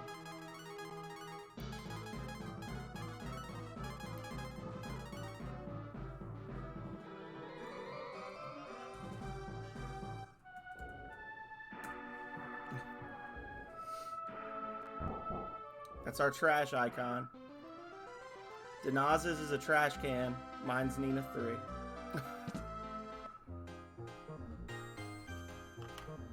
Womp.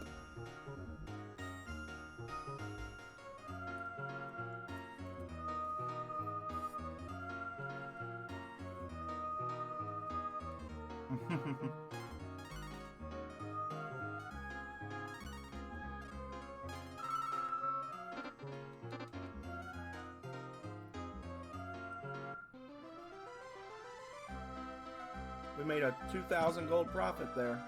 Go us. That was definitely not a waste of time.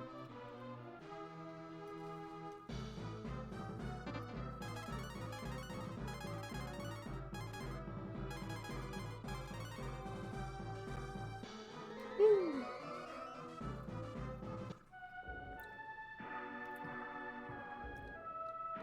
It's important to remember that a normal shop would only pay you 10,000 for that.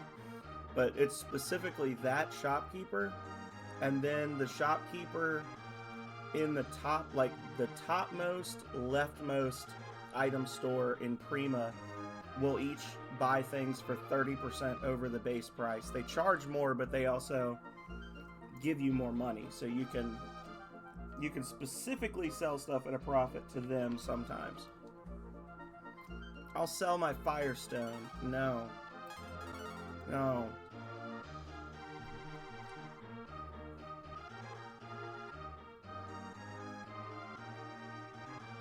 You just came in here. I was so confused I bought it by accident.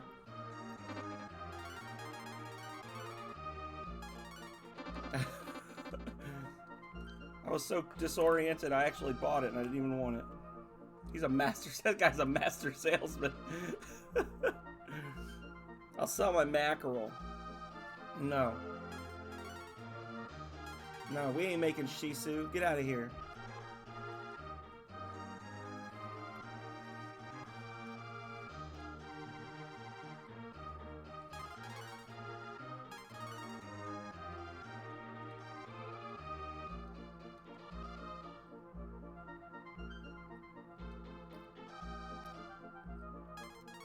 We just gotta be patient, y'all. We have more than enough money to buy a couple of really good items. We just need people to offer them to us. And I don't think we're gonna haggle. I think we're just gonna buy them. No.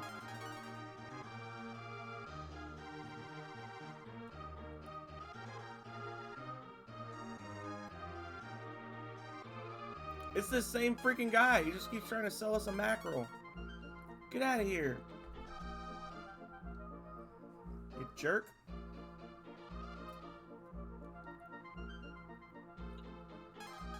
And like we were saying before, there's a table to this. So like the stuff that you can be offered varies depending on where you are in the game. There's 3 distinct stages. We are in the second stage, which is the stage where you can get the sleeper, which is Gobi's best weapon, and where you can get the Dark Dagger, which is Karn's best weapon, and can also be used by the hero, and is pretty good for him as well. You can also get the Angled Armor, which you can get in stage 1 or 2, but Angled Armor reflects magic damage back. Well, it doesn't reflect it. You still take damage, but then you hit them for 50% of the damage you take from a spell. That's for the 2 female party members. And then you can buy Agile Hats, which are actually, I think every single party member can use an Agile Hat. There's 2 or 3, I think 2 that you can get in the game for free. But for several of the party members, they're like the best item that you can get. Yes. Alright, so we got something good there. Look at that. Woof. Yep. I think we bought that wool robe when we were in Bleak. 51 point boost. She'll be wearing that for the rest of the game.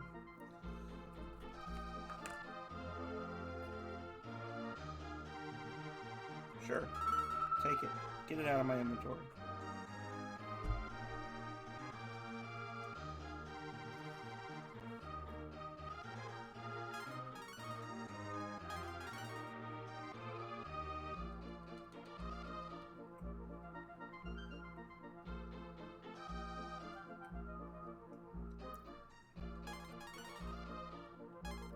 So this is kind of like the auction house in Final Fantasy VI. I don't know if it's better or worse. It's less exciting.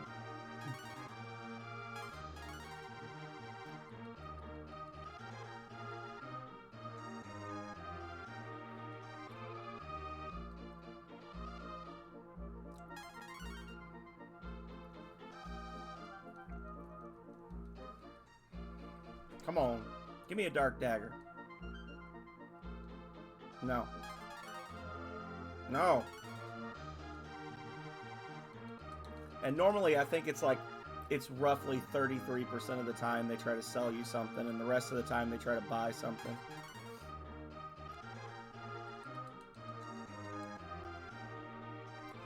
I mean, honestly, I could save scum. If I get an item that I want, I could always save, like do a save state and then haggle. And then if they say never mind and leave, I just reload, but I don't want to do that.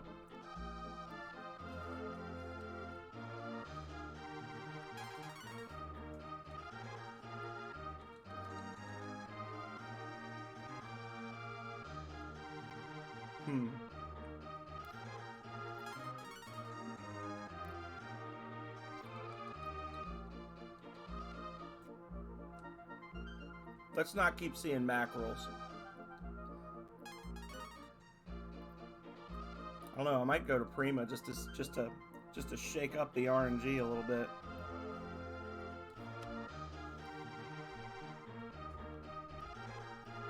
No.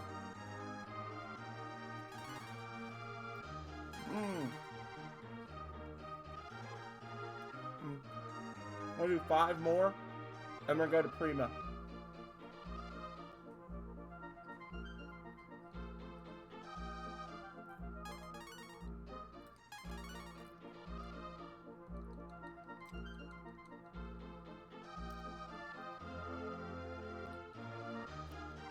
Two.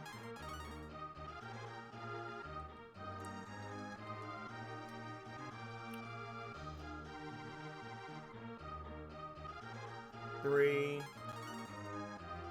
Now we can't get the mallet or the hammer yet. I think the hammer, he wants like 60,000 gold for it. So 4.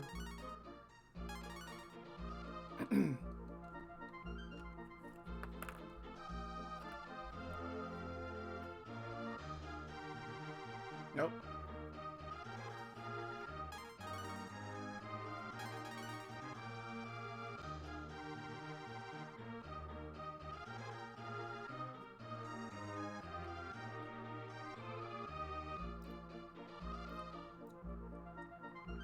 Let's go to Prima.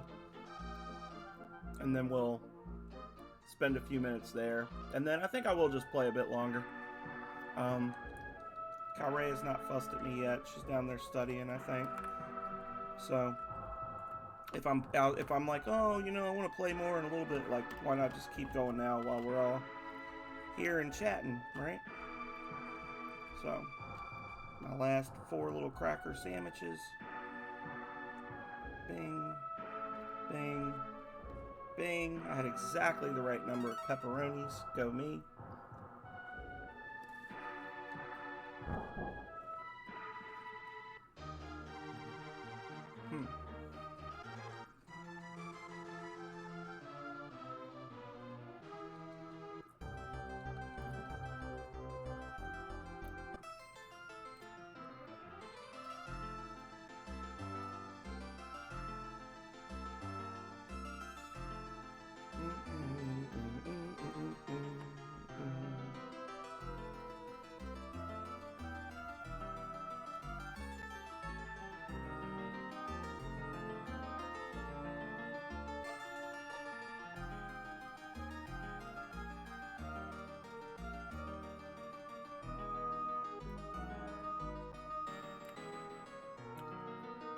Yeah.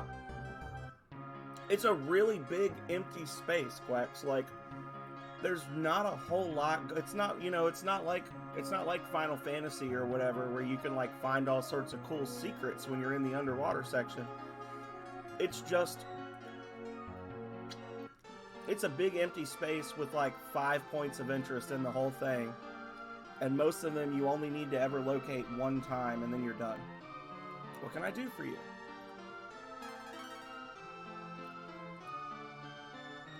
No, I get it.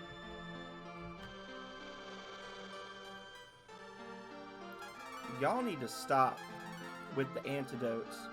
No. Get out of here. Get the hell out of my shop. Oh my god.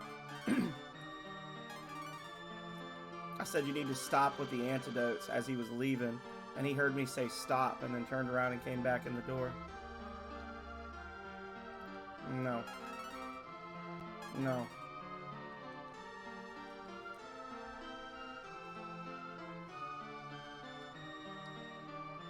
At least when you get lost in Voltage, there's cool stuff to discover, right? Shameless plug.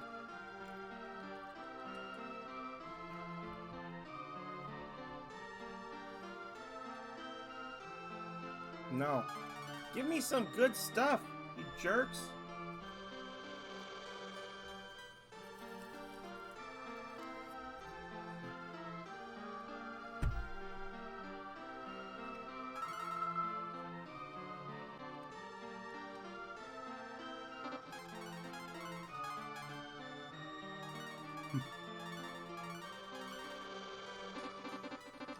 Hell yeah.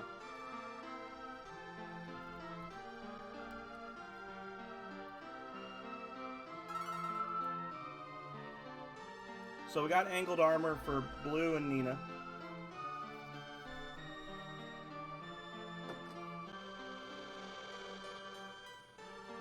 We don't need any more of that.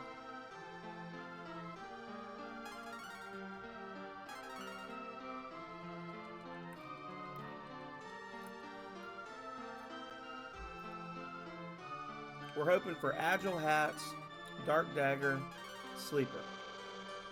Really, we're hoping for Dark Dagger and Agile Hats. The Sleeper I'll buy just to have, but...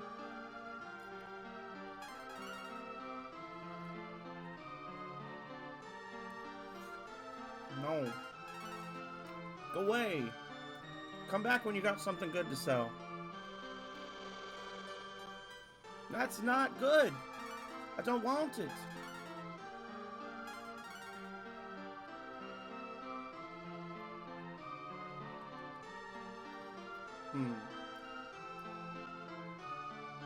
No.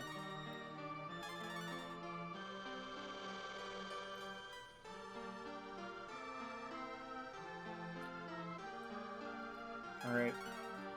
I think we're going to do like 10 more attempts, and if we don't get something good, we're going to keep playing.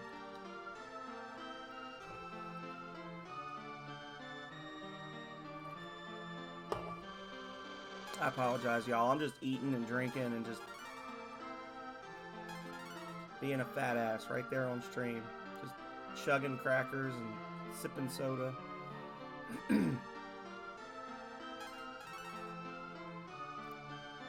Butts.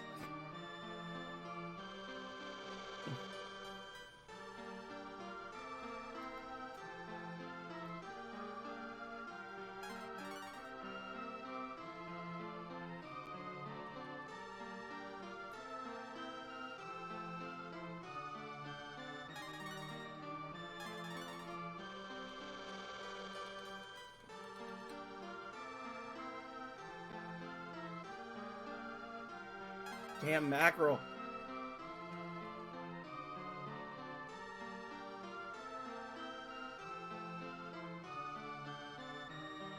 No, I want your protein.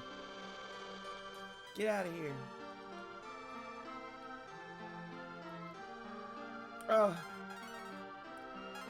It's the same 4 guys just walking laps around the flea market.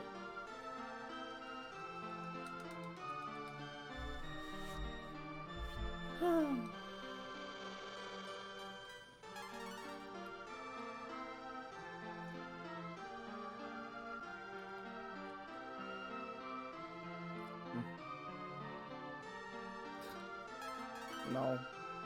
No.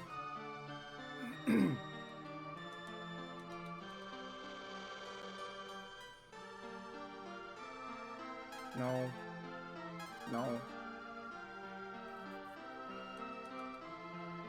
Come on now.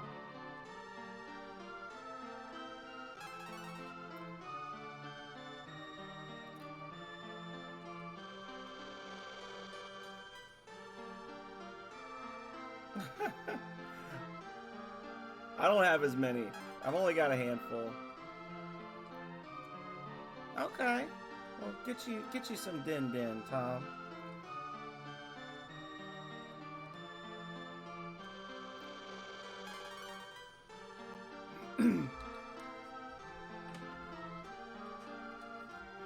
Huh? can I do for you? I'll sell my smoke. No! I don't want it!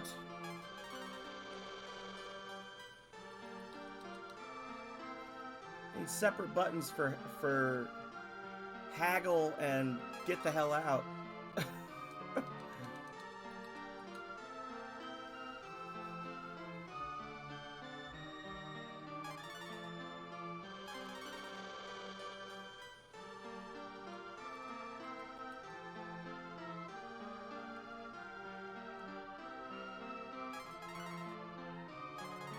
And everyone's like, oh, it's Quicks!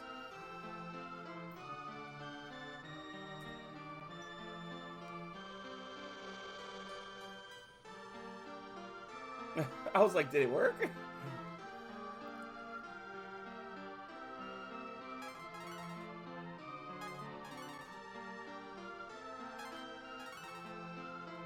Well, you could always do the quotes. There's 49 quotes now. There's that. But yeah, everybody's got so many custom commands. It's just like, I know exactly what you're talking about, Quicks. Because like some people have like the exclamation "sir," and then other people you know. I don't dare try. I let other people do exclamation "sir." I want to be accused of being full of myself, expecting to have custom commands everywhere I go.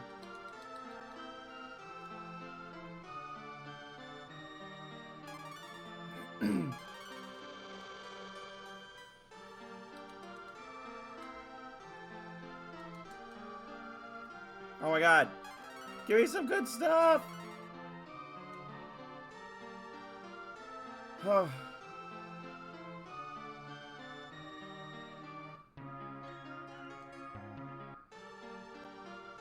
Try to reset it. I'm resetting the RNG, guys. Top Q. That's definitely not one.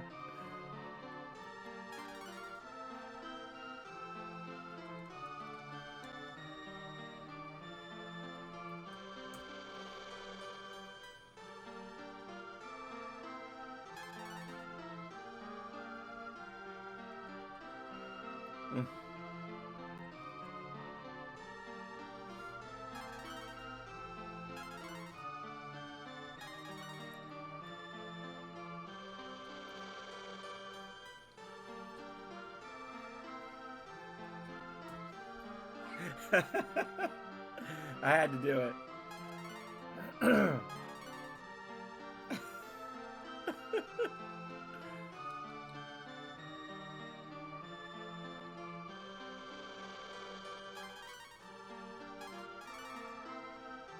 All right, 5 more and we're done. 1.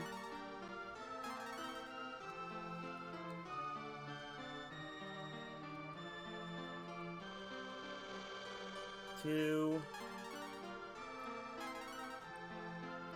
No! For no price. Get out.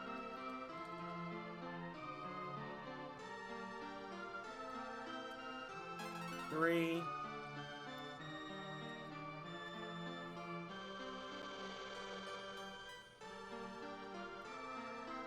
4. All right. Up, up, down, down, left, right, B, A, start.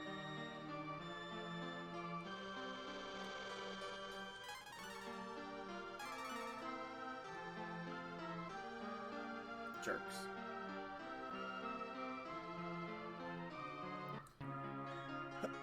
We still got a fair amount of... we still got a fair amount of time left before the second stage is over for Flea Market.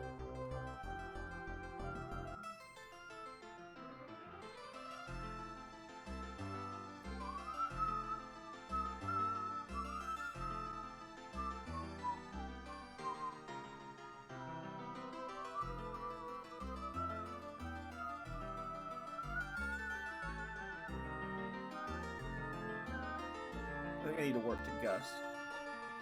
I was gonna go to Toonland I think I can just get the flute. If not, I'll warp again. It's not a big deal. But yeah, we're not gonna need to use Gobi unless we're doing more shopping in the future.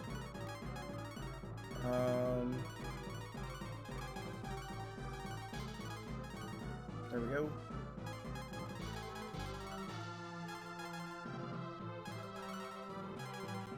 I haven't updated wealth before anybody uses wealth.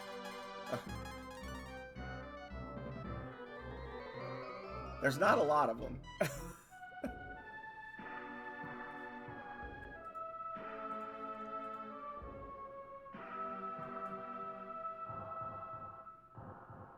Oh, we do have the ASMR and the gimme. I forgot about those. I'm looking at the list now.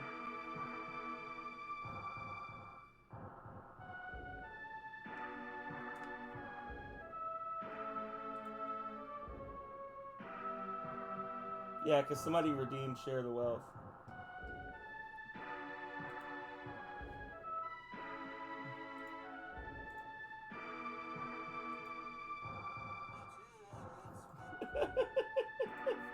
It's not the clip I think you were expecting, Quex.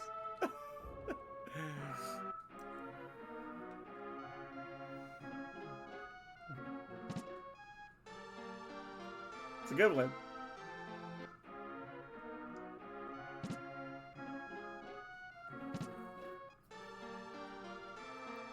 You want to listen to my flute? My best one yet. It's under the bed. You take Maestro.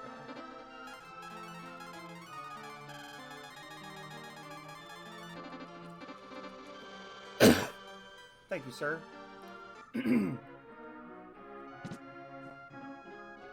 Now let's head to the item shop, get all of our stuff back, and buy some more marble ones.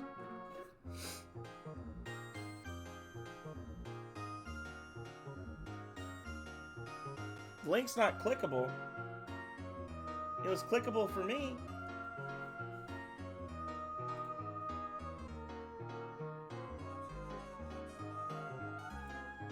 Hang on.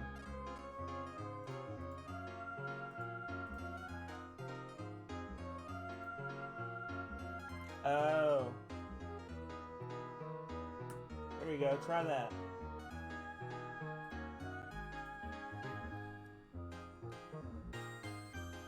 Welcome to storage.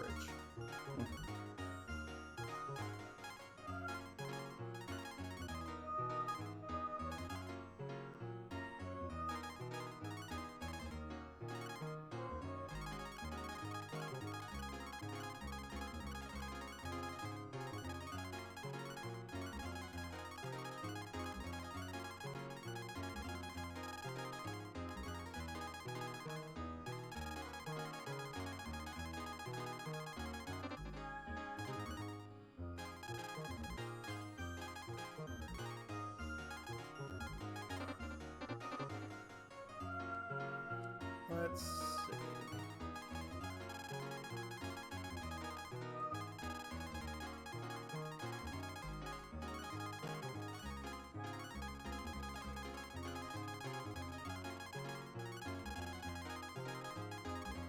And then put that there. This is like music to Desolate's ears. And then this stuff's all gonna get sold. Yeah. Yeah, because people were after me about a ASMR stream, and I was like, "You want ASMR? I'll give you your damn ASMR." I just did that, and you can see in the comments that Odre is like, "Yes," and everyone else is just experiencing it.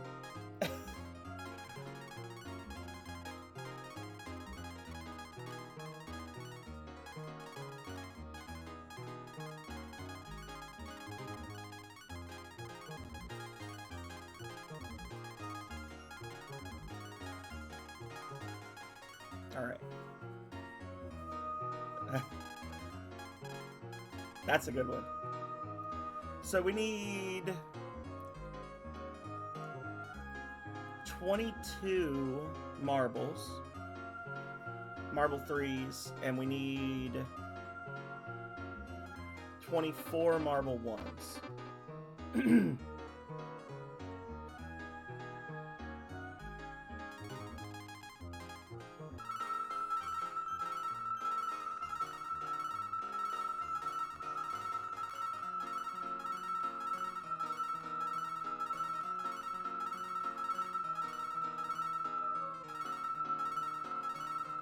Sorry, everybody.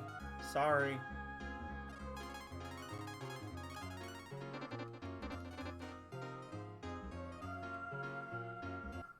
Should probably stand to turn it down a little bit.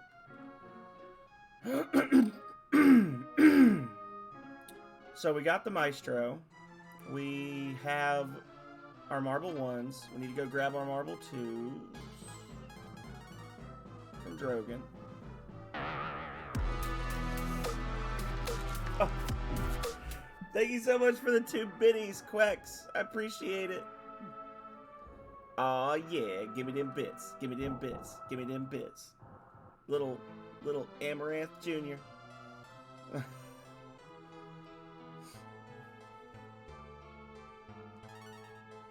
Alright, hang on. I'm gonna turn this down so y'all don't have to listen to it.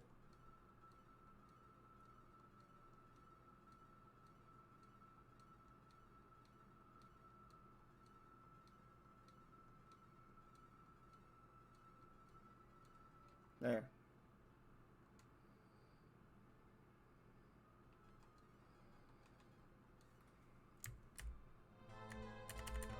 There we go. So we've got our flute, we've got our cowl. I know if it bothers me, it's bothering other people. So, back to Toonland we go.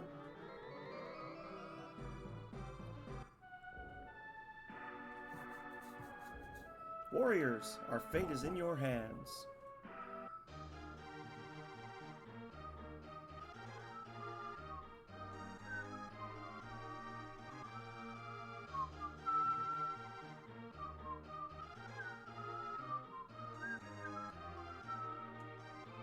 Our princess is enamored by that terrible Zog. Isn't that strange? Yes.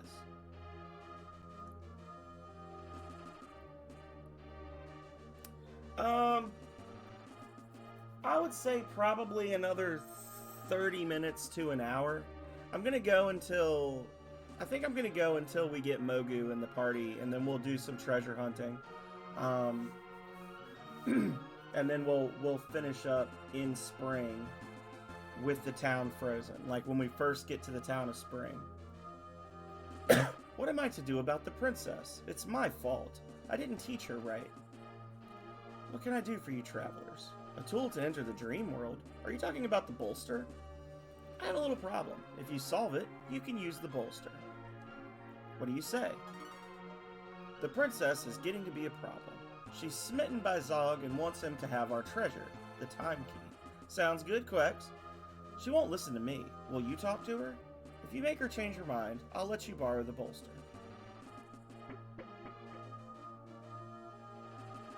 What do you want from me? You want me to give you the time key? That's ridiculous. After Tyr gives us eternal youth, Zog and I will be young forever.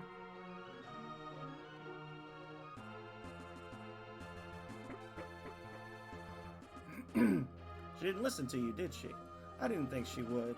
I must get the time key before she gives it away. The marks on her back show how to open the safe. Take a look.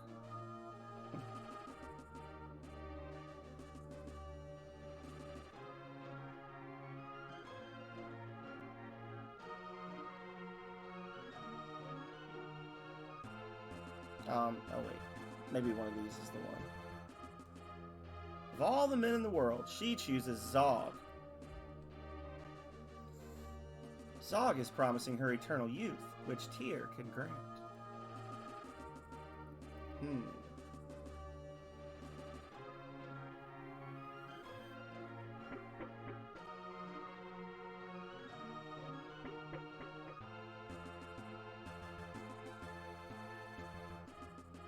Have you noticed the odd marks on the princess's shoulders? She likes to swim at night. You can see the marks in the moonlight. Well, one thing to do. Get shoved in a hole. Lol, JK.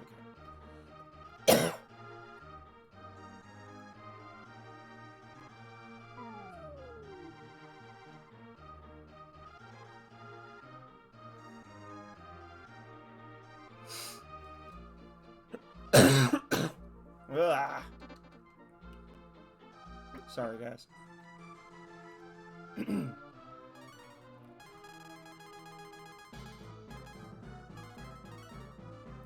Dark key makes it nighttime. Yeah, the light key makes it daytime, the dark key makes it dark, or you can use the hourglass and it can flip it freely between the two. So, but our hourglass is in storage.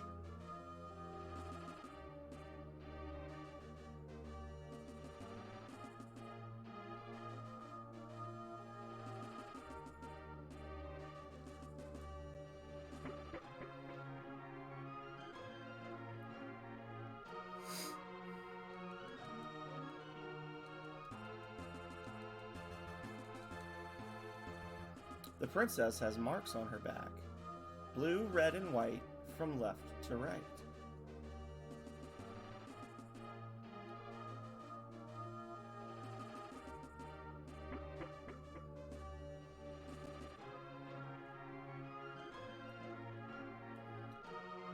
Same stars are on the doors. Try the left door first. Ryu pushes the blue and red stars. Did you push them? Okay, let's move to the right door. This doesn't seem to be working. Wait! You saw the marks in a reflection! Reverse the order!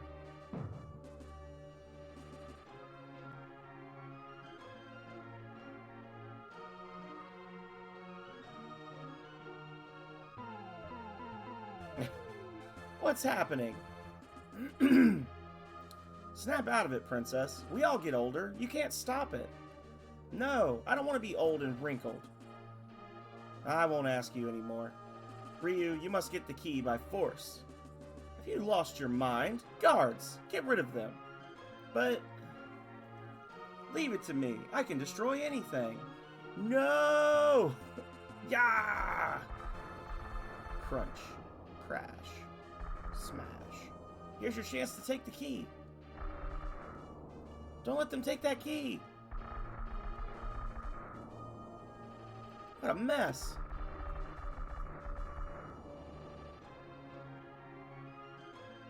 I've got it. I've got the key. Oh no. Now that you have the key, you can grant me eternal youth. What? You promised me eternal youth. How pathetic. You wouldn't understand. You're already old. What did you say? You seem to have forgotten that you just lost the key. You've got to get it back. That's not my concern. I don't like her. She's worse than Nina. Wait a minute. I'm not that obnoxious.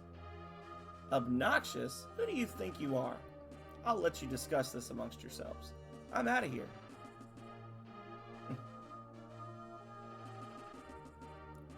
Hey, she's gone. You've ruined everything. Guards, don't let them get away. Blue and Nina, let's fight.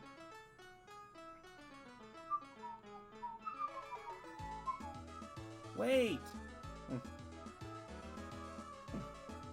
Yikes, what was that?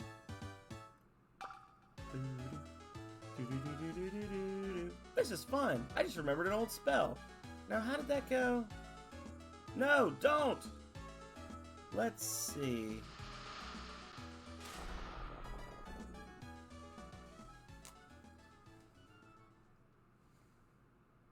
Madness.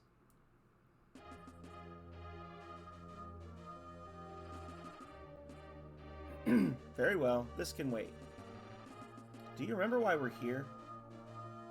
The bolster! She won't let us have it. The key is gone, but she must have learned her lesson. Okay, let's go. The bolster is in the safe. Take it with you.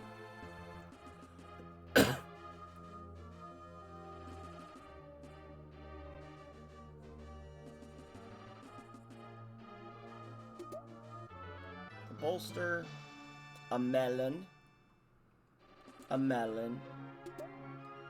a moondrop. Nice. So now we got the bolster, so we can go into Mogu's dream world and try to save him.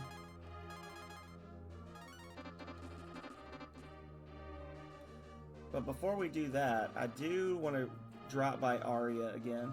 I need to sell some stuff, and I also need to get us some free money. I don't know if you guys remember when we went to Aria before. When we first got there, we had Nina give Dude Man a back rub, and he paid her 20,000 gold. Well, we can do the same thing with Blue for another 20,000 gold. So that'll be helpful for our next stint in the flea market. Trying to get some goodies. Warriors, our fate is in your hands.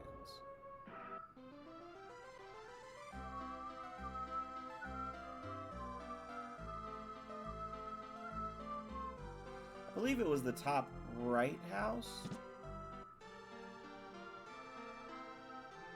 Yeah. There we go. Healer, won't you please fix my aching back?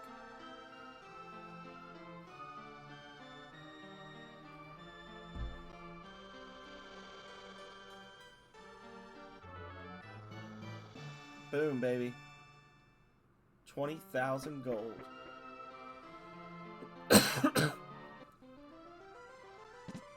Paid 20,000 gold to get a back rub from a little girl, and another 20,000 to get a back rub from a snake lady.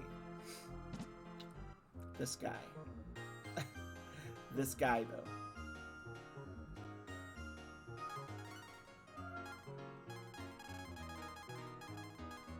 Alright. Yes. Sell. All of this stuff.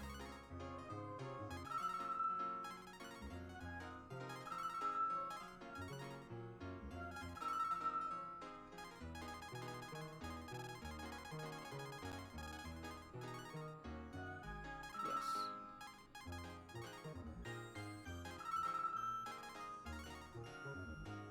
6,500. What does a Marble 2 do again? Hang on a second.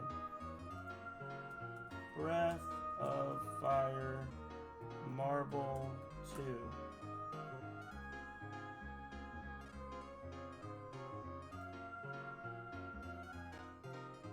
I think it's just a money item.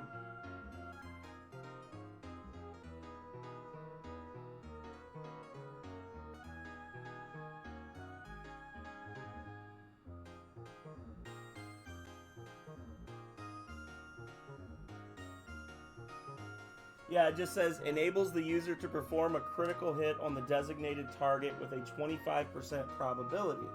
Failure does not prevent the occurrence of a standard critical hit. The item is stackable. I don't know, is that supposed to be like a buff? Is it supposed to like permanently buff your... Because otherwise it's just a money item.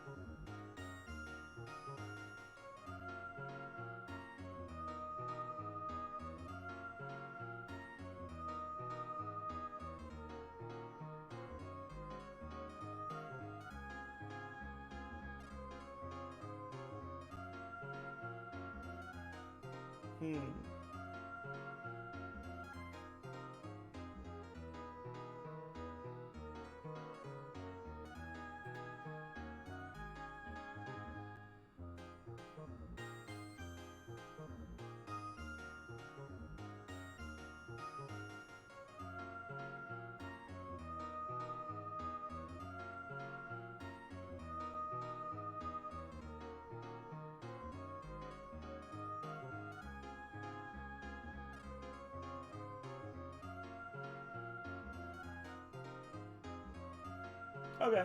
And then I was just reading where somebody was saying new items were added for like the online trading function for the GBA version of this, which I didn't know they did that. They added like soul arms or whatever.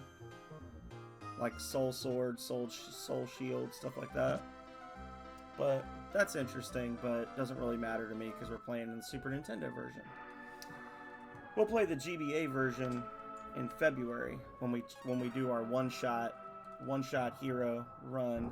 Try to beat the whole game in one go. So anyway, we got all that worked out. We got that. Time to warp to Grimoire.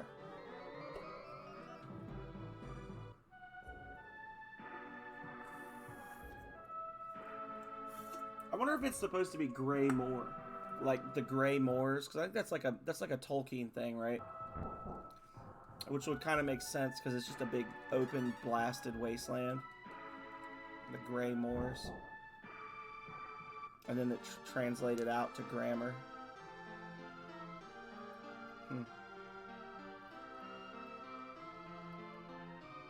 Bolster will allow you to enter his dream. Are you ready? Yes. Go. May success be yours. Here we go. Wah, wah, wah, wah, wah, wah, wah, wah, wah, wah, wah.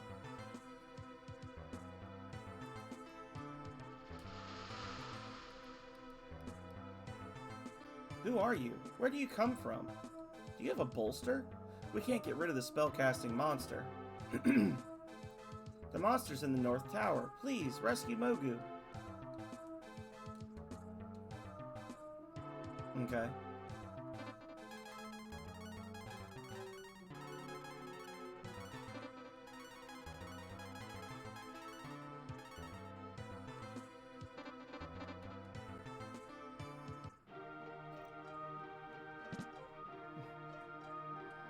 I am Mogu's fear. I want to destroy the monster, but I'm afraid. I'm Mogu's humor. Don't worry, be happy. I'm Mogu's reason. Mogu will be whole only when we are all united. I'm Mogu's anger. I can't help you because anger can't solve any problems.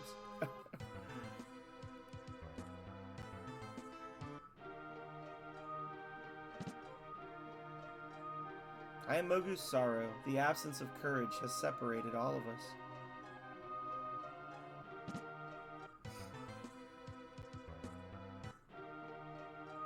Okay, so we're heading to the North Tower. Here we go, y'all. This is... I know Quex is a big fan of this section. There's probably quite a few people that were scarred by this section of the game. I'm going to try to do it without a map, but if I need to, I'm going to pull one up.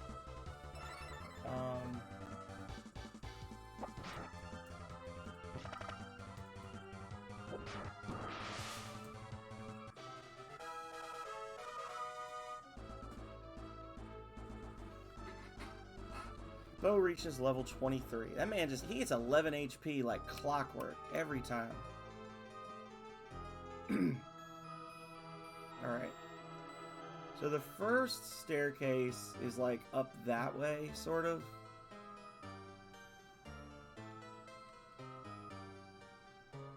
In the top right.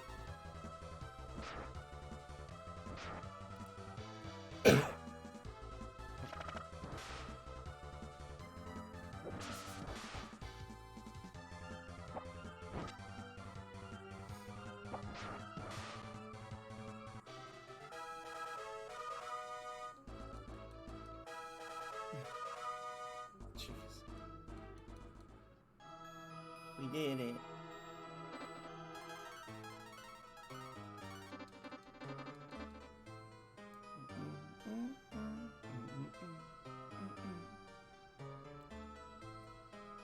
So we gotta get into that second set of hallways, which I think I probably chose the long route. Warlock. Let's not play with him.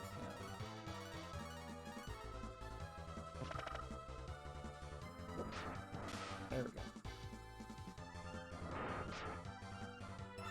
Agility up! Can he outspeed Karn? He cannot. Keep dreaming. Brother.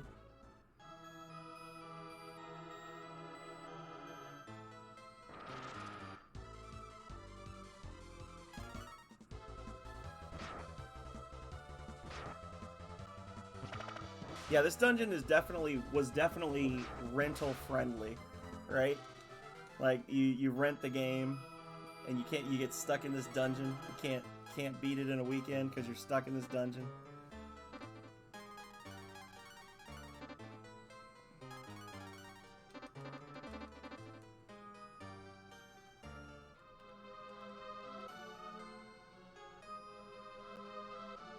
I think we just until we hit the wall, and then we come down.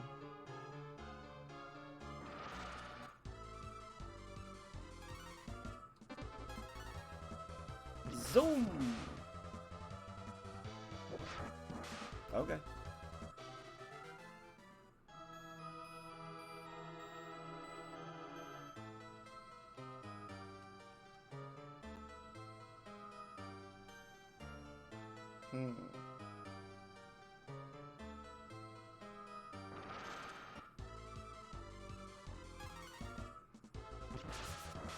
Dunzo.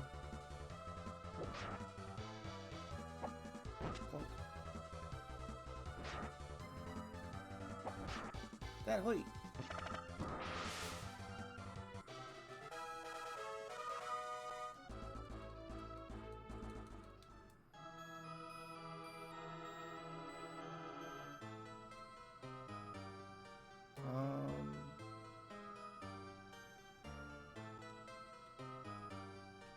Did I mess it up?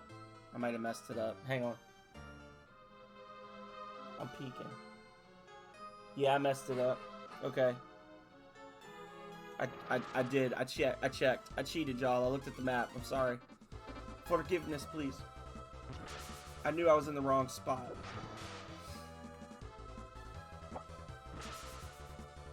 A minor mess up.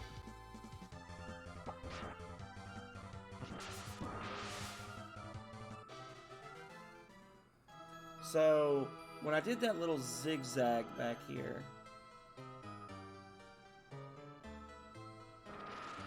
we actually missed a path.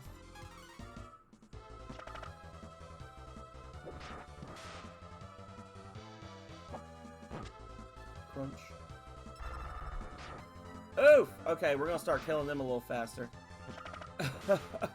Holy shit. No thank you.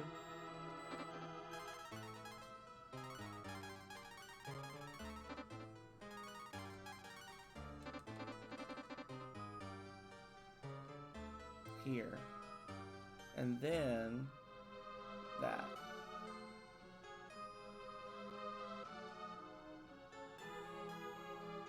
Ta-da!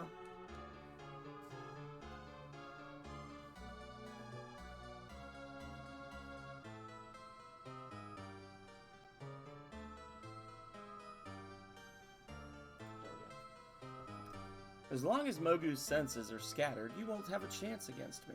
Do you want to fight? If you want to run, I'll let you.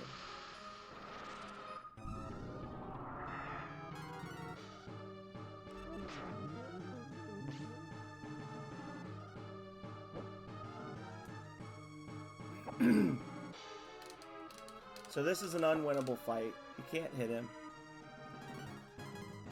Try and then you run. Run, coward! Ha ha ha!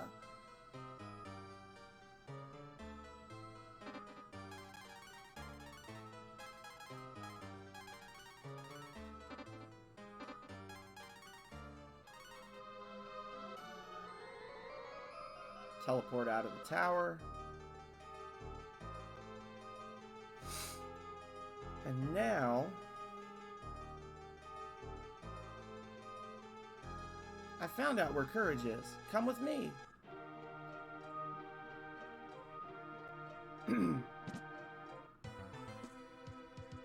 With the 5 attributes, our people can break free of their dreams. One of the attributes, courage, is being held in the South Cave. A very wise man fixed the bridge to the south.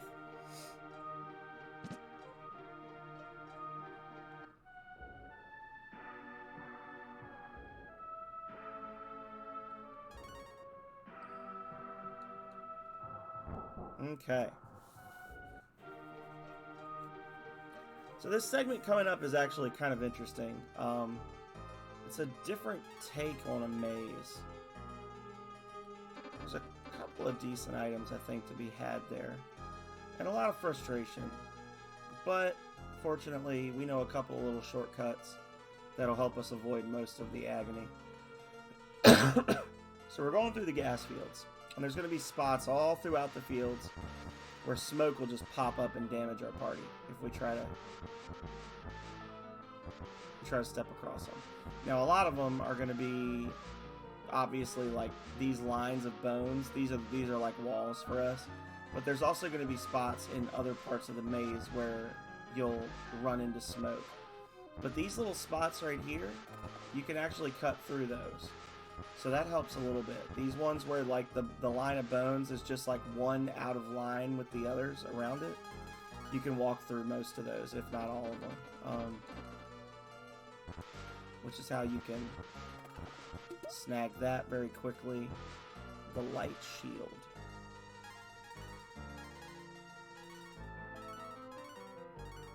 Man, that really slows her down. The sky shield, we got the sky shield in the cave where we got the ring. Like, way back at the beginning of the game.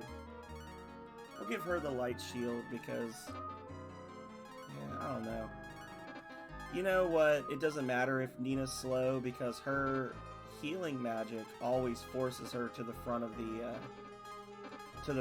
turn order anyway. So her having bad speed is not really a big deal. It doesn't matter if she gets to hit stuff first. I just need her to heal stuff first. So, come up here.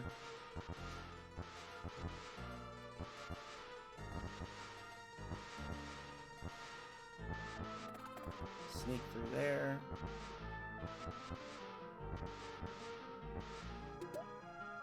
Headgear. Pretty sure that's useless at this point.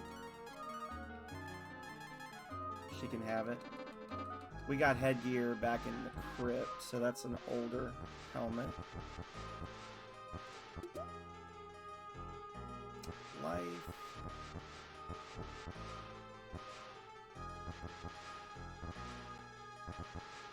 Yeah.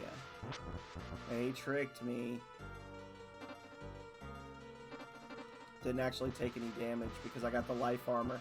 So I heal a little bit while I'm walking, so that little point of damage that I took or whatever, I guess gets canceled out by the, or maybe it doesn't damage you. Maybe it just flashes red to make you think you got hurt, to kind of discourage you.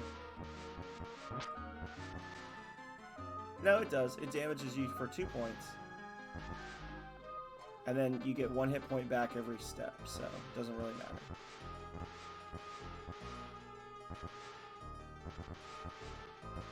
Can't sneak through there.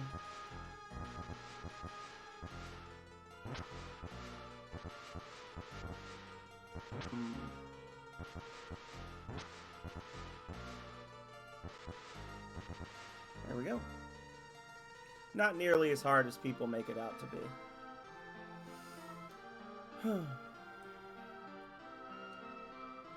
You're looking for courage, but it's not here. What you see is only form, not substance. Fake it till you make it, brother. Thank you for finding courage. Courage is depressed. Courage, snap out of it. You're still powerful. Live your life to its fullest and you'll give it meaning. That's easy for you to say. You are the embodiment of courage. Act like it. Don't upset him, Courage. It's bad for his heart. And they both fade out of existence forever. We must be united in order to bring peace to the world.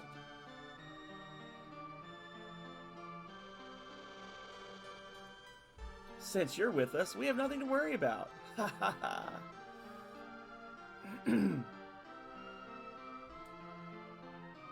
It's in my nature to be distressed, but not yours.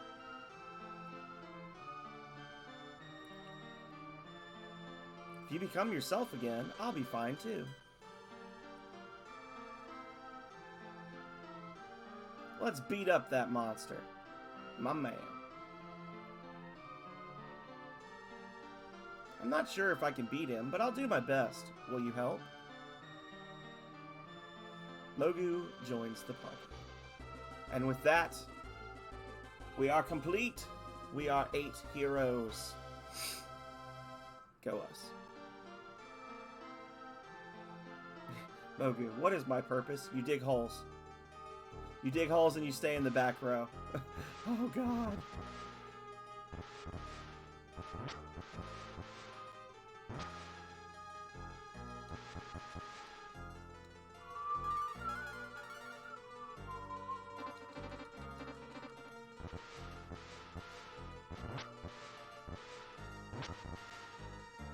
Oh my god. There we go. Not like this.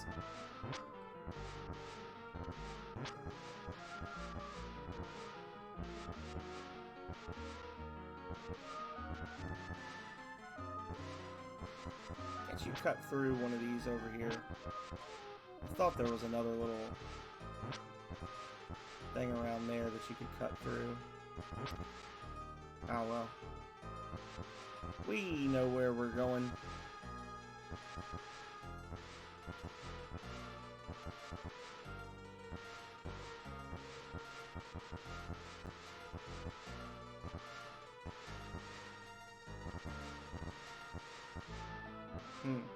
The Marble 3 no longer works, but I want it.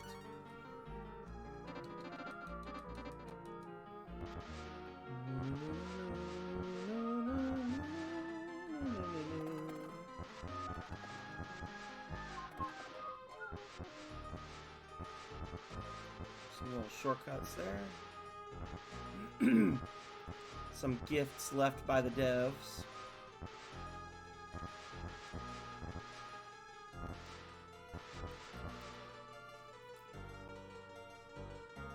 And then back to the tower we go. But this time will be different.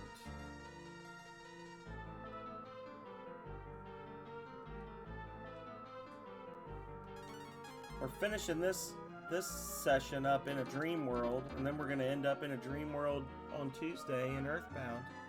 Pretty interesting. Pretty interesting. Alright, so now we got to do this mess again. That's the gap I missed before. I should have been paying attention to the map when I was walking.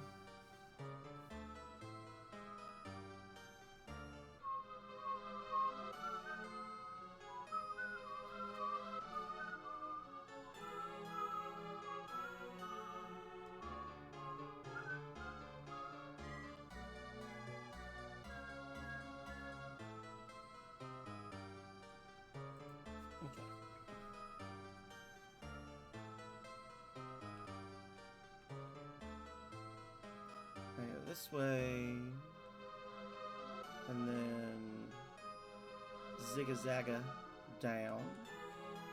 I feel like the marbles don't last as long in the dream world. Maybe it's just because you do so much walking in this area. So we hit here, here, here, and there.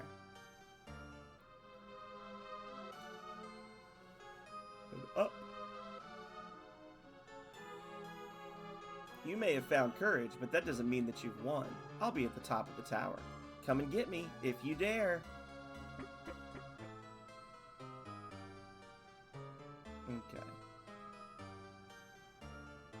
So that's where we want to go, is to the right over there. But to get there, we gotta go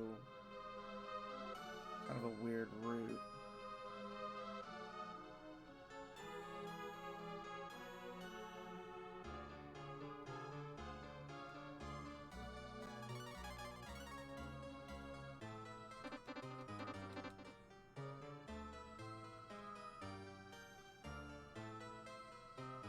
Haiku Champ says what? Not being a Haiku Champ, I wouldn't know.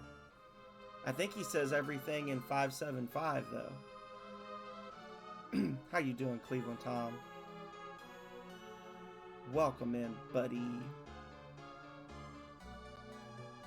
Is this D-Way?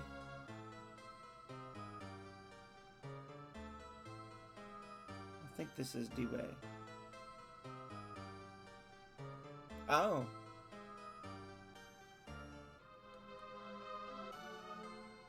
I guess they'll just let anybody can be a haiku champ if they dig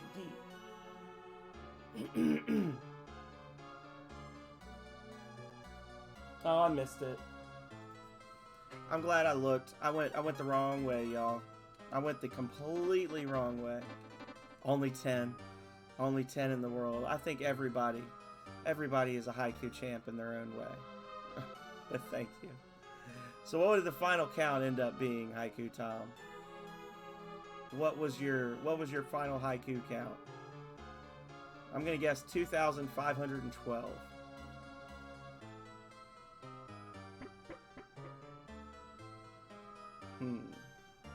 So that's our next staircase. But we're gonna very quickly lose. Oh, I was close.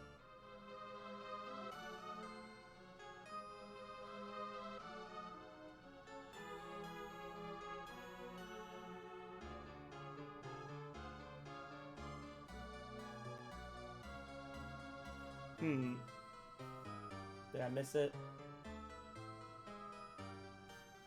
I did. I missed it by one block.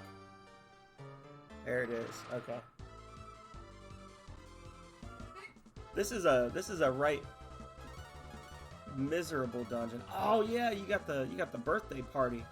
Happy birthday to Cleve Jr. Welcome back, Quex.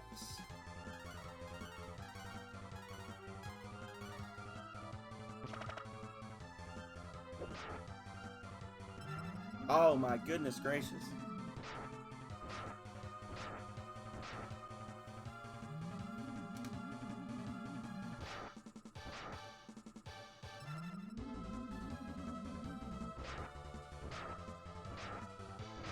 These enemies are freaking brutal.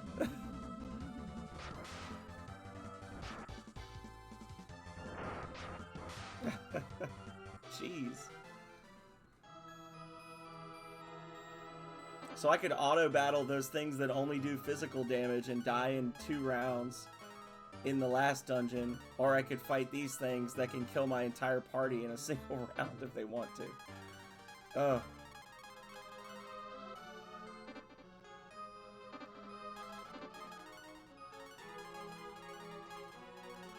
That's just a function of the magic in this game being wildly unbalanced.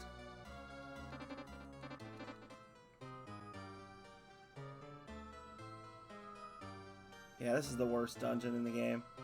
It's such a bad dungeon that they felt the need to bring it back in Breath of Fire 2. Same concept. So mean. Fighting in the dream world is not the same as it is in the real world.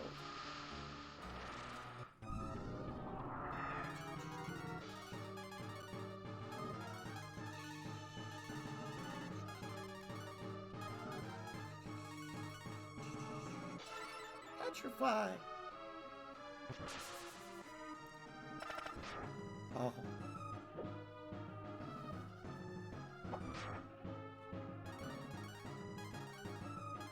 I'm gonna Thunder Dragon. I'm gonna attack up. And I'm gonna Rage. Or Flame Rapier. And we'll let Karn just keep doing his thing with his crits. Power up!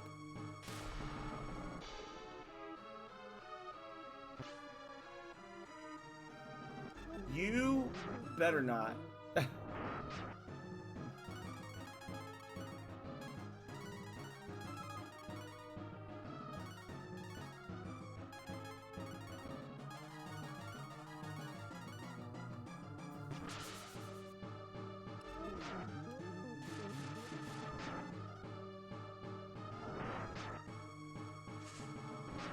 Alright, 760 damage that round. Not bad.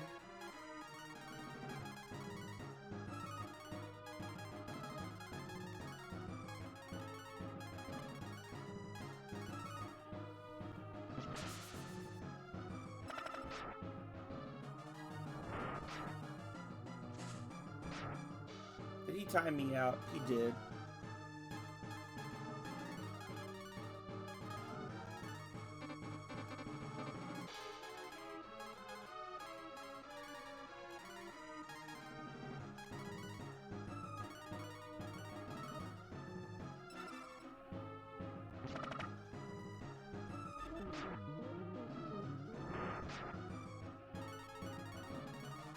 It's like none of his stuff actually does damage. He's just got a bunch of paralysis and poison and instant death.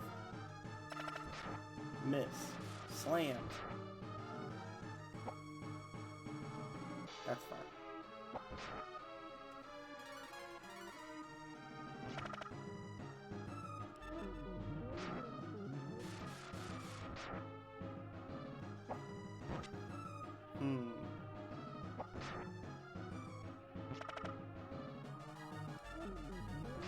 I don't want to jinx myself. I'm not sure if the dragon can actually be insta-killed or not. He might be immune to it in dragon form. I don't know. I guess we'll find out if I actually get shocked.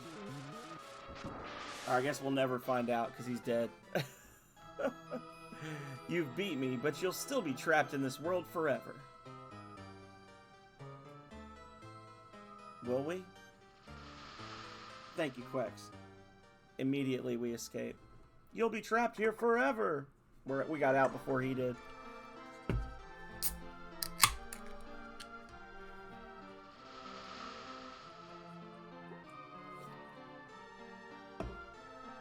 Mogu, look! What's the matter? Oh, look who's here. Thank you for saving my grandson. I'm so happy to see all of you. Mogu, I was so worried about you. I had a dream, and you were in it. In fact, it didn't seem like a dream at all. My mind, my courage, it was real. Could I join your party again? Thank you all. Mogu joins the party.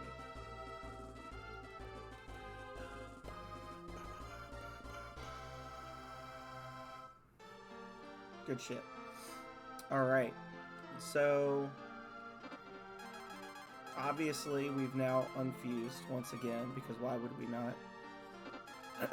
So we're gonna pop him back in, and we're gonna put Mogu in, because we're gonna use him for some stuff.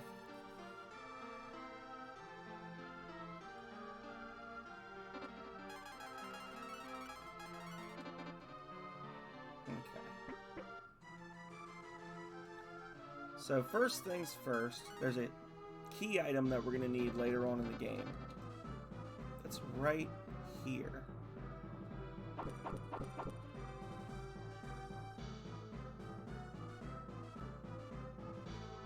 Okay.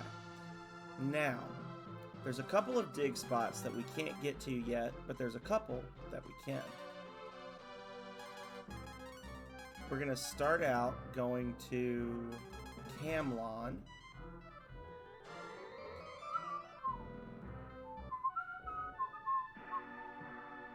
Yeah. Truth. Truth.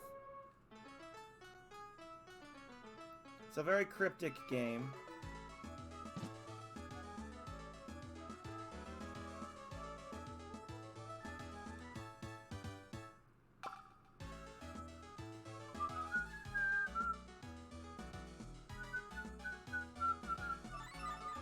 I can't remember if you can get anything from underneath these pots.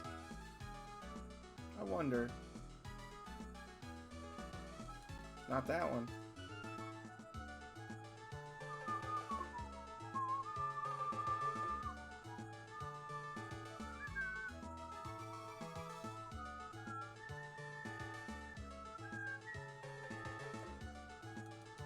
Nope.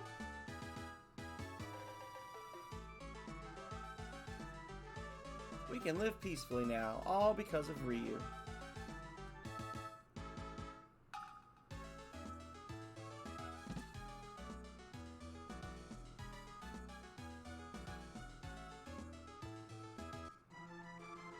Alright. So, Mogu's thing is he can dig. Mogu can dig. He has one spell called Dig, where we immediately escape from a battle. If it's possible to escape, it's a guaranteed escape. Where he digs holes under the party and we all just tunnel away. But he can also dig in these little dragon symbols on the ground to find all sorts of buried treasure. And other fun stuff. Such as fusions. So, first things first, We're gonna revert. We're gonna put Karn in front. Who are you? Karn? Let me teach you this spell. Do. And that's Doof. We have unlocked Doof.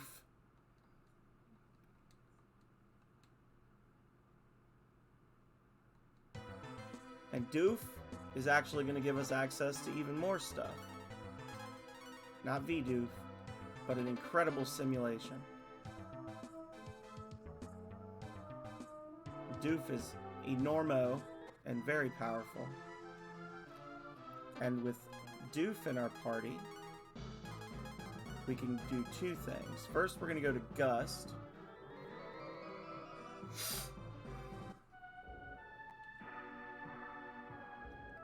Warriors, our fate is in your hands. So, Doof has the ability to push the big stacks of boxes with the metal frames on them that you see sometimes. This one has the Earth Robe under it.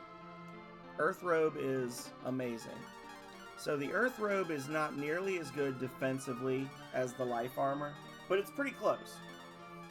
But the important thing about the Earth Robe is that the Earth Robe will actually absorb, we talked about this earlier, the Earth Robe absorbs all incoming magic damage as health for the wearer. And because the final dragon form combines the entire party into one form, the Earth Robe makes your party immune to magic in the last several boss fights when you're fighting against enemies that spam magic spells constantly. Depending on the RNG, it's actually possible to just auto-battle your way through the final boss fight. If she's feeling aggressive with her magic, you can actually just beat the entire thing without ever actually having to heal. I don't know who else can wear the Earth Robe, or if anybody else can wear the Earth Robe. So Mogu can wear it. Why you would put that on Mogu, I couldn't say. I was kind of hoping that Karn could use it, because then Karn would be able to be immune in his form. But it looks like they specifically excluded Karn because of that, because he's got so many hit points. Yeah. So the only characters that can't wear it are Nina and Karn, the two characters that you kind of want to keep alive the most in your party, other than the hero. So that's a calculated thing. But yeah, life armor is worse, or is better than the Earth Robe. And the life armor restores a little bit of health every turn, like every step as you're walking. But for all intents and purposes, in my opinion, the Earth Robe is the best armor, because it makes your party nearly unkillable. You have to really intentionally get killed. And just like the life, I'm pretty sure life armor is only the hero. It wouldn't make sense to go on anybody else, but we'll check. Yeah. So if we know we're fighting a really tough physical boss, and we're not in danger of getting hit with magic, we could switch the life armor back onto the hero. We'll put it down here in the key items, but yeah. We got the Earth Robe. Earth Robe is amazing. We got it. Love it.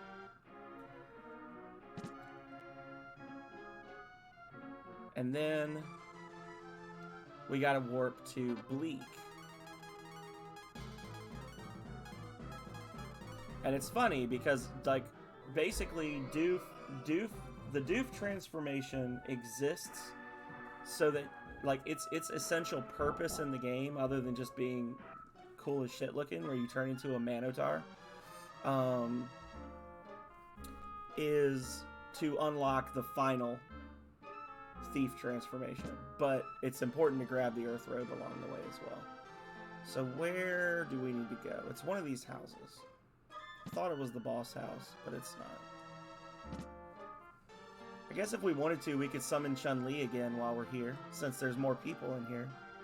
Someone stole the dark key from the dark key. Now it's never dark. We could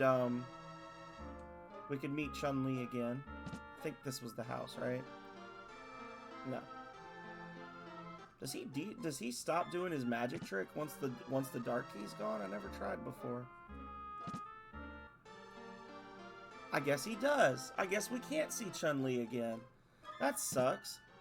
Yeah, the guy that says he'll show you a magic trick for 200 gold, if you tell him yes, and then he says look behind you, say no exactly twice, and then say yes, and you'll see it'll fade to black, and then you'll see Chun-Li in a little room like she's done in this chibi style that the characters all are, and she's doing like her little 100 kicks thing.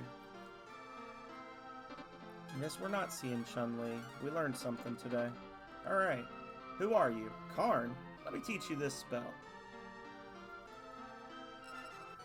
And there's a couple other tall boxes, I think, to push, but those are the two main ones. We'll keep an eye out, but member of my family line, the spell is now yours. So now Karn has Pucka.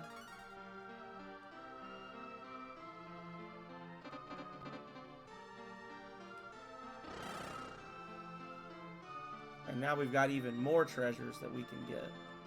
So.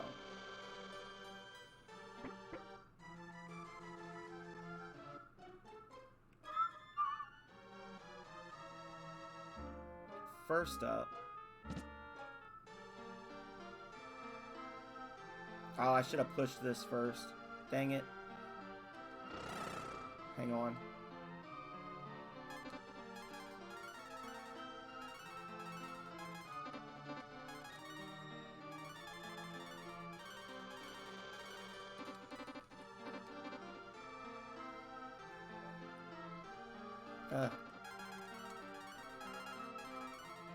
I can't remember what's down here, but if I don't check, it's going to bug me.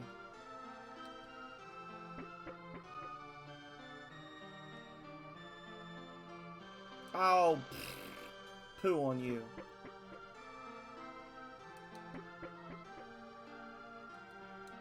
That was dumb of me. There we go. Clear clothes. Okay, yeah, I'm glad I came back. Well, maybe not so much. So these are really, this is like the better armor for this character. However, the angle armor does reflect magic. It reflects magic damage back. Whether that's enough to justify keeping the angled armor, I'm not sure. I'm not gonna sell the clear, because honestly, like, the angle armor is cool. I did just spend 36,000 gold getting it from the flea market, and I was very excited to do so.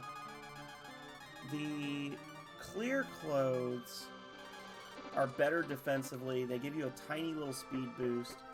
Angle armor lets you reflect magic, but the amount of damage that you're doing is not immense. So, I don't know. I don't know how I feel about that. But for now, we're going to go back into Pucka form.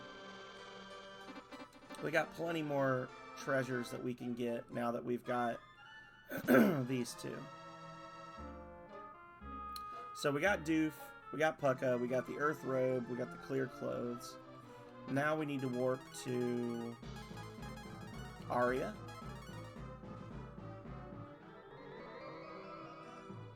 Bloop.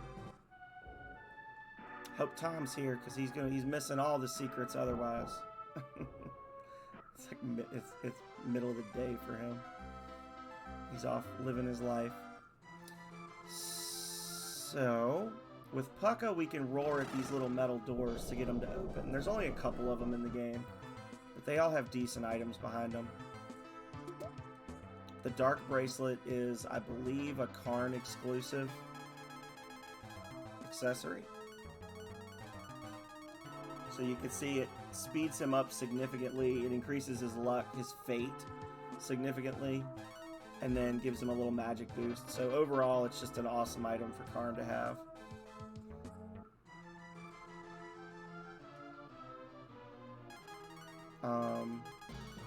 We also want to go to Tantar.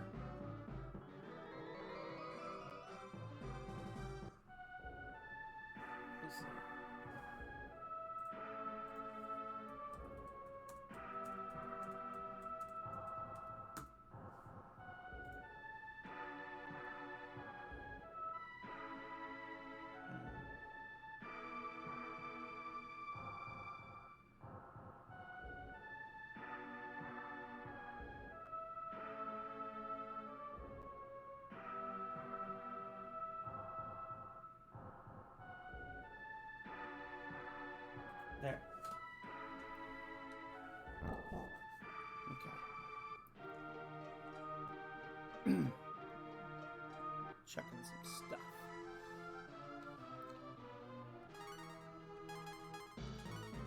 Strange mist surrounds the area. So we're gonna head up here to the top right corner of the world map. And interestingly enough, you can actually also dig just in regular dirt like this. And depending on where you are in the world, you can get different items. And it's like there's a table that affects your chances. I think it's like a number out of 64 chance of getting a specific item in each area. So like there's a 29 out of 64 chance of getting nothing. And then there might be like a 10 out of 64 chance of getting an herb. And then there's like a 5 out of 64 of getting a worm. Like, so you just have to kind of experiment with that. I think you can get moon drops in a couple of spots. I'm not sure. I've never really messed with it enough. I just know that that's how that works. That there's like a RNG table, and it's based on the area of the world map that you're on. Nice.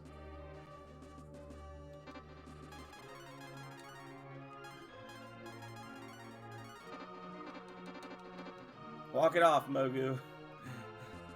Okay, good. Agility potion. And Mogu completely recovers HP and AP. There we go.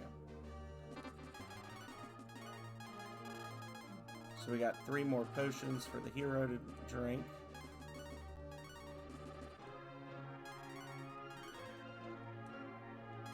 A clog.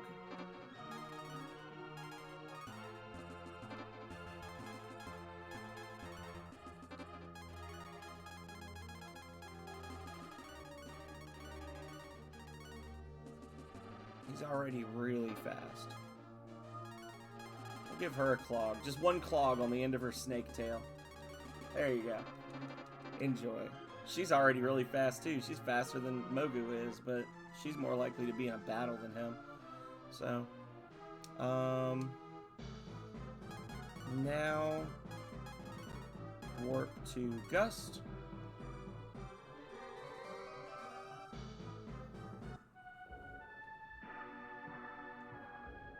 Warriors, our fate is in your hands.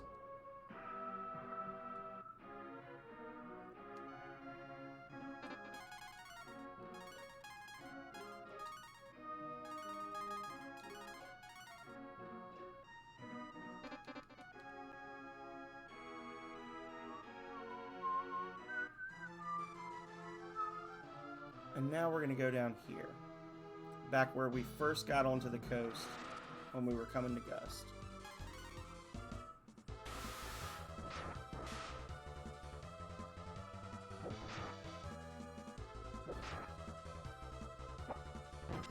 I guess we're going to find out what he can do. You bastard.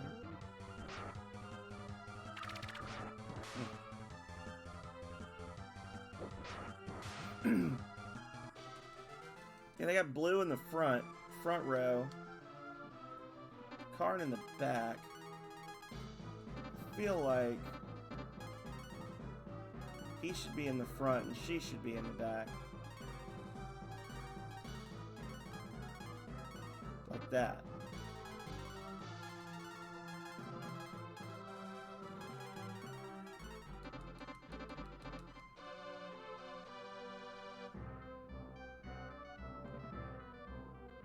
So all the way back here, we've got another one of these doors.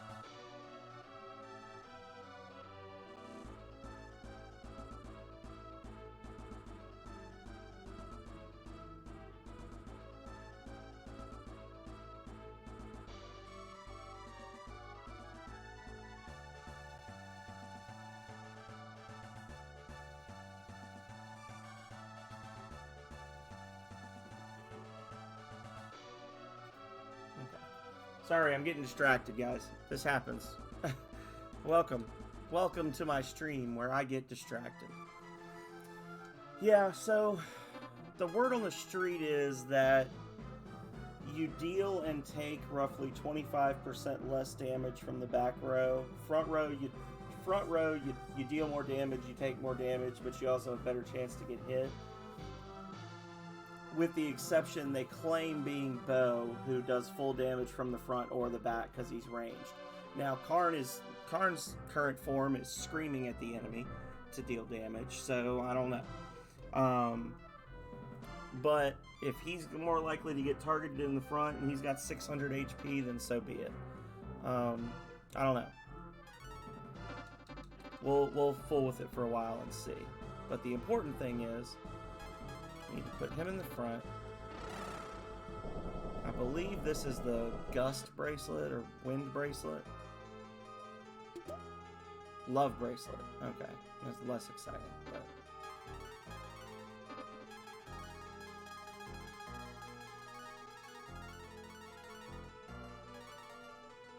I don't know that the love bracelet actually does anything. It might be like a... I know in the other games the love bracelet was a, yeah, the love bracelet had a healing effect. Well,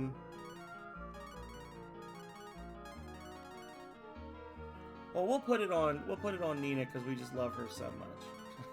No, I don't know what I want to do with it yet. I'll look it up later. Yeah, I was wrong. Oh, damn it. No, I know. I know you were playing.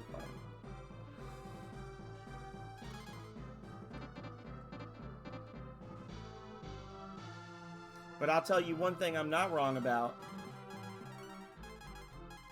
We gotta go to Toonland, and we have to scream at one of the musicians using Pucka to get the best hat in the game for Nina.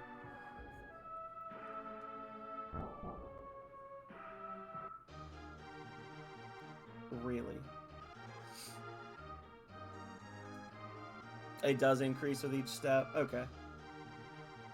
I knew that's what it did in the other ones, so I figured it would be consistent, but you never know. So one of these houses has Nina as an adult, which is always fun.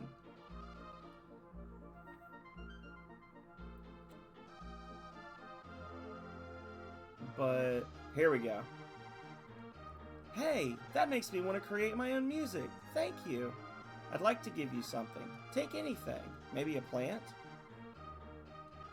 So this girl, if you talk to her with anyone other than Pucka in the lead, she says that she's lost her muse and she needs inspiration or something like that. But if you specifically talk to her with Pucka in the lead, then she says this thing about being inspired, and if you check this middle plant, you get the love hat, which is the best hat in the game for Nina. It can only be equipped by Nina. And interestingly enough, even though it can only be equipped by Nina, there's actually 2 of them in the game. See? No one else can wear it. Yep. 36. Slows her down. But another 36-point boost to her defense. With the clear clothes, she gets up to 273.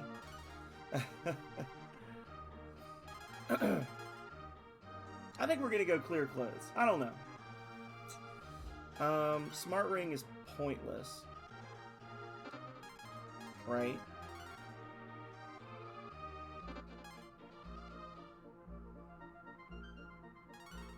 I don't know.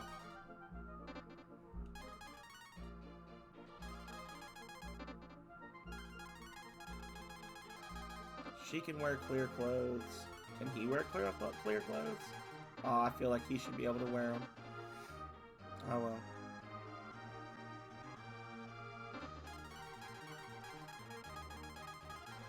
There we go. Echo hat. Woo!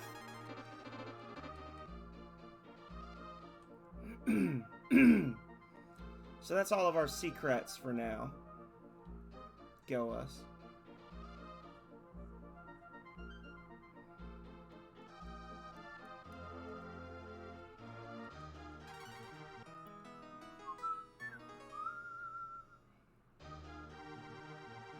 Please visit us again.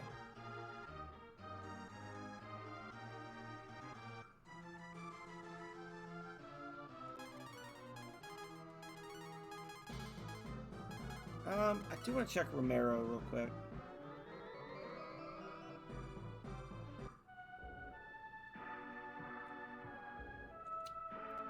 Just check one thing in Romero.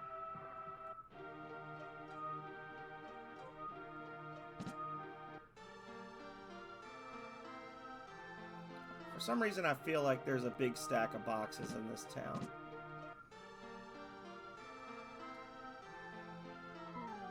I don't think it's down here, but... Oh, no, but we do have this guy.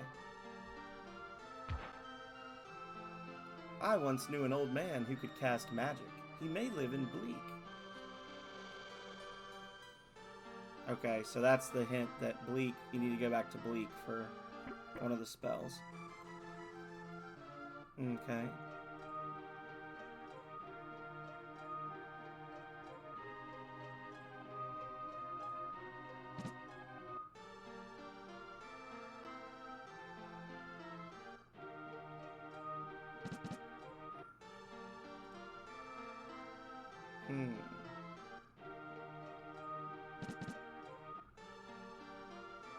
Nope. Okay. We're good.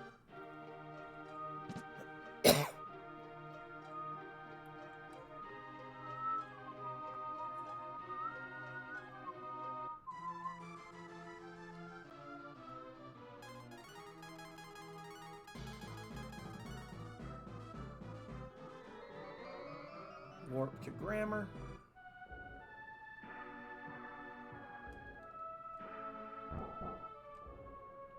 It doesn't matter. I was going to save, but I'm like, you know, it doesn't matter. We're using marbles because this next area, they've got variation of the flea enemy that can cast shock to instantly kill a party member. And they attack in packs. So we're not even going to risk it. We're just going to marble straight through. It's not a big cave. It's just an extremely dangerous one.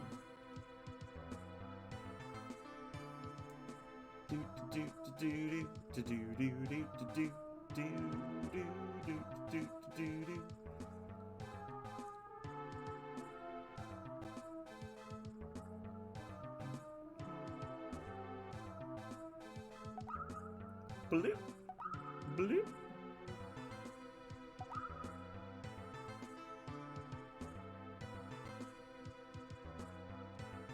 Exactly the number of steps you need to get through the cave.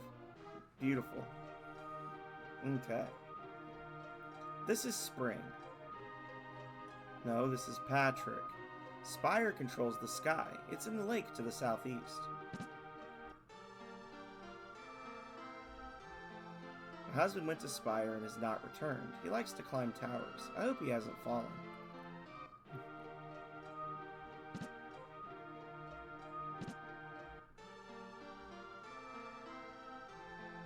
I heard that a dark dragon henchman can control people through dreams.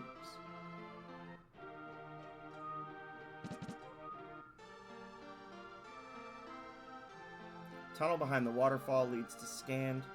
Never had snow before. It was exciting at first.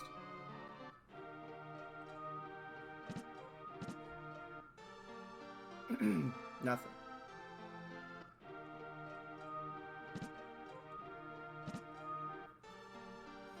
Nothing. Kind of figured.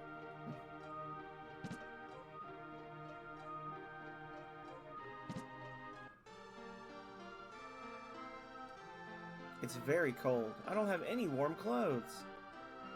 We were proud of our great waterfall, but now it's frozen. When I was young, I was told that Spire controls the climate. AKA Sky Tower from Breath of Fire 2.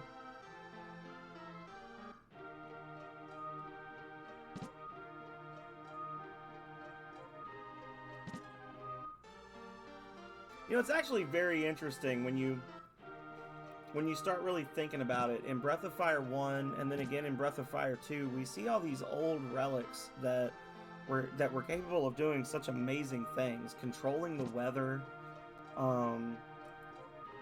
flying cities, machines that could power a town, like could power a super weapon using the life force of a person, like all this crazy stuff. And it really makes you think, what if Capcom was to come back and do another Breath of Fire game and have it be set in the first Dragon War? Like, instead of just continuously going forward and it being like fantasy, have it be more techie. Not like Final Fantasy, like the more modern Final Fantasies, not quite like that level, but to actually see a world where they have the flying cities and all that stuff, and they've built this world using the goddess keys. And then you get to grapple with the idea of like the legendary hero and his friends are trying to stop the goddess, because even though her powers have made this amazing world for everyone, the dragons are so busy fighting over control of her relics that they're going to destroy everything. So it kind of like twists it, and instead of making it out like she's this horrible person, it's just the dragons are naturally greedy, power-hungry people, right? Like,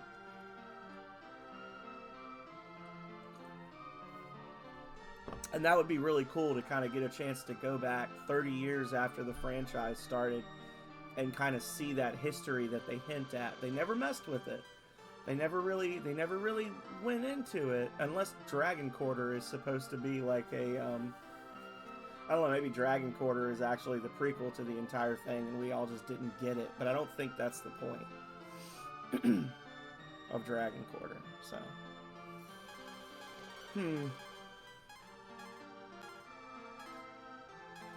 Spine clothes. Well, he's not wearing them. Gaia mask, quartz armor.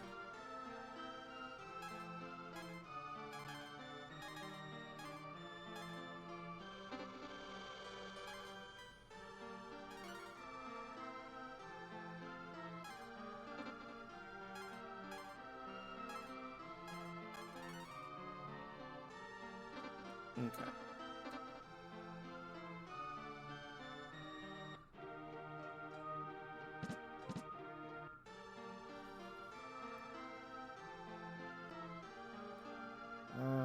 Five marble ones, 14 marble threes to cap our stacks. They don't sell neither of them, so it don't matter.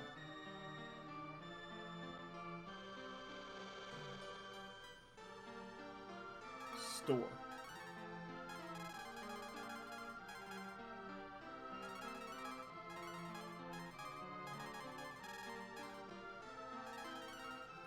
We don't need that stuff right now.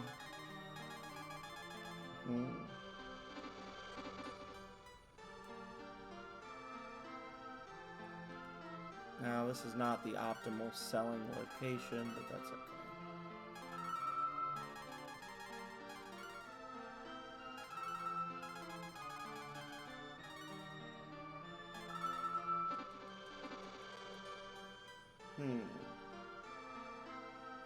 We're coming up on the 6-hour mark, and I don't know. I'm torn because I don't want to go too long,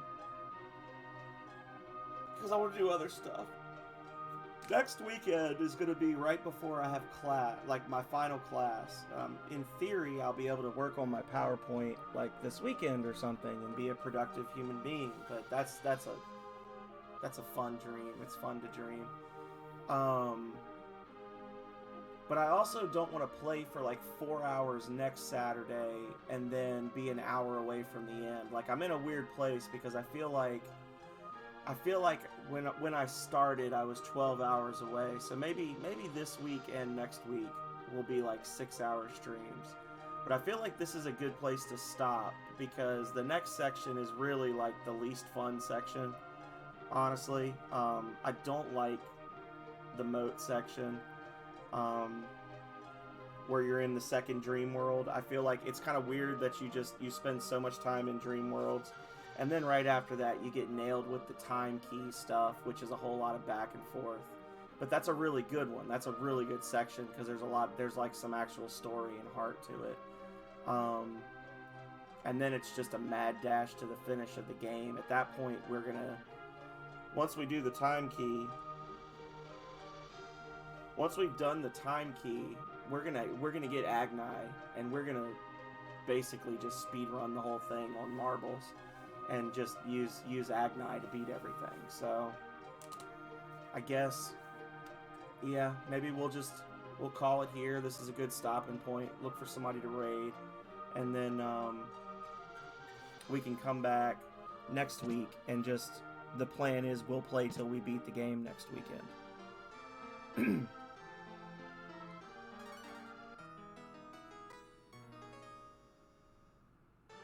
And we have D&D on Sunday next week. So, okay. Is there a clog in here? Do you have a clog I can steal?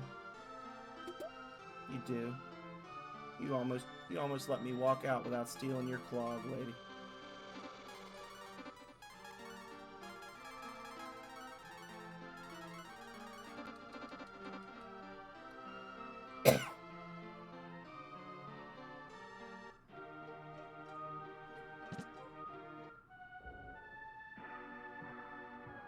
And this is where I said we would stop a few hours ago. I said we were going to play till we got to grammar.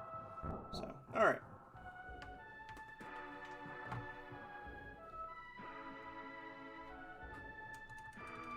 Got that nervous thing. You got to save twice just to make sure it takes, right? Alright. Journey's been recorded. Good luck. Alright.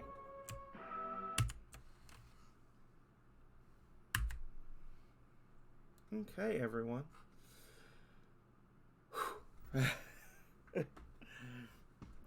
Let's see who we got to raid.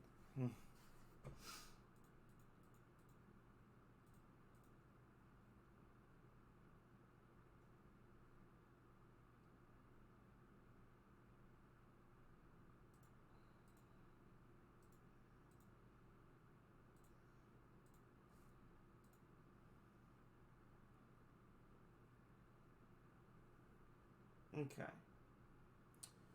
Well,